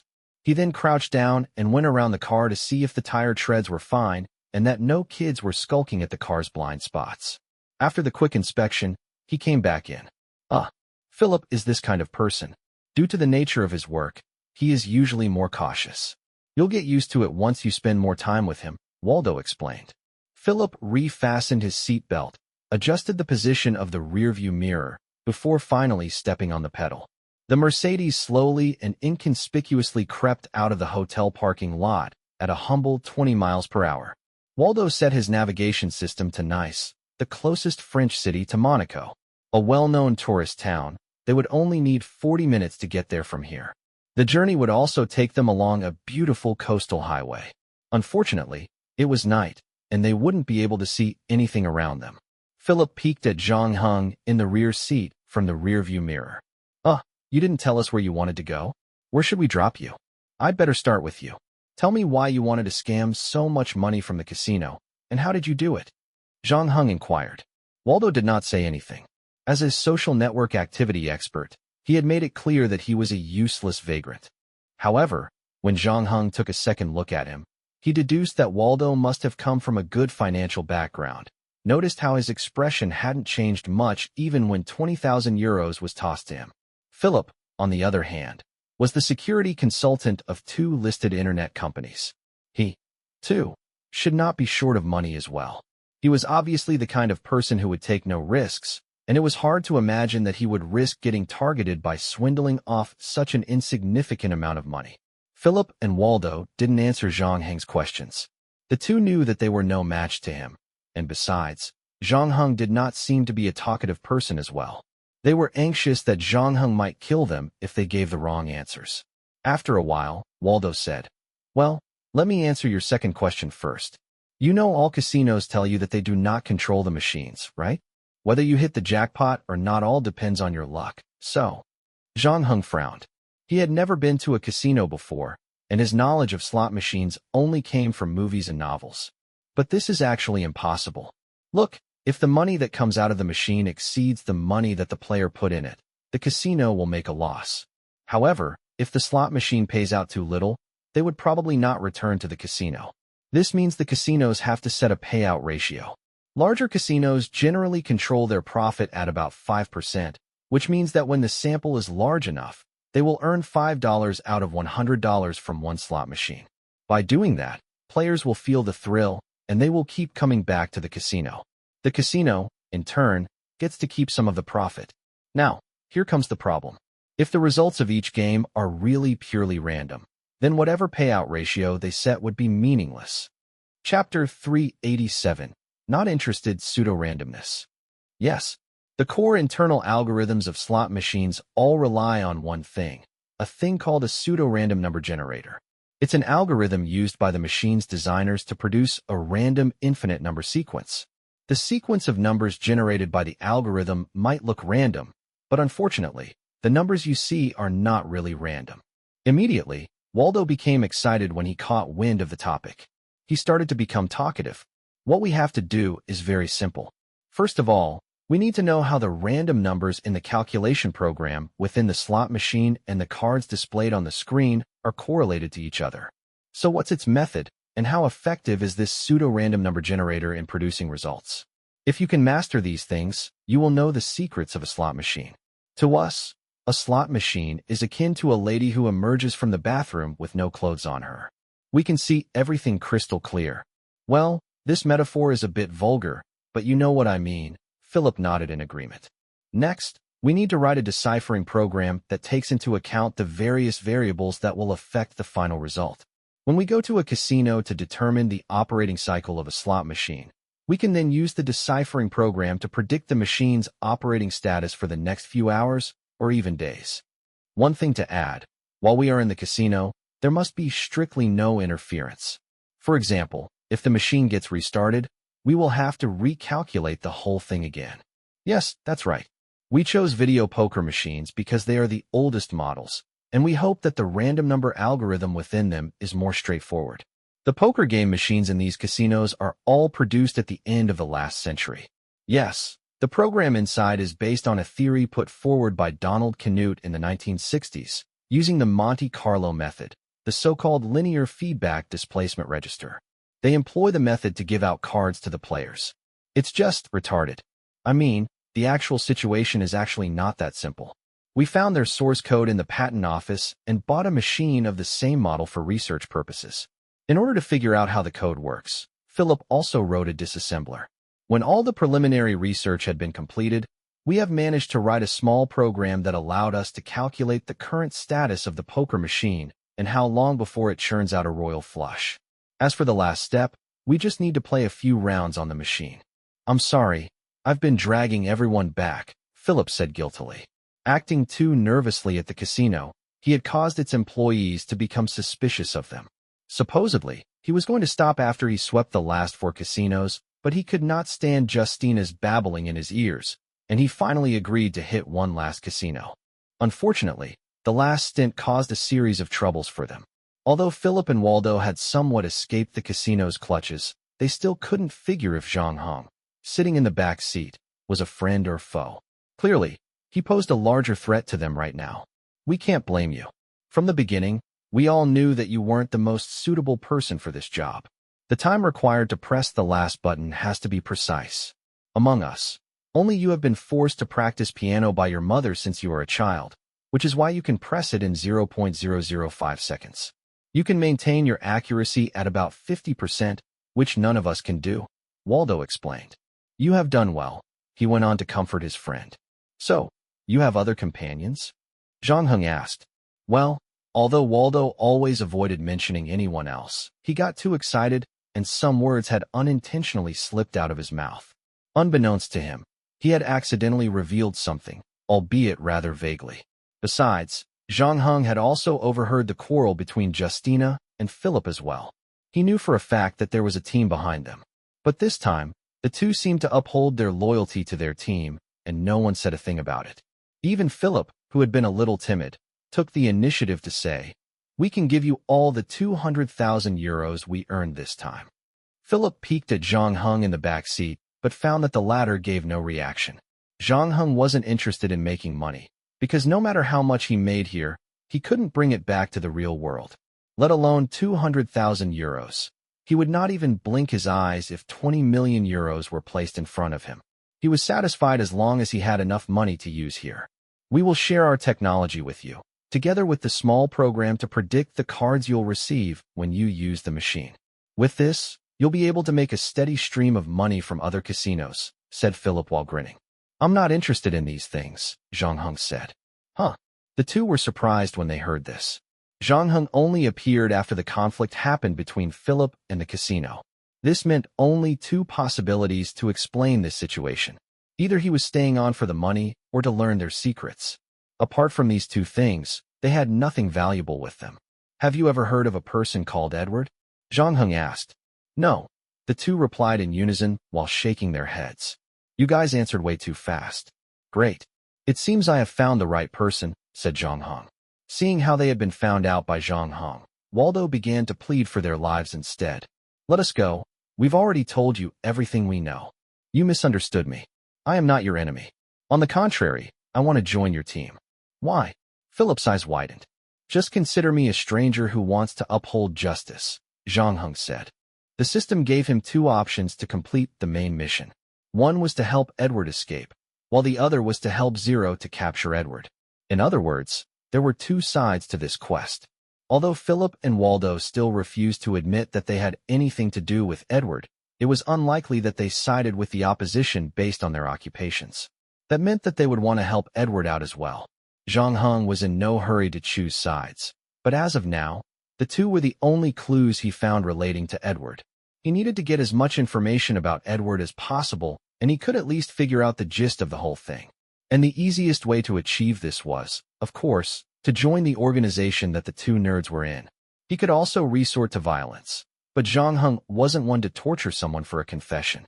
That, however, didn't mean he didn't have the ability or capacity to do it. He tormented someone dangerous and challenging in the Black Sail quest. These 2 would probably not last for 10 seconds if Zhang Heng decided to take it out on them.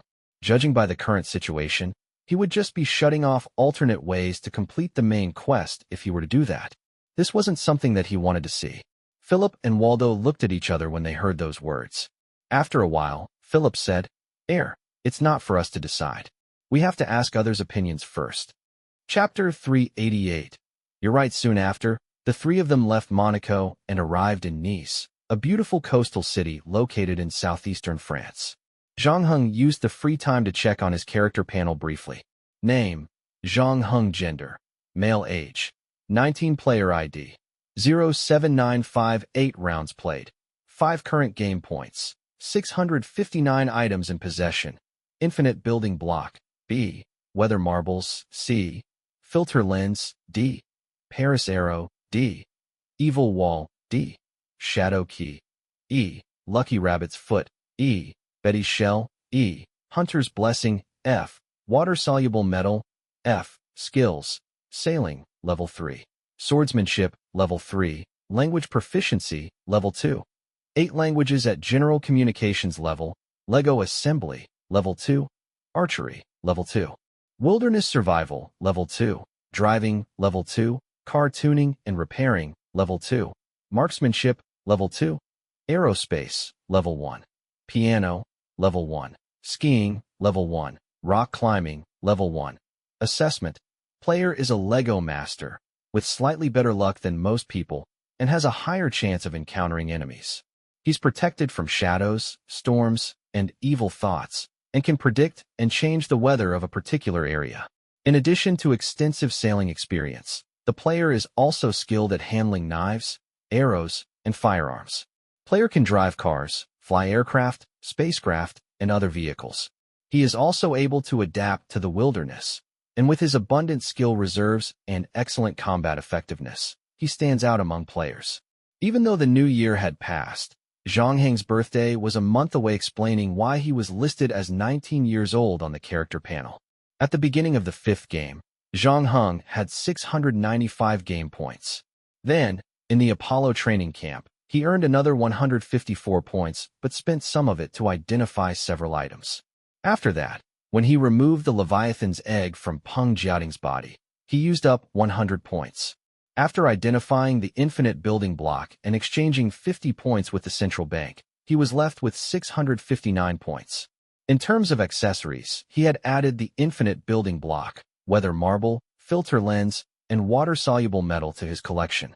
Right now, though, Zhang Heng's problem was no longer a shortage of game items, but an overabundance of them, thereby cluttering up his pockets. Thank goodness most of them did not take up much space.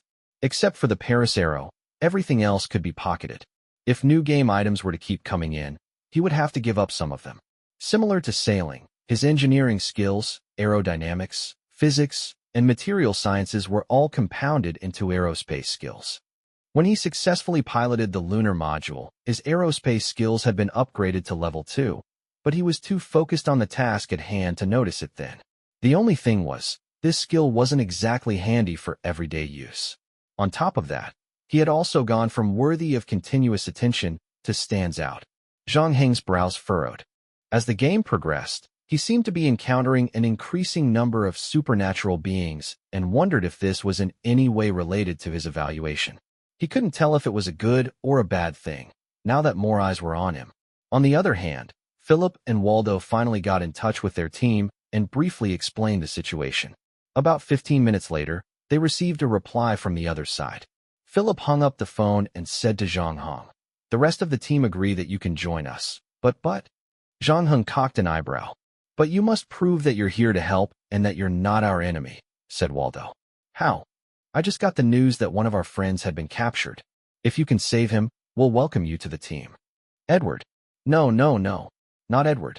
Edward has enough experience to take care of himself. It's another one of our friends." "Where is he?" "Rodez." Zhang Heng looked at Philip, straight-faced. Although he knew France to a certain extent, it was limited to well-known cities like Paris, Marseille, and Lyon. "Ah, Rodez is in the Pyrenees region. It's the capital of Auvergne in the south. It's quite far from here," Philip explained. "We'd better get there by train or plane." "Do you need to rest before that?" "It's nearly 11 now. We can leave tomorrow morning," Waldo said. "Oh, I can book us a hotel online. I'm an Accor member, and I still have some coupons," Philip added. He then took out his phone and began to search for the nearest Accor hotels before booking 2 rooms and a suite specifically for Zhang Heng. Upon arrival, Philip and Waldo dragged their luggage into their room, then popped out to smile at Zhang Heng. "Good night. We have a lot to do tomorrow. Better get to bed early," Waldo added. Just as Waldo was about to shut the door, Zhang Heng blocked it with his hand. "You guys are in the wrong room." "Haha. Luke, you're too courteous. The suite is yours. This double bedroom is enough for us." "No, we'll sleep together," Zhang Heng said. "Together?" Waldo looked surprised. "The bed in the suite is large enough for 2. The both of you can sleep in it, and I'll sleep on the couch," Zhang Heng replied. "Ah, that won't do." Waldo scratched his head. "You are our guest. How can we make you sleep on the couch?" Zhang Heng nodded. You're right. Waldo and Philip looked pleased, but what Zhang Heng said next dragged the corners of their mouths down. Then, you can sleep on the couch. Philip and I will sleep on the bed, Zhang Heng went on. Huh? Waldo grimaced, saying, seriously? I don't want to sleep on the couch, either. There was no way Zhang Heng was going to let Waldo and Philip share the same room while he slept in a separate room. Sure, the suite was comfortable, but Zhang Heng was certain that the two would slip away in the wee hours of the morning. Especially since there was a living room in the suite, it was going to be even more difficult for Zhang Heng to hear movements in the corridor. But it was all right if Waldo slept in the living room. He just needed one of them to keep feeding him with clues. Moreover, Zhang Heng noticed that the guy was pretty loyal. If Zhang Heng had Philip with him, there was no way Waldo would run away on his own. In the end, Waldo spent the night on the couch, and when he woke up, he immediately regretted his decision because now, his back ached like it never ached before. Chapter 389. Elevator gone wild. The night went by uneventfully. During breakfast the next morning, Zhang Heng asked Philip if there was a commercial street near him. You want to buy Lego bricks? Philip was surprised. It was no wonder Zhang Heng's question surprised him. The first impression that Zhang Heng gave him was that of a typical tough guy in those action movies. He was supposed to personify a lone hero that could bring down a group of people without so much as flinch, and when he went to a bar, he would have to order the strongest spirit. Even if he was shot, he could pick out all the bullets from his body while gritting his teeth in the bathroom without frowning. That morning, Philip saw Zhang Heng drink a glass of warm water and eating a nutritious breakfast, including meat and vegetables, and an omelet. Philip felt inexplicably disappointed, especially now that he heard that Zhang Heng wanted to buy Lego bricks. He was unable to figure out why the tough guy wanted to buy a bunch of educational toys. However, Zhang Heng didn't care about what others thought about him, always being one to ignore his surroundings. In his first quest, he had to eat coconuts for 3 meals a day. Now that conditions had gotten better, he wasn't going to abuse himself by starving. Maintaining a healthy eating habit was essential in keeping his body going until the end of the quest. For shopping, we are not far from Jinmai Avenue. The Star of Nice department store is there. Although it is not as famous as Galleria Lafayette, it's considered one of the best shopping malls in Nice. Waldo went to get himself 2 crepes while listening to their conversation. Zhang Heng finished the last croissant on the plate, wiping his mouth with a tissue. Very well, let's go there, he continued. But I haven't finished eating. Waldo glanced at the crepes on the plate. You have eaten a total of 5 plates of food, Philip said as his eyes widened. Because it's free. I should take advantage of it, Waldo replied with a wide grin. After he finished the crepes, Waldo went on to empty another fruit platter, gulped 2 glasses of orange juice and milk, went to the bathroom, and reluctantly left the hotel restaurant. It was Zhang Heng's first time discovering that Waldo could eat so much. Philip told Zhang Heng that Waldo had always lived in his mother's attic and rarely stepped out of the house. Judging by the way he ate, he was still a little thinner than ordinary people. Zhang Heng had to admit that Waldo's must have had very good genes. The 3 arrived at the Star of Nice at 9:42 a.m. but had to wait outside the entrance since the department store wasn't open yet. Fortunately, it would open for business in a short while, and they didn't have to wait too long. Zhang Heng managed to find a Lego store as well, proceeding to buy 5 boxes of bricks in one go. He also made sure that all the parts and models he needed were included. Zhang Heng finally understood the gist of the famous saying, an SLR will ruin a person's life, but Lego can make you poor for 3 generations. Earlier, he checked his bank account. Unfortunately, there was no money in it. In its place, an overdraft limit of about 2,000 euros. The Lego sets he bought cost him 500 euros, which was almost a quarter of what he had. Moreover, he ran into trouble after walking out of the store. Although mall security pretended to be patrolling, Zhang Heng was well aware that he was their target judging by their less than subtle movements. At the same time, Philip and Waldo were also deliberately keeping their distance from him. Are you sure you want to do this? Zhang Heng asked calmly as he looked at Philip. The two were shocked and afraid, unable to understand how Zhang Heng knew what they were thinking.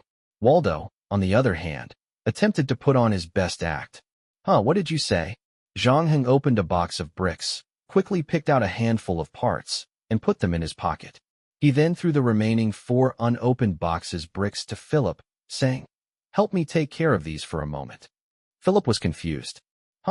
Although I won't kill you if I lose it, you'd better stop doing irrational things when I'm in a bad mood, said Zhang Hong, leaving with them his last words of advice. At the same time, all 5 security guards were walking towards him. Zhang Hong also saw 2 men who seemed to be plainclothes police officers entering the mall.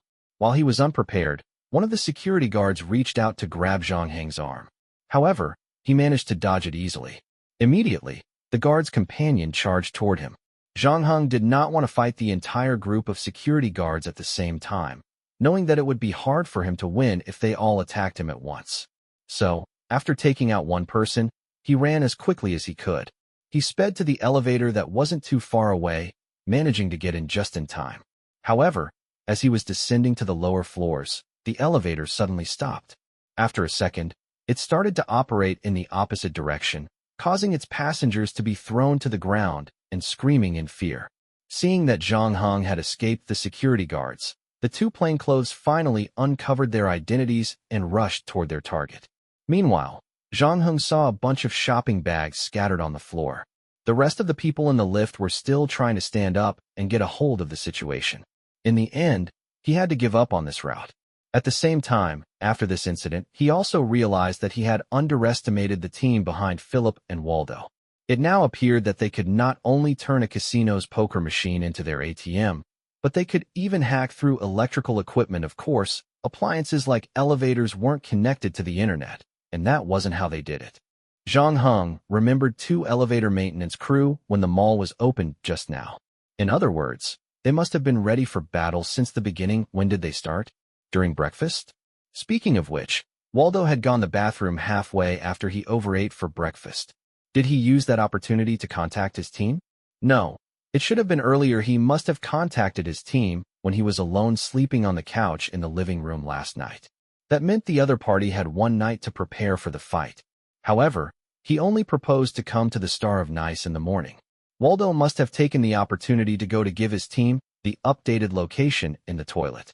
The mall guards and plainclothes policemen who had suddenly targeted him were obviously on their side. Although Zhang Hong didn't know how they did it, it wasn't the time to think about such things. His top priority now was to leave the mall first. While Zhang Hong was thinking hard, he quickly assembled a taser gun in his pocket with the Lego bricks that he just bought. As he added the infinite building block to it, the taser was immediately weaponized, ready to deal with the brewing trouble. At the same time, Philip and Waldo did not waste the golden opportunity, quickly running to a safe passage while the chaos ensued. It was the first chance they got to escape Zhang Hong's control. The 2 geeks mustered every last bit of stamina that they could squeeze out and ran as fast as they could. Chapter 390. Meet at Mary's Cafe. Don't you think we've gone too far? Philip worriedly asked as they ran. Too far, Waldo repeated. To justify his multiple trips to the bathroom, he had forced himself to cram food down his already overloaded stomach, then pretend like he was not already past his limit. It wasn't too bad when he was walking, but right now, as he tried to run, it felt as if his entire stomach was tumbling around inside him. Luke did save Justina and me from the casino's men regardless, and he knows Edward too. What if he really wants to help? Z said that the enemy is too powerful. We cannot take any risks right now. Don't worry, he's not in any real danger. The cops will soon realize that they were mistaken, and he's not a fugitive. What we need to do now is to get away from this place before that happens. Waldo pushed the door open. Wait, that's the 2nd floor, Philip reminded him. Floor, really? It felt one. Waldo shook his head in exhaustion. 2nd floor, really? It felt like we've been running for a very long time, he panted. That's because you've been living in the attic for too long and need some exercise. All right. Huffing and puffing, both men ran all the way to the parking lot and jumped into the car. Hurry, hurry, hurry, move it, Waldo urged as he repeatedly glanced behind them. Philip, however, still took his time to buckle up his seatbelt. He then adjusted the rear-view mirror, looked left and right to make sure that no one else was following before finally starting up the car. Are you for real? At a time like this? Waldo looked at his partner in disbelief. Sorry, it's become a habit, Philip apologized as he stepped on the gas pedal and drove to the parking lot exit. The 2 scrambled to pay the parking fee and even refused to take the change. They then sped away from the place. As they got further and further away from the department store, Waldo heaved a sigh of relief and collapsed in the passenger seat. Phew, that was close. We finally got rid of that problem. Victory high five. No, no. Philip shook his head. Although he said that, he still offered up a palm and high-fived Waldo. These few days have been the most exciting days in over 20 years of my life. Hey, you should contact the magician and the others, and tell them that we've escaped. All right. Waldo took out his cell phone to make the call, but before he could dial the number, his phone rang. Who is it? Oh, it's little boy. She had to stay behind to clean up the elevator and the security camera room, making sure we didn't leave any trace, Waldo explained as he answered the call. The voice that came from the other end, however, was Zhang Heng. Meet me at Mary's Cafe in 15 minutes. Zhang Heng hung up as soon as he was done talking, not giving Waldo the chance to ask questions. Less than 10 minutes later, the white Mercedes-Benz pulled up in front of the cafe. Shortly after that, the car of an elevator maintenance company also stopped nearby, and two individuals exited the vehicle. They began to survey the area together with Philip and Waldo. Zhang Heng turned to the petite girl next to him, in a baseball cap and dressed like a boy. Let's go, he said. The girl harumphed and tried to yank her arm free from his hand, but failed. Even though he was prepared for this outcome, being fooled put Zhang Heng in a less than good mood, especially since he had to tase a security guard to escape as quickly as possible. He did not mind the fact that Philip and Waldo escaped. They both must have thought that they were stealthy, but in reality, their secret eye contact with the girl in the baseball cap upon entering the department store didn't escape his eyes. With the experience gathered from Black Sail, Zhang Heng felt that their acting skills were seriously lacking, which was why he didn't panic even though he lost sight of Philip and Waldo. After shaking off the mall cops, he waited for the girl in the baseball cap to leave the mall before following her. Then, when she was crossing the road at the traffic light, he pressed the taser gun against her waist and contacted Waldo using her cell phone. Now, both parties would meet again at Mary's Cafe. This time, Zhang Heng was finally able to speak directly to the team behind Philip and Waldo. Are you their leader? Zhang Heng looked at the ponytailed middle-aged man who resembled an artist. No, you seem to have misunderstood something. We don't have a leader. We are just a loose organization. In fact, we all have our own careers in life. On normal days, we are busy with our own things. Our activities almost never clash. Many of them too just met for this assignment, the man replied. So, you can see us as a sort of interest group. I am the oldest in the group, so, if you're looking for a leader, then I guess that's me. What you did is not something an interest group could do, Zhang Heng retorted. Why did the security guards in plain clothes suddenly attack me? That's because we did something to make them mistake you for a fugitive, Ponytail answered. Sorry about that. According to Waldo, you are very skillful. They wouldn't have been able to escape under normal circumstances. We only did that as a last resort. You hacked into the police systems?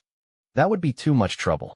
All we had to do was impersonate a police officer and call the manager of the mall and convince him that a wanted criminal is loose in his building, Ponytail explained. It's all very straightforward. There are telecommunication operators called business phone systems, and there are loopholes in their regulations. This service was originally set up to facilitate the needs of businesses, where they could choose to change their phone number displayed on the other person's phone. However, thanks to the aforementioned loopholes, the service can also be used to disguise your number as the police, the fire brigade, or even the bank when making a call or sending a message. Of course, such a service is only made available to specific customers, so we still had to tweak a little something. Anyway, you can also use rented legal business phone networks to modify certain fields of the initial address message, I am, in the ISDN user part. Doing that will also achieve the same goal. It would have been better if the man hadn't explained anything at all, because even after he did, Zhang Heng was still completely clueless. It gave him a clue, though, as to who this guy was. You guys are all computer experts? Zhang Heng asked. Although we each specialize in different things, we are about the same. We're all geeks. Even her. Zhang Heng pointed at the tiny girl in the baseball cap he had kidnapped earlier. Yup, little boy. She's our communications expert. Chapter 391. Toe's people often equated geeks to hackers, but there were certain nuances between them. In American slang, The word geek was originally used to describe people who were passionate about one or specific fields and invested a lot of time in its research, mostly in the electronics field. In the beginning, the word carried a derogatory connotation, and in the early days of the peer revolution, the term was then extended to hackers, also with a negative overtone. Nowadays, however, especially since the rise of Silicon Valley bigwigs like Steve Jobs and Bill Gates, the term geek was given a new meaning. It began to be labeled as a person who was free, creative, and breaking stereotypes. Indeed, geeks were such a group of people. They were the adventurers on the internet, the hardware enthusiasts, hackers, technologists, programmers, engineers. Simply put, you can be anyone, you only have to stick to our principle, and you can join the 01 guerrillas, Philip said. Of course, most of those who join us are from computer-related fields, though we've always hoped that some cheerleader girl or dancer would join us. We have a secret forum of our own, with a self-developed instant messaging software. Over there, we usually discuss technical problems. You can also post about problems you encounter and wait for someone to answer it, or simply show off your skills. The people there are all very nice. Is Edward part your crew? Zhang Heng asked. No, Edward, he's not one of us, replied Ponytail. Zhang Heng raised an eyebrow at the statement. About a year ago, Edward hacked into our forum, the website that we built together. Waldo still looked surprised at the mention of this incident. Was it supposed to be difficult? Not really. It's a little easier than hacking into the government's defense systems, Philip answered. The most important thing is that he did it without anyone realizing it. If he hadn't left us a message after the fact, we wouldn't even have known that he was there. What message? Initially, it was just something of a greeting. You know, hackers appear to be low-key, but the fact is that most of them desire attention, especially when they manage to hack into really difficult places. They tend to leave a little something. For example, I know a guy who snuck into the HR system of the telecom giant Société Française du Radio Téléphone, SFR, before sent a little red flower to all the employees who were working overtime that night. That guy did exactly the same. He left a pixel map of Pac-Man, but it was very small, located on the lower right corner of the homepage. Unless you paid close attention, you won't be able to see it. Anyway, that was the first time we met Edward. After that, we built a new firewall and encryption system, but the guy still managed to get in. Were you guys angry? The man with the ponytail adjusted his glasses. Angry? No. It was like an interesting game for us. We enjoyed the feeling of playing against him. So, we revamped the forum, and you can probably guess already, he beat us again. But throughout the whole process, we were all having fun. And it was from then onwards that we began to have further communication. We always thought that Edward was a group like us, but the truth gave us the shock of our lives. He said that he was Edward, and he was the only one in his team. He told us that he was hired by a very powerful organization and was doing something very cool, something that could turn the world upside down. Once successful, the project was supposed to radically change the way everyone lived and traveled. Of course, Edward always kept his address and work confidential. We didn't take the matter too seriously at the beginning, because, you know, hackers. Who doesn't like to brag? People always talk about how great they were in the past, but the fact is, they are not even half as good as what they claim to be. I have to admit that Edward is very good at what he does. Heck, it wouldn't be hyperbole to say that he is the best I've ever seen, but to say that he was going to turn the world upside down was just a little bit too over the top. But that aside, we were happy to make a new friend.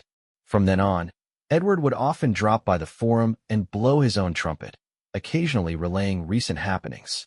Most of it, though, was just about how short the executive's skirts were on that day, or how awful lunch was. He was always a very contract-abiding guy and never discussed work to us. Until 1 month ago, we suddenly received a message from him saying that he didn't know if he was doing the right thing. Philip barged in. I asked him what happened, and if he'd been under a lot of stress at work lately, but he never replied. About a week later, he suddenly contacted me and told me that he escaped and had a very important thing on him. I asked him what it was, and he sent me a document. I could tell from that document that something might have really gone wrong. How so? Philip glanced around the room and lowered his voice. It's a program called TOS. They are planning to build a powerful central control system that will connect all public facilities in the city to the network. It's like installing a brain for the city, gaining insight into hidden laws that cannot be seen with the naked eye from the massive amounts of data it collects. This could solve problems that decision-makers have always faced due to limited information, such as coming up with partially optimal strategies and not globally optimal solutions. Through millions of precise and meticulous calculations, the program can intelligently reallocate public resources to avoid waste. I'll give you an analogy. Once all traffic lights at all intersections are connected to the network, you can recalculate the optimal time allocation for each individual signal light to save travel time. Should an accident occur on the road, the brain of the city will alert the hospital directly so an ambulance could arrive at the scene in the shortest time possible. Sounds pretty good. Yes, that's what Edward thought too at first. But later on, he discovered that TOS actually had a secret agenda. Once the system had been set up, not only would information from the public facilities be automatically gathered, it would also actively gather personal data from every citizen: your phone messages, medical records, medical insurance numbers, criminal records, favorite websites, the friends you chat with, browsing records, chat content, and every bloody time you use a credit card. All of those things would be collected by it. It's a disaster, Ponytail lamented. Yes, this means that in the future, every move we make will be under surveillance. We will have no privacy at all. Even our rooms would be full of cameras. Waldo became unusually serious. You won't know when they are going to hack into your phone, or even your drone. And if the development of the system continues, things may only get worse. This is only the first stage. In the second stage, TOS will analyze and predict everyone's tendency to be dangerous. While it's a great concept, being able to stop a crime before it even happens, we don't know what algorithms are used to calculate this tendency. Without restraints, we could all end up labeled as dangerous people. Chapter 392, Sincerity. Edward was certainly no low-ranking Black Nest member, having key evidence in his hand that proved TOS was not only used in public facilities. It's okay to hand over the evidence to the police just as it is, Zhang Heng said. Ponytail and Philip glanced at each other and sighed. It would be great if it were so simple. Black Nest has very complicated origins. Although they are a relatively new tech company established only 10 years ago, their territory has expanded rapidly all over the world. Throughout Europe, hundreds of small technology companies merged with them, but the source of funds behind the organization has always been a mystery. A mega project like this would be impossible without the help of powerful people. The enemy we are about to face is a behemoth of unprecedented proportions. I'm sorry for what we did to you, but this is a special time. At a time like this, we don't know who else to trust, Ponytail apologized. Then why do you trust me now? Mainly, it's because little boy is in your hand, Waldo hesitated. We want to help Edward not only out of friendship, but also because we don't want to live in a closely monitored world. We always say that we can't have both security and privacy at the same time. Sometimes you have to sacrifice some of your privacy to live safely in this world. Since Berners-Lee founded the World Wide Web, it is still a controversial topic and an ongoing debate. This time, whatever Black Nest company has done obviously crossed the line. The bottom line is, we can't stand there and watch it happen anymore. We have to do something about it. Philip, the security consultant, added. But first, we must ensure the safety of 01 team members. The girl in the baseball cap with the username Little Boy on the forum was still rubbing her bruised wrist caused by Zhang Heng. She stared at him with a hostile glare. Ponytail looked a bit helpless. We don't believe you, but we don't have many options, he said. When we go against the Black Nest, our only advantage is that our enemy doesn't know about our existence. Otherwise, Black Nest wouldn't need to come up with strategies to deal with us. They could just control us directly. In other words, it is highly unlikely that you are siding with them. No, there is another possibility. Black Nest wants to use us to find the whereabouts of Edward, Little Boy said. This was the first time she spoke in front of Zhang Heng. He finally knew why she chose Little Boy as her username. Not only did she dress up like a boy, but her voice also sounded neutral. As she spoke, she continued staring at Zhang Heng, but what surprised her was that the guy in front of her seemed to be distracted at this vital moment. Zhang Heng had been thinking about another possibility. A quest with such confrontation between factions had apparent loopholes. For example, players could freely change factions according to the development of the situation at a particular stage of the game. Or, Everyone could choose not to join sides at first and agree to all join the same side after meeting. This could significantly reduce the difficulty of the game. This quest was different from the Apollo program training camp, with no limit on how many players could enter. In theory, as long as everyone chose the same side, everyone would be able to complete this quest. The system, however, obviously took this loophole into consideration. After the members of the 01 guerrillas finished telling the story about Edward, a familiar voice came into Zhang Heng's ear, asking him to complete the faction selection within 5 minutes. He was told that once he chose his side, he wouldn't be to make any more changes. Generally speaking, 2 factors had to be taken into account in the selection of the faction. One was the strength of the faction. For now, Toes was undoubtedly stronger, and the 01 guerrillas were more like an improvised mob. The thing that Philip did in the casino was indeed impressive, and in all fairness, they did a good job at the mall as well. Putting aside their mediocre acting skills for a moment, the plans that they had come up so far were still very good. If their opponent weren't Zhang Hong, they would have probably gotten what they wanted by now. However, this did not change the fact they were in an absolutely disadvantageous position. Since this was a game, the players' choices greatly impacted the story's development. Nonetheless, Zhang Hong still hadn't encountered any players so far. This didn't make much sense. If the 01 guerrillas were the key to approaching Edward, it would be impossible that Zhang Hong was the only one who found them.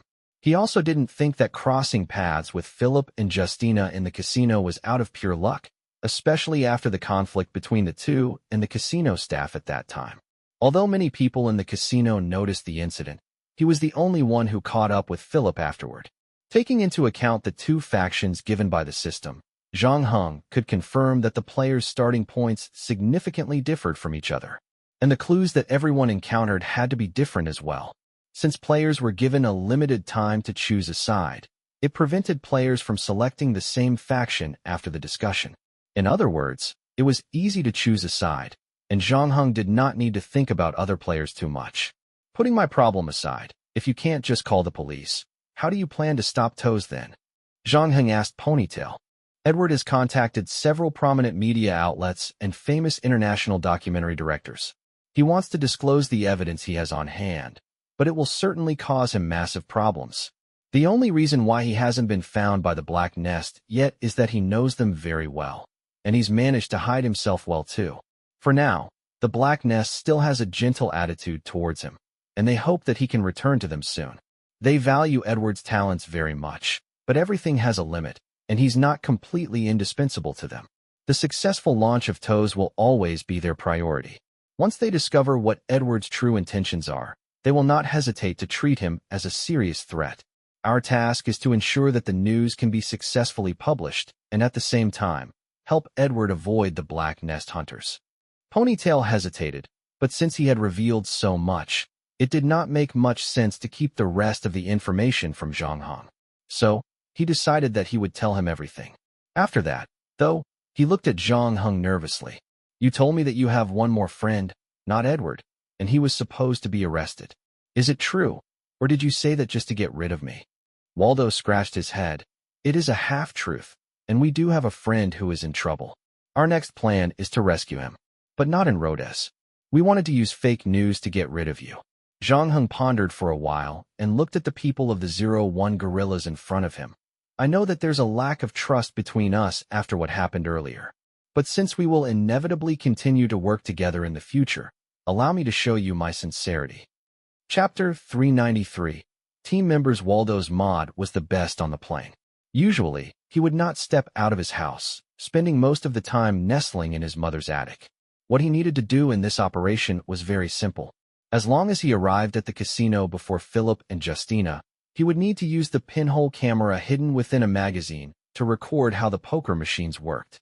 After that, he was required to send the footage back to the team for analysis. It should be an easy and straightforward process. His only regret was that he did not get a female companion like Philip. In retrospect, he was compensated by getting to fly first class to Grenoble. While there, Philip had to visit 4 separate casinos in 3 days to hit multiple royal flushes. All the previous missions carried out by the 01 guerrillas were all in the name of accumulating enough funds for the next operation. In addition to cracking slot machines, Boys members had also considered cracking ATM machines and hacking shopping websites, using security loopholes to copy an unlimited number of coupons, then selling them to consumers to make more money. That said, this could create a lot of unnecessary trouble for them. Once the loophole was discovered, the coupons would be quickly voided. Voiding coupons was equivalent to cheating consumers' money, which violated 01's principles. In the end, everyone decided that it was best to squeeze money from the casinos. Of course, the operation was risky, but since they targeted casinos, they weren't too worried. In Waldo's own words, casinos made money by tricking gamblers into playing games that they could never win, and they were hitting these casinos to avenge the gamblers. Moreover, the game was about picking the right cards, and all they did was to bypass the layers of obstacles and pick the right cards. No matter what, they were not at fault. Even Philip, the most nervous of the lot, had to admit that it gave him a great deal of pleasure when the confident casino staff used a ROM reader to check on the machine, eventually finding nothing wrong with it. At that time, he felt as if he had outsmarted the entire casino. In fact, everyone in the 01 was experts in their respective fields, but they rarely used their skills to make money through improper channels. This was their first time hitting a casino, and it was all very exciting for the lot. It wasn't the peak tourist season either, hence there weren't many passengers on the plane. There were only 6 passengers in this flight's first-class zone, making conversations an ease for the group. Among the 5 members of the gorilla team, Philip and Waldo apart, and Little Boy, whom he later met in the mall, Zhang Heng didn't know much about Ponytail and the guy who had been wrapping himself tightly. They had not talked much in the cafe. Semi-prime, cryptography expert, Ponytail introduced. Semi-prime. Yes, if you multiply 2 prime numbers, you can get a semi-prime number. The calculation process is very simple. The computer can solve it within half a second, but it becomes extremely difficult when you calculate it backward. The larger the number, the calculations required to solve the equation will become more complex as well. Hence, it will take a longer time. Perhaps even hundreds of computers won't be able to complete the equation after hundreds of years. Credit cards and online shopping use this kind of encryption method nowadays. Only you and the bank know the 2 prime numbers that are used for decoding. This is one of the most secure encryption methods known. But, Semi-Prime smiled. Without elaborating further, he shook hands with Zhang Heng and apologized. I am dressed up like this because I have albinism. I don't want anyone to see me. Zhang Heng nodded to express his understanding. According to Ponytail, 01 actually had one more member, but due to personal reasons, he wasn't able to participate in this operation. He would meet up with the team when the matter at hand had been dealt with. Those were all the members that made up the 01 gorillas. Among them, the one most hostile to Zhang Heng was Little Boy, and although Zhang Heng promised to help save people in exchange for 01's trust, Little Boy still did not buy what he said. She looked at him cautiously, before turning to look at Ponytail. Must we let this guy with unknown origins join us? He doesn't fit the spirit of 01, right? And Tom, according to our previous agreement, more than 2/3 of the members must agree before a newcomer can join us. The ponytailed man smiled bitterly, not knowing how to continue. Considering the current situation, they could not say no to Zhang Heng even if they disagreed with him joining the 01. As for Zhang Heng, he seemed very calm even at a time like this. After hearing that, he said to Little Boy, I can make up for your shortcomings. Shortcomings? We are the best of the best in our field. The 01 gorillas are the perfect team, and I believe we can overcome whatever difficulty thrown at us. Little Boy adamantly insisted, obviously unconvinced. Technically speaking, you may be right, but you have obvious shortcomings. There are no actors in your team. For example, now, the 5 of you have no chance of winning against me. Philip was ashamed, knowing that despite how bad it sounded, Zhang Heng was right. The biggest problem of the 01 gorillas was that every member there was technical personnel, all professionals working in the background. They had caused quite a bit of trouble dealing with the slot machines, and Philip couldn't imagine what would happen if they went against Black Nest. After all, not everything could be solved by using their skills. Little Boy hadn't seen what Zhang Heng could do before, and just as she was about to say something, she felt the cold steel of a metal knife placed on her neck. Ponytail was shocked. How did you bring this knife onto the plane? Did you hack the airport security system? Waldo, on the other hand, was awestruck. He is a pro. I learned today that Jason Bourne does exist. Suddenly, little boy's life flashed before her eyes, and goosebumps started sprouting the moment the knife landed on her skin. But unlike what she had imagined, Zhang Heng did not use this opportunity to threaten her with harsh words, not seeming to have any intention to make her suffer. When Zhang Heng shook his fingers, the knife disappeared. "This is the quintessence of forming a team," he said. "Everyone has their own forte and weakness. I heard Tom say that you are an excellent communications expert, and I look forward to working with you." Looking at the palms stretched out before her, little boy hesitated for a moment, then stretched out her right hand. She touched Zhang Heng's hand for a second, only to quickly draw it back as if she was afraid of being burned. "Okay, since everyone has known each other, we can now start discussing the plan." Seeing that the most troublesome problem was being solved quickly, Ponytail was impressed by Zhang Heng's skills. He then turned on his laptop and showed Zhang Heng the photos. "I remember you told me that it was supposed to be a he," said Zhang Heng as he looked at the smiling female student in the photo. Because I didn't know whether if you were an enemy or an ally at that time." "You can never be too careful," Ponytail said, pointing to the girl in the photo. "She is Edward's sister and the person he cares about the most." After Edward escaped, Black Nest started paying attention to her. Edward was worried that if he released the information he has, the people from Black Nest would definitely attack her. "So, we must rescue her first." Chapter 394. Gaspard. Leah, a second-year student in the music department of Pierre Mons University, wasn't aware of what happened between her brother Edward and Black Nest. Before Edward left Black Nest, he sent her an encrypted email. Black Nest scrambled to scrunch their brains, trying to crack the encrypted email, only to find a 60-second animation of SpongeBob SquarePants in the end. "That's very Edward," little boy praised. "So, she doesn't know that he's in some kind of trouble, right?" "Yes," Ponytail answered. "That's one of the challenges of this rescue mission. We have no idea who the other one is. I was going to contact Leah earlier on to tell her the truth, but Black Nest is keeping a close eye on her right now. They are monitoring her mobile phone, computer, email, and social networks. They haven't made a move yet because they plan to use her as bait. If we contact her online, they'll find out for sure. Our initial plan was to paralyze the network that is monitoring her, but we have no idea how to make her believe us and come with us." Philip scratched his head. "She might even mistake us for human traffickers. Any more detailed information about her?" Zhang Heng asked as he looked at the blue-haired girl on the screen. Ponytail looked at Waldo. "Oh, is it my turn?" The latter gleefully rubbed his palms together as a grin formed across his face. He took out a USB flash drive from his pocket, plugged it into the computer, and clicked on a folder. "What is this?" "It's all the social information about her that can be found on the internet, including blogs, Christmas videos on the names of the dogs she likes, boys which she had a crush on in junior high, the specific lipstick brand and color that she uses, and lots of other things. We may not be able to contact her, but I can still log into her social accounts and snoop around."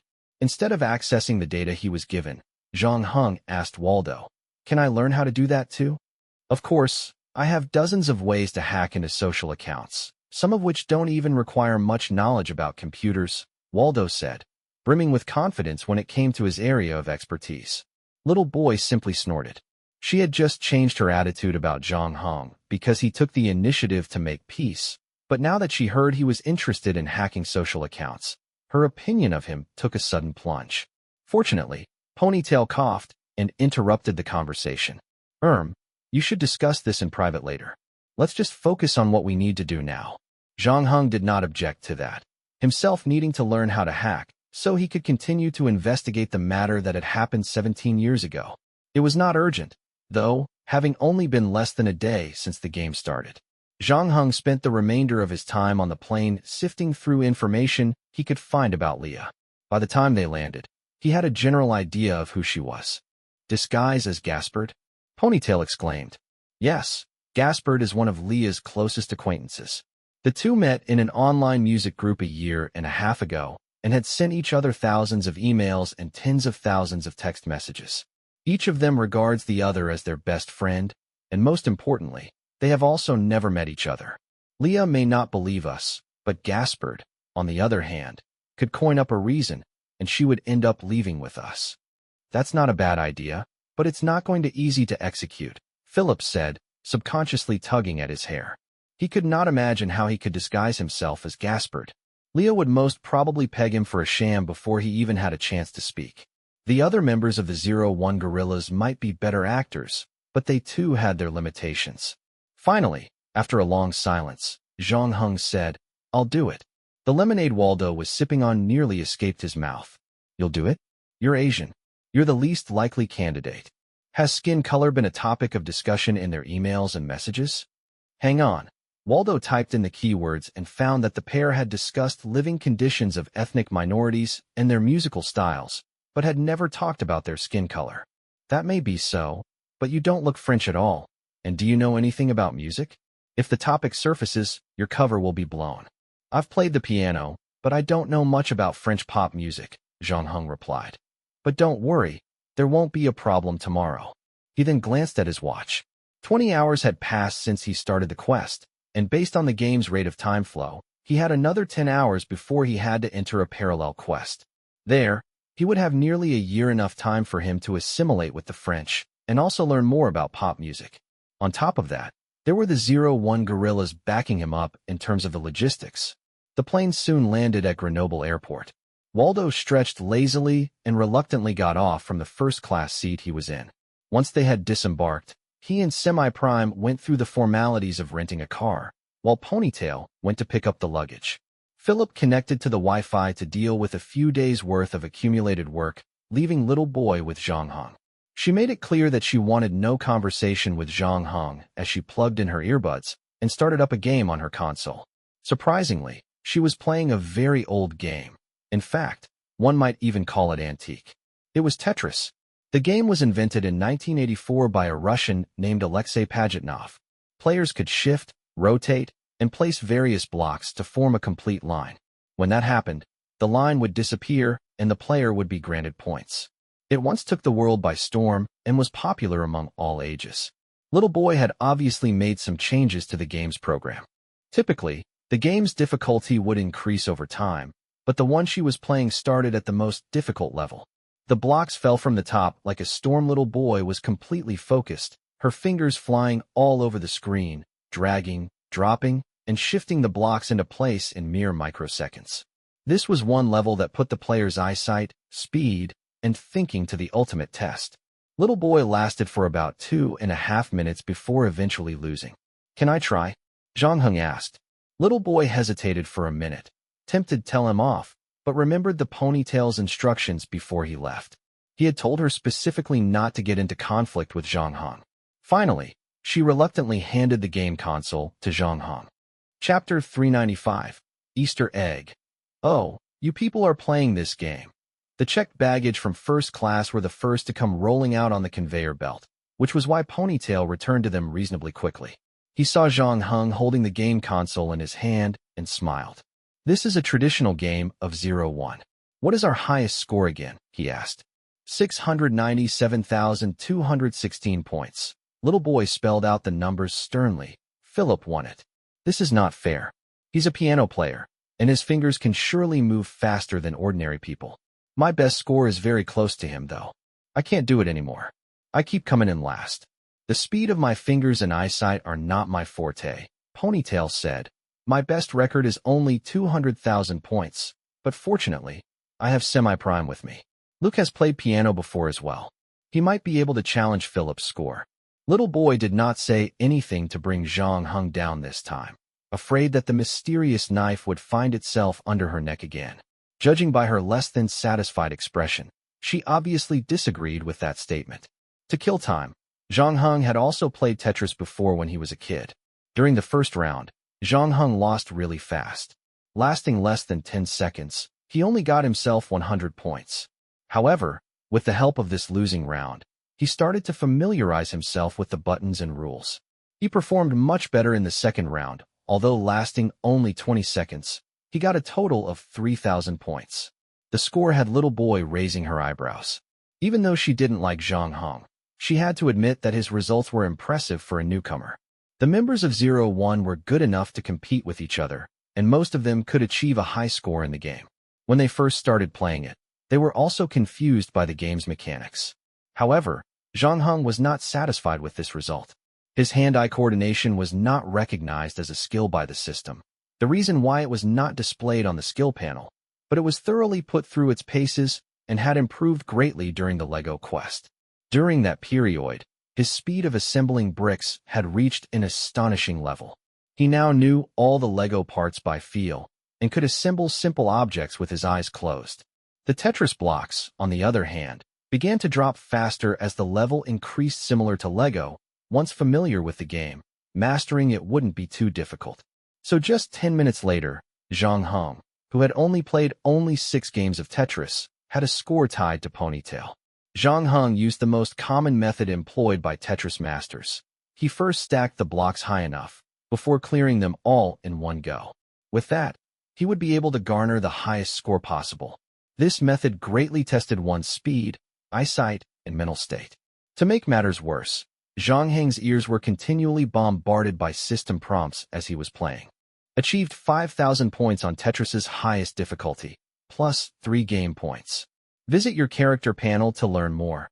Achieved 10,000 points on Tetris's highest difficulty, plus 3 game points. Visit your character panel to learn more. Achieved 30,000 points on Tetris's highest difficulty, plus 3 game points. Visit your character panel to learn more. Achieved 50,000 points on Tetris's highest difficulty, plus 5 game points. Visit your character panel to learn more. Achieved 600,000 points on Tetris's highest difficulty, plus 20 game points. Visit your character panel to learn more. Zhang Heng did not expect to earn a whopping 143 game points in 20 minutes. It would have taken him at least a year and a quest to earn that many. The reason why he borrowed the game console from the little boy was that his dexterity had reached an impasse when he practiced assembling LEGO. After observing the methods employed by other builders, he wanted to try it to see if it worked. Unexpectedly, he found a hidden Easter egg. It would be hard for someone to believe that such a huge reward was hidden within a rudimentary Tetris game. This seemed to have once again confirmed the system's peculiar reward system, something that was way beyond what an ordinary person would guess. Zhang Heng stopped playing as the car arrived. According to his previous points, if he wanted to achieve a new high score, he had to play until he got 8 million points. It wasn't a good time for him to do so, and he still had a lot of time for breaking records. Zhang Heng intended to practice a little bit more, challenging the highest score with 999,999 points to see what kind of reward the winner would receive. Little boy took the game console back, but had no idea what to say about it. After everyone got in the car, she could hold back no more. How did you do it?" she asked softly.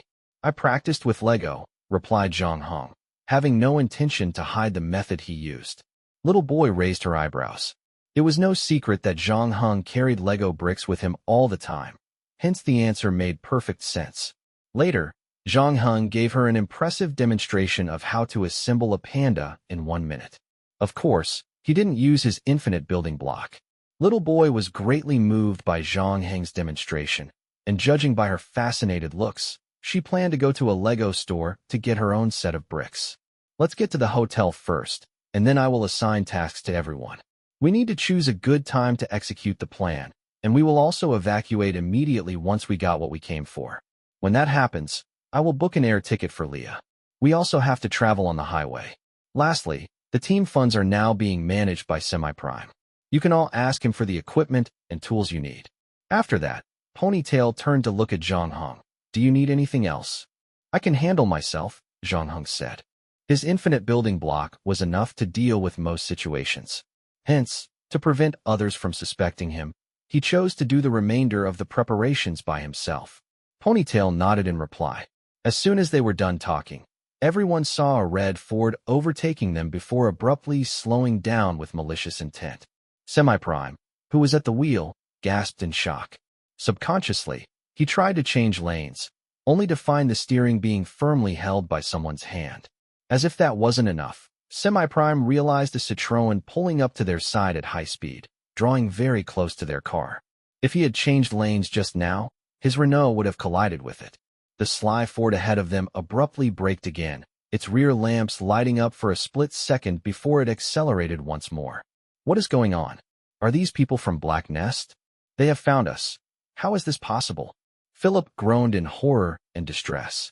It's possible that they are Black Nest, but they are not targeting us, said Zhang Heng as he returned control of the steering wheel to semi-prime.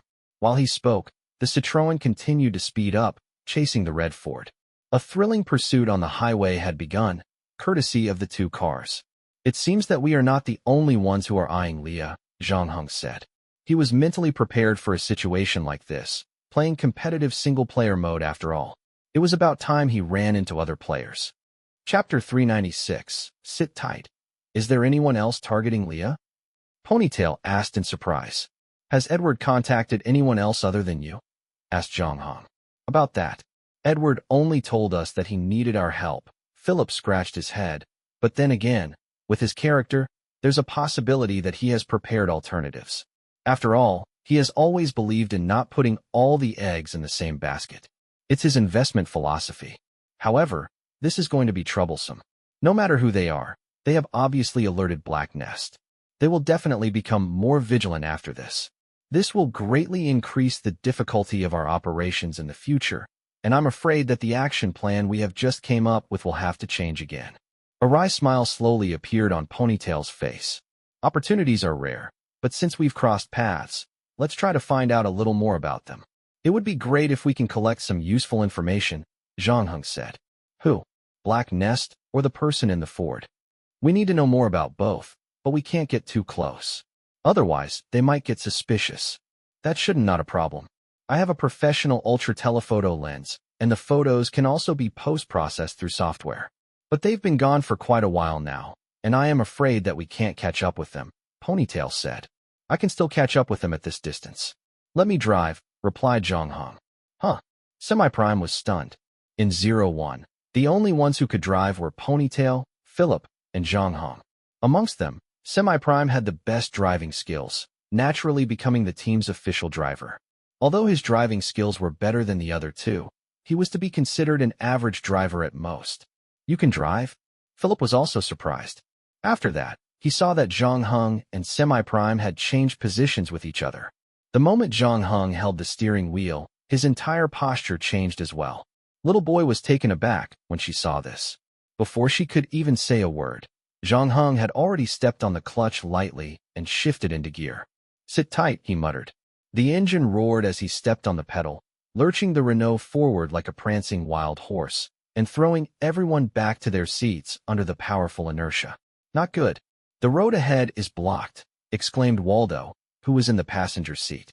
Although the Ford did not cause them to collide with the Citroën, the dangerous pursuit between the two cars had affected other vehicles on the highway, causing a series of accidents and making the situation even more chaotic. The erratic driving from the two vehicles resulted in a rear-end collision involving 4 cars, blocking 3 lanes. Other cars had to avoid the pile-up slowly, and the bottleneck was quickly turning into a jam. It was no wonder Waldo panicked. A big truck was moving slowly ahead of them, and at their current speed, the space left by the large truck was not enough for them to change lanes after passing where the accident happened. Well, should we slow down? Waldo nervously asked Zhang Heng in a trembling voice. He could hear his teeth chattering as he spoke. No, we can get past it. Zhang Heng's expression was still calm. Not only did he have no intention to slow down, he stepped on the gas even harder, putting the pedal to the metal. Are you sure about this? I haven't hacked into Scarlett Johansson's account yet. Seeing the two vehicles getting closer, Waldo could not help but let out a virgin's yelp. Seconds later, Zhang Heng pulled the handbrake and turned the steering wheel. The Renault Scénic's body drew a beautiful arc, sliding it into the left lane right into the path of one of the cars involved in the accident. Both vehicles got so close that Waldo could actually touch the car's hood. At the same time, thanks to Zhang Heng's lightning-fast reactions, he managed to squeeze into the gap between the rear of the truck and the front of the car that was involved in the accident with a perfect estimation of time and angle. If he reacted a second later, everyone would have died in a fatal car crash. Before the 01 guerrilla team could even catch their breath, they saw Zhang Heng pummeling the Renault into the traffic ahead again. Ponytail, Philip, and others hurriedly fastened their seat belts for the first time. On the other hand, Waldo, sitting in the front passenger seat, had closed his eyes in despair. The next 5 minutes would prove extremely tormenting for Waldo. It wasn't until he noticed that the car had slowed did he open his eyes. Is it done? Can I go to the toilet and throw up now? He asked with a greenish face. I just caught up to them, but I can't go any further. If I get closer, Black Nest's people will notice us. Zhang Heng said. Enough. It happened that the section of the road they were on now wasn't too congested. Ponytail unbuckled his seat belt, stood up, and poked a camera out of the panoramic sunroof. When he pinpointed the target, he adjusted the focal point and pressed the shutter button. Not to be outdone, the people from Black Nest were also very cautious. Although they were focusing on the Ford in front of them, the driver could still see some flashes behind him. The moment they turned their heads, Zhang Heng instantly moved the Renault behind a pickup truck. Ponytail ducked nervously. He couldn't wait to check the photos he had just captured. How did it turn out? Asked the semi-prime on the side. We are in luck. I managed to take a picture of the Citroën driver, but I only managed to capture a quarter of the Ford driver's face, Ponytail said, before preparing to stand up for a better shot. Suddenly, the red Ford in front of them pulled to the side of the road without any warning. After that, the driver came down from the car and, ignoring the surrounding vehicles, he climbed over the fence that was lining the roadside. It turned out that he had parked beside a bridge that was over 100 meters above a raging river below it. At such a height, jumping off a bridge was no different than jumping off a tall building. At the same time, the Citroën in pursuit came to a stop as well. Four men with guns subsequently alighted the car and started shouting. With no hesitation whatsoever, the driver of the red Ford suddenly jumped off the bridge. The members of 01 were completely stunned. Did he just kill himself? Little boy asked after a short moment of silence. Theoretically, yes. Zhang Heng said. Unless he were Captain America, he would have surely been killed by the impact of landing on the water. However, if the driver was a player, he might survive the jump with the help of game items. Naturally, players could achieve wondrous miracles with them. If the driver of the red Ford really intended to commit suicide, there were many more ways to do it. The easiest way was to ram the Citroën at full force, causing a collision bad enough to kill the occupants of both cars. Nonetheless, seeing how he chose to abandon the car and jump down from the bridge, there was a low possibility that he was attempting suicide. Chapter 397. La Grenouille Verte. The suicide of the Ford driver impacted the 01 guerrillas significantly. To help Edward, they had voluntarily stepped forward, attacking Black Nest's project to uphold justice and protect internet freedom. They were certainly not inspired by superheroes and were simply an ordinary group of people at best. Reality was way crueler than they had thought, especially after seeing four gun men exiting the Citroën. They finally realized how dangerous this whole thing was, and whether they wanted it or not, they were now involved in it. All five attempted to put themselves in the shoes of the driver of the red Ford, deducing that he must have had no other option but to kill himself. It appeared he would rather do that than to beg Black Nest to spare his life. Everyone in the Renault fell silent. Whoever here that's starting to regret, it's not too late to quit now. Zhang Heng was the one who spoke up, leaving little boy clueless as to how someone could still remain so calm at a time like this. He drove past the accident site at a steady speed, as if nothing had happened. The members of the 01 guerrillas were undoubtedly excellent in their respective fields. As long as they were assigned to the right task appropriately, they could provide unparalleled technical support. However, Zhang Heng could not force them to participate in something so dangerous. It was better to give them an option to leave now rather than allowing an unsuspecting member to suffer extended psychological damage later on. Are you kidding me? Do you think such things scare us? Little boy was the first to speak up. Zhang Heng was mindful of not embarrassing her in front of the team. When the Ford driver jumped off the bridge, her body had started shaking. It was probably her first time witnessing somebody dying at such close proximity, and besides, there was a possibility that they too would end up like him. Philip wanted to say something, and even though he had opened his mouth, he decided to keep mum. Nevertheless, the calmest person among the five turned out to be semi-prime, only speaking when necessary. We already know that this is a dangerous journey, don't we? The right choice is always the hardest choice to make. Think of Assange, Aaron Swartz. No offense, I like Aaron too, but I don't think it's a good time to mention his name, Waldo said. But I don't plan to leave. I once got into big trouble. Edward helped me settle it. So, for me, this operation is more than simply upholding justice. Philip sighed again. I can't imagine what my future daughter's life would be like if she lived in a world ruled by toes. Wait, so it'll be okay if you get a son? Yes. Philip thought on it for a while, then affirmed, Yup, if it is a son, he will be fine. I'm glad we have once again reached a consensus, Ponytail said with clasped hands. Amid the group's discussion, he had been working on completing the photo's processing. The man in the picture had a pair of blue eyes and a hooked nose, looking somewhat like a vulture. Ponytail then sent the photo to Waldo. Leave it to me, Waldo nodded. It took him only 2 minutes before he found the online account of the hooked-nosed man, but it took almost 20 to hack into his account. Are you in trouble? Give me 5 more minutes, replied Waldo. He didn't look up, eyes focused on the screen and his fingers busily tapping away on the keyboard. Okay. 5 minutes later, Waldo finally let out a sigh of relief. Vincent Nasseri. This guy is ruthless. His parents are not French. He grew up in Belgium and joined the Foreign Mercenary Army when he was 19, stayed there for 5 years, before disappearing for 3 years. There were rumors that he was doing the 7th Division's bidding, dealing with things the government didn't want to get their hands dirty with. I just hacked into the 7th Division system, and the rumors are true. This guy killed an entire village, including women and children, in a certain operation in Africa. The government was supposed to eliminate him in that village, but someone saved him, gave him French citizenship, and asked him to join Black Nest. He is now the leader of Black Nest's Secret Operations 2nd Squadron. Wait, you hacked into the 7th Division system in only 25 minutes? Since when you became this good? Philip frowned. Can't you let me brag for a minute? Well, it's actually not that exaggerated. Remember how I kept asking you questions about security last year? I sneaked in during that time, and they didn't find out. It's still there, but I rarely go in for a stroll. How about the Ford driver? Zhang Heng asked, caring more about the person he suspected was a player. He covered his face when he abandoned the car, and I only managed to recover a quarter of his face from the side. It wasn't easy to look him up in the system, but it doesn't matter anymore. He's dead, sighed Waldo with outspread hands. Black Nest and their goons will find a way to salvage his body and figure his identity, said Ponytail. He had noticed Zhang Heng's particular interest in the driver of the Ford. After thinking for a moment, he said to Little Boy, We have Vincent's cell phone number.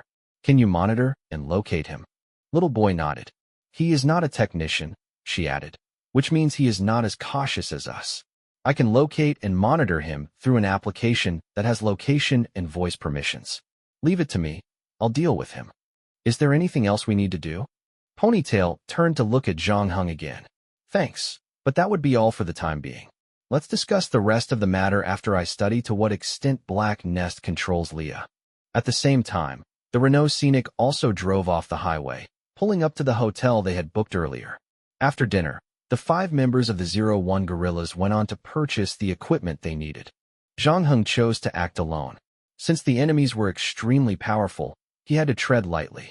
Instead of driving a rented car, he got himself a cab and went to a bar called La Grenouille Verte. It was 11:54 at night when Zhang Heng entered the bar.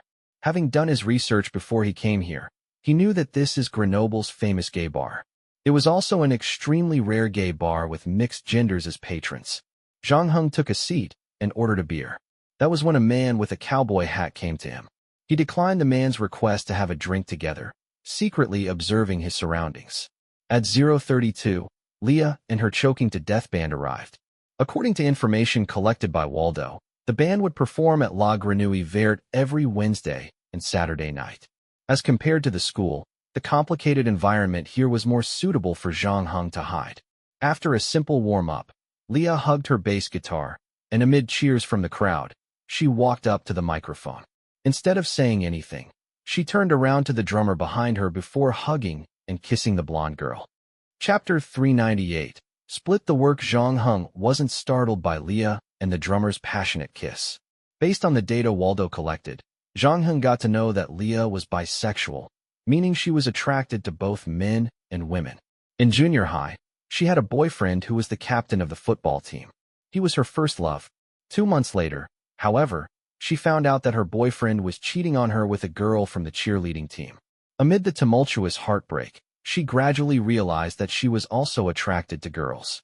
Following that, she had 3 girlfriends, the blonde drummer being the third. They got together 6 months ago, and from her correspondence with Gaspard, Zhang Heng could tell that she was also interested in him. In general, most people looked better in pictures than in person. Leah was an exception, though even more beautiful in person. With her iconic short blue hair and piercing eyes as clear as Lake Tignes, she dazzled on the stage, like an ice cube falling into a whiskey glass. But Zhang Heng only looked at her twice before withdrawing his gaze. His focus tonight wouldn't be on her. Through observation, Zhang Heng was able to determine that Black Nest had sent 2 of their people to La Grenouille Verte and also controlled the CCTV in the bar. On top of that, there were 3 other suspicious individuals Zhang Heng was unable to identify. This was just the setup inside the bar. There would be even more of Black Nest's people stationed outside. Black Nest had obviously invested a lot of resources on Leah. All that was left for them to do was wait for their prey to take the bait. It had been less than 40 minutes since Zhang Heng entered the bar, and he had already rejected 3 people who attempted to strike a conversation with him. He clearly stuck out like a sore thumb, and if this went on, it would undoubtedly raise Black Nest's suspicions. Knowing that he had been noticed, Zhang Heng paid for his drinks and prepared to make a move. As he proceeded to the entrance, something stopped him in his tracks. A man with piercings on his right ear caught his eye. The man was sitting in a 3-person booth. His companion opposite him was chatting away, but the man appeared distracted. His eyes would periodically dart to Leah, who was on the stage. His surreptitious glances toward the stunning woman told of his attractions. Zhang Heng only noticed it after watching him for a while. The man's appeared to be growing more and more annoyed by the minute. Not only because the translator he hired for 200 euros wouldn't stop talking, but more importantly, he had no idea how to take Leah away from Black Nest's watchful eyes. Just about then, a person abruptly sat down on the empty seat in his booth, not even bothered to say hi. Before the man with the ear piercing could say anything, his companion hissed at the newcomer. "What the hell are you doing? Can't you see we're on a date? I just need a few minutes of your time. I'd like to speak to him." Zhang Heng pointed at the man with the ear piercing. "Tell him that he'd better get out of my sight before my fist ends up on his face," the man told his companion in English. He was obviously in a foul mood. "Your fists better be better than your driving skills," Zhang Heng replied directly to him in English as well. The man with ear piercing seemed taken aback. He reached down for something at his waist, but Zhang Heng noticed it and instantly stopped him. "Do you really want to fight?" the translator growled as he rolled up his sleeves. Unfortunately, his beer belly could have been a little smaller and his movements a little more subtle. But the man with ear piercing said, "That's enough. You can leave now. Did you hear that, kid?" Beer belly hissed at Zhang Heng, trying to look threatening, but failing miserably. "I meant you." The man with ear piercing took out 100 euros from his wallet and handed it to the translator. "You did very well. This is the remaining payment. That's all for today." "Really?" Beer belly was confounded, glancing back and forth at his client and Zhang Heng. Then, as if something clicked, he smiled meaningfully at the pair, took the cash without protest, and said, "I'll get going then. You guys have fun. You have my number. Call me if you need a translator again." The man with the ear piercing waited until the translator left before he continued. "How did you recognize me?" He spoke in Mandarin, but with the mini rock concert blaring in the background, there was no need to worry about anyone overhearing their conversation. Zhang Heng pointed at the mole at the man's neck. "I was following you when you were racing with the Black Nest people. It was then that I managed to capture a quarter of your face on the camera. I didn't think I would be able to find you with the photo." The man with ear piercing cursed under his breath. Instead of warming up, he glared at Zhang Heng renewed hostility. "Which side are you on?" he asked. "If I'm standing on Black Nest's side, do you think you'd still be able to walk out of this bar?" Zhang Heng retorted. "Oh, by the way, the whole jumping into the water thing was done beautifully. Damn, I didn't expect those guys to be that ruthless. I was only going to kidnap someone to get a picture of the situation, but their backup arrived in 10 minutes and killed my friend." "Your friend?" "A police officer who had been investigating online fraud. He got dismissed. He discovered Black Nest through a hacker and found something fishy about toes. A guy claiming himself to be Edward contacted him and told him that if he wanted to know the truth, he would have to save Elle from Black Nest." "It looks like we have the same target then," Zhang Heng nodded. "So what's your plan?" A look of wariness reappeared on the man's face. "Why don't you tell me about your plan first?" At the moment, it's going to really difficult for any of us to take Leah under Black Nest's nose, so the only way around it is for us to work together. The situation had now changed. Since the man with the ear piercing had raised the alarm, Black Nest had increased surveillance and the number of goons around Leah. Zhang Heng really didn't know what to do in a situation like this, but since he had found a new helper, he might as well seize the chance. The man thought about it for a while before saying, "All right, but I'm used to working on my own. I don't like having someone to slow me down. We can split the work. Each of us will be in charge of one part. That shouldn't be a problem, right?" Zhang Heng replied. The man was very cautious, wanting to leave no stone unturned. "So, who's going to decide how the tasks are divided?" he questioned rhetorically. "We'll decide the tasks first, and then you choose." The man felt a bit embarrassed when he heard the answer. "Actually, we can throw a dice to make sure it's fair," he went on to suggest. "There's no need for that. You can go ahead and decide." Zhang Heng shook his head. "Also, we can use this opportunity to exchange intel. You ask one question, and I'll ask one." Perhaps it was Zhang Heng's generosity that won the man over. He answered readily, "Fine. Then you ask first." Chapter 399. I have bad news. Where did you meet that cyber enforcer? On the travel bus, from Toulon to Marseille. He was holding a laptop, and he was the only person on board who could speak English. I had no other choice. How about you? Monaco, casino. I met a young couple that hacked poker machines. Do you speak French? Yes. You're so lucky. It's nice to enter a quest with no communication barriers. The man with piercings sounded envious. Zhang Heng simply smiled. Sorry, I just asked 2 questions. Man with piercings was very cautious. He was also very upright and insisted on not taking any advantage. He was also a relatively alert person. Those who were not cautious wouldn't be able to survive a competitive mode quest. This made Zhang Heng regret his previous proposal about the division of labor. Have you met other players? No, I came here from Marseille. You are the first player I met. The answer of the pierced man also confirmed Zhang Heng's conjecture that each player would be placed far apart from each other.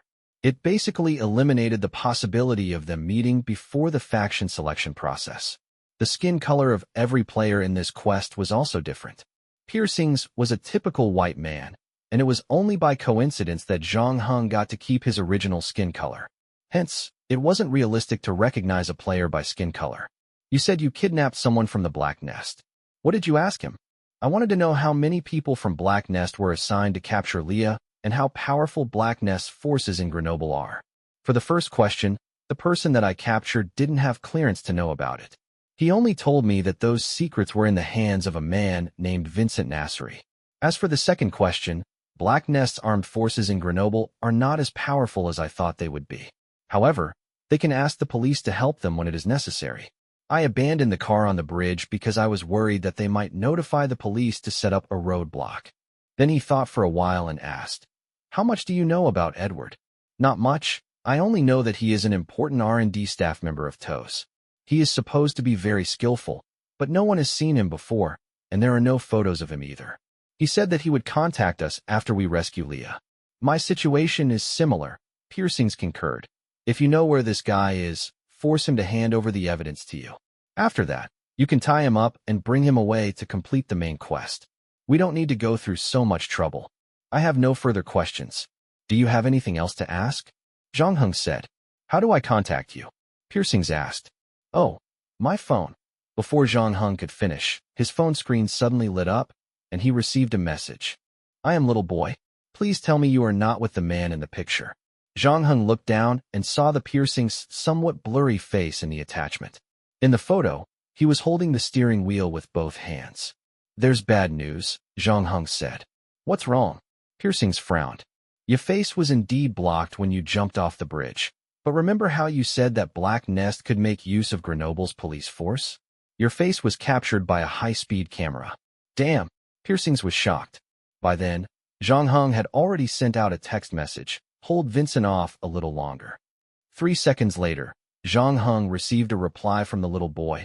I turned off his cell phone and blocked the call, but there are other people around him.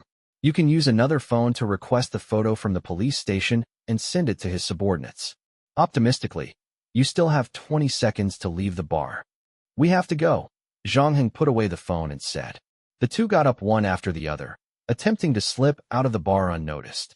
Moments later, all the bar's patrons suddenly stood up. Leah said over the microphone, "Okay, it's tonight's bonus event. Please hold the hands of the people around you. Don't be shy. It's okay if you don't know each other. We are a family. Let's sing together." Piercings fiercely glared at a random man in the bar who tried to grab his hand. However, amid the obstruction by the flow of people, Zhang Heng noticed that the screens of several mobile phones flickered almost simultaneously. Two men were standing near the door, and they reached out and took out their phones from their pockets. "It's too late," Zhang Heng said. Glancing around him, he spotted a toilet sign. "Go over there." Black Nest goons in the bar had received a photo from Vincent. The person in it looked familiar. They had been observing every single customer in the bar and had already spotted the man with piercings for a long time now. When they saw the photo, they immediately remembered who the person was. However, when they turned around, the man with piercings had disappeared. The Asian who was with him was gone as well. The bar was not that big. They had appointed someone to guard the door, and if they failed to locate them after looking around, they would know that they must be in the toilet. Zhang Heng and Piercings were now in the men's toilet. It had no windows. There was an exhaust fan in the southwest corner. Piercings stepped on the urinal with one foot and placed the other on the wall to remove the exhaust fan mounted around 8 feet. He did not expect it to be so firmly installed. As he was just beginning to break a sweat, Zhang Heng tossed a screwdriver to him. "Really? The world has people who come to the bar with this kind of stuff on them." Piercings were shocked. "Stop talking nonsense and quickly disassemble it." Zhang Heng had temporarily assembled a screwdriver with the infinite building block. He had tested it before, where if the item was just an ordinary object, the system wouldn't notify players that it was a game item. In contrast to Piercings, Zhang Heng wasn't that worried if they could leave the bar safely because he still had the evil wall with him. If the current method failed, he could melt the wall in front of him right away. The evil wall had a limited number of uses, though, so he was reluctant to use it unless it was his last resort. His relationship with Piercings was also limited to this cooperation, and Zhang Heng surely didn't want to expose his trump card so quickly. As Piercings frantically unscrewed the mountings of the ventilator, Zhang Heng looked for something to block the toilet door. After a while, they heard someone kicking on the door. Fortunately, Piercings had managed to remove all the screws in time. Seeing that the exhaust fan was now loose, he tossed the screwdriver away and pulled it out with force. After a short hesitation, he looked at Zhang Heng and said, "You go first," before drawing the pistol from his waist. He then crouched down, aiming in the direction of the toilet's door. There was no time for niceties. Zhang Heng picked up the screwdriver on the ground, stepped onto Piercing's back, and pulled himself into the hole of the vent. Chapter 400. Homegrown. Zhang Heng climbed out the other side of the vent. In the toilet, the door shook violently, threatening to come apart at any moment. For good measure, Piercings fired 2 shots to keep the people outside from kicking the door down. Having no desire to fight whoever was on the other side of the door, he quickly climbed up the vent. Zhang Heng reached out to pull the man out of the vent. When the two of them were clear of the bar, Little Boy sent a third message. "Vincent will be there in about 5 minutes, but Black Nest's men have the bar surrounded." "I see them." Zhang Heng saw some figures appearing at the entrance of the alley behind the bar. At the same time, the other party spotted Zhang Heng and Piercings as well. One of them immediately pointed his gun and shouted, "Don't move." Before he could pull the trigger, the two were already on the other side of the alley, crossing it and turning to the road. This, however, did not mean that they were safe. Other than the ones in the alley, Black Nest personnel who stood guard outside the bar were now rushing over from the street next door. "Any plans in mind?" Piercings asked as they ran. "What about you?" "I'm going to find a river." The man clearly had some kind of item that allowed him to jump safely into a river. It caused him to develop the habit of looking for it whenever he was in danger. "Then we'll probably have to split up," replied Zhang Heng. "All right, you can go ahead. I can buy you a few more minutes, depending on the situation, though I cannot guarantee for sure if I'm going to stay. If there is actual danger, I'll have to split first." Piercings handled the gun skillfully, leaving Zhang Heng wondering if the man had got his training in quests or real life. Zhang Heng preferred the latter because the man had a proper aim. He had probably invested a lot of time and effort honing his skills, not to mention how sharp he was at counter-surveillance. Had it not been for the mole on his neck, Zhang Heng would have never recognized the man in the bar. Based on these things, Zhang Heng concluded that the man was very likely a police officer in real life. The two exchanged numbers. Then, without warning, Piercing suddenly raised his gun and fired a shot at a head that suddenly popped up from behind the alley. "This is it. Let's split up now." As soon as he said that, Piercings ran toward the other side of the street. When he took off, he glanced at where Zhang Heng was standing from the corner of his eyes and saw that he had disappeared. Piercings blinked. Game item. He then saw Zhang Heng's figure above a post office that was closed. Zhang Heng had already climbed up the metal shelf outside the building and jumped onto the canopy when Piercings raised his gun. The unplastered retro-style brick wall provided him good grooves and traction, and he took only 5 seconds to scale to the windowsill on the second floor. He proceeded to climb to the top of the building. The gunshots behind Piercings reminded him that his pursuers were closing in on him. "Seriously?" he exclaimed with a grunt. Audacious Sandero had joined the men in the alley in pursuit of him. Piercings ducked behind a trash can. He could hear the engine drawing closer and closer. He knew that if he were surrounded, he could be in real trouble. He found himself regretting that he tried to be a hero. If he had known that Zhang Heng could climb the wall so quickly, he would have left the responsibility of drawing away their pursuers to him. It was too late now, though. Piercings raised his weapon again and fired 5 shots at the window of the cafe across the street, leaving spiderwebs of cracks on the large glass pane. Then, with gritted teeth, he shielded his head with his leather jacket and rammed the glass window, sending a shower of broken glass on himself and into the coffee shop as he fell in. Ignoring cuts and bruises, he rolled off the ground and sprinted toward the back door. Zhang Heng looked at the city map on his phone. The Isère River was only 1 kilometer away. Piercings should be able to make it there without a problem. As Zhang Heng looked on, someone spotted him. Zhang Heng started running, and it wasn't until the people chasing him were out of sight that he stopped to catch his breath. He looked around, and a subway station nearby caught his attention. Without thinking twice, he jumped off the roof of a pet shop and bought a hat from the homeless man at the entrance of the subway for 10 euros. Putting it on to cover his face, he rushed into a train before its doors closed. During the train ride, Little Boy sent him a video. Piercings looked like a mess as he retreated and fought all the way to Isère. He was about to be captured by the enemy when the highway incident reoccurred. He had jumped into the river. Your cover was blown, but Waldo hacked into the bar's system and replaced all your photos and personal information. "Thank you," Zhang Heng said. "I'm coming back." 10 seconds later, Little Boy sent him the subway map with the route back to the hotel marked out for him. 1 hour later, Zhang Heng returned to the hideout. Ponytail cautiously peeked around at the corridor to ensure that Zhang Heng wasn't followed before closing the door behind him. "What should we do? The surveillance cameras at the bar aren't connected to the web, and I can't do anything. They managed to capture you, so you can't show your face to Black Nest's people. How should we proceed with the next part of the mission?" he asked. On top of that, after 2 incidents, Black Nest will surely increase surveillance in places Leah frequents. "They'll be able to spot suspicious individuals right away," said Philip. "We have no way of getting close to her." "Then, we'll make her come to us," Zhang Heng said. "Huh, we'll make her come to us. You guys are right.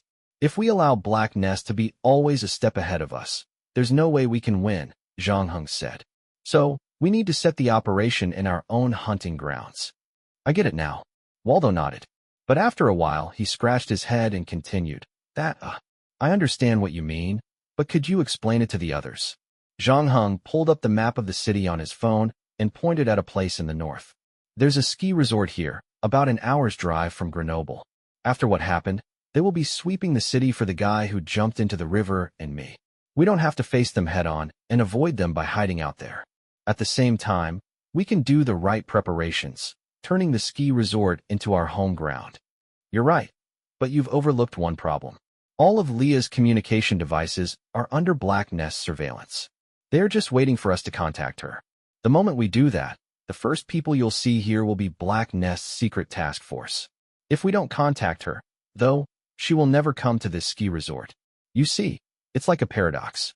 It's skiing season now, but Leah is no ski enthusiast.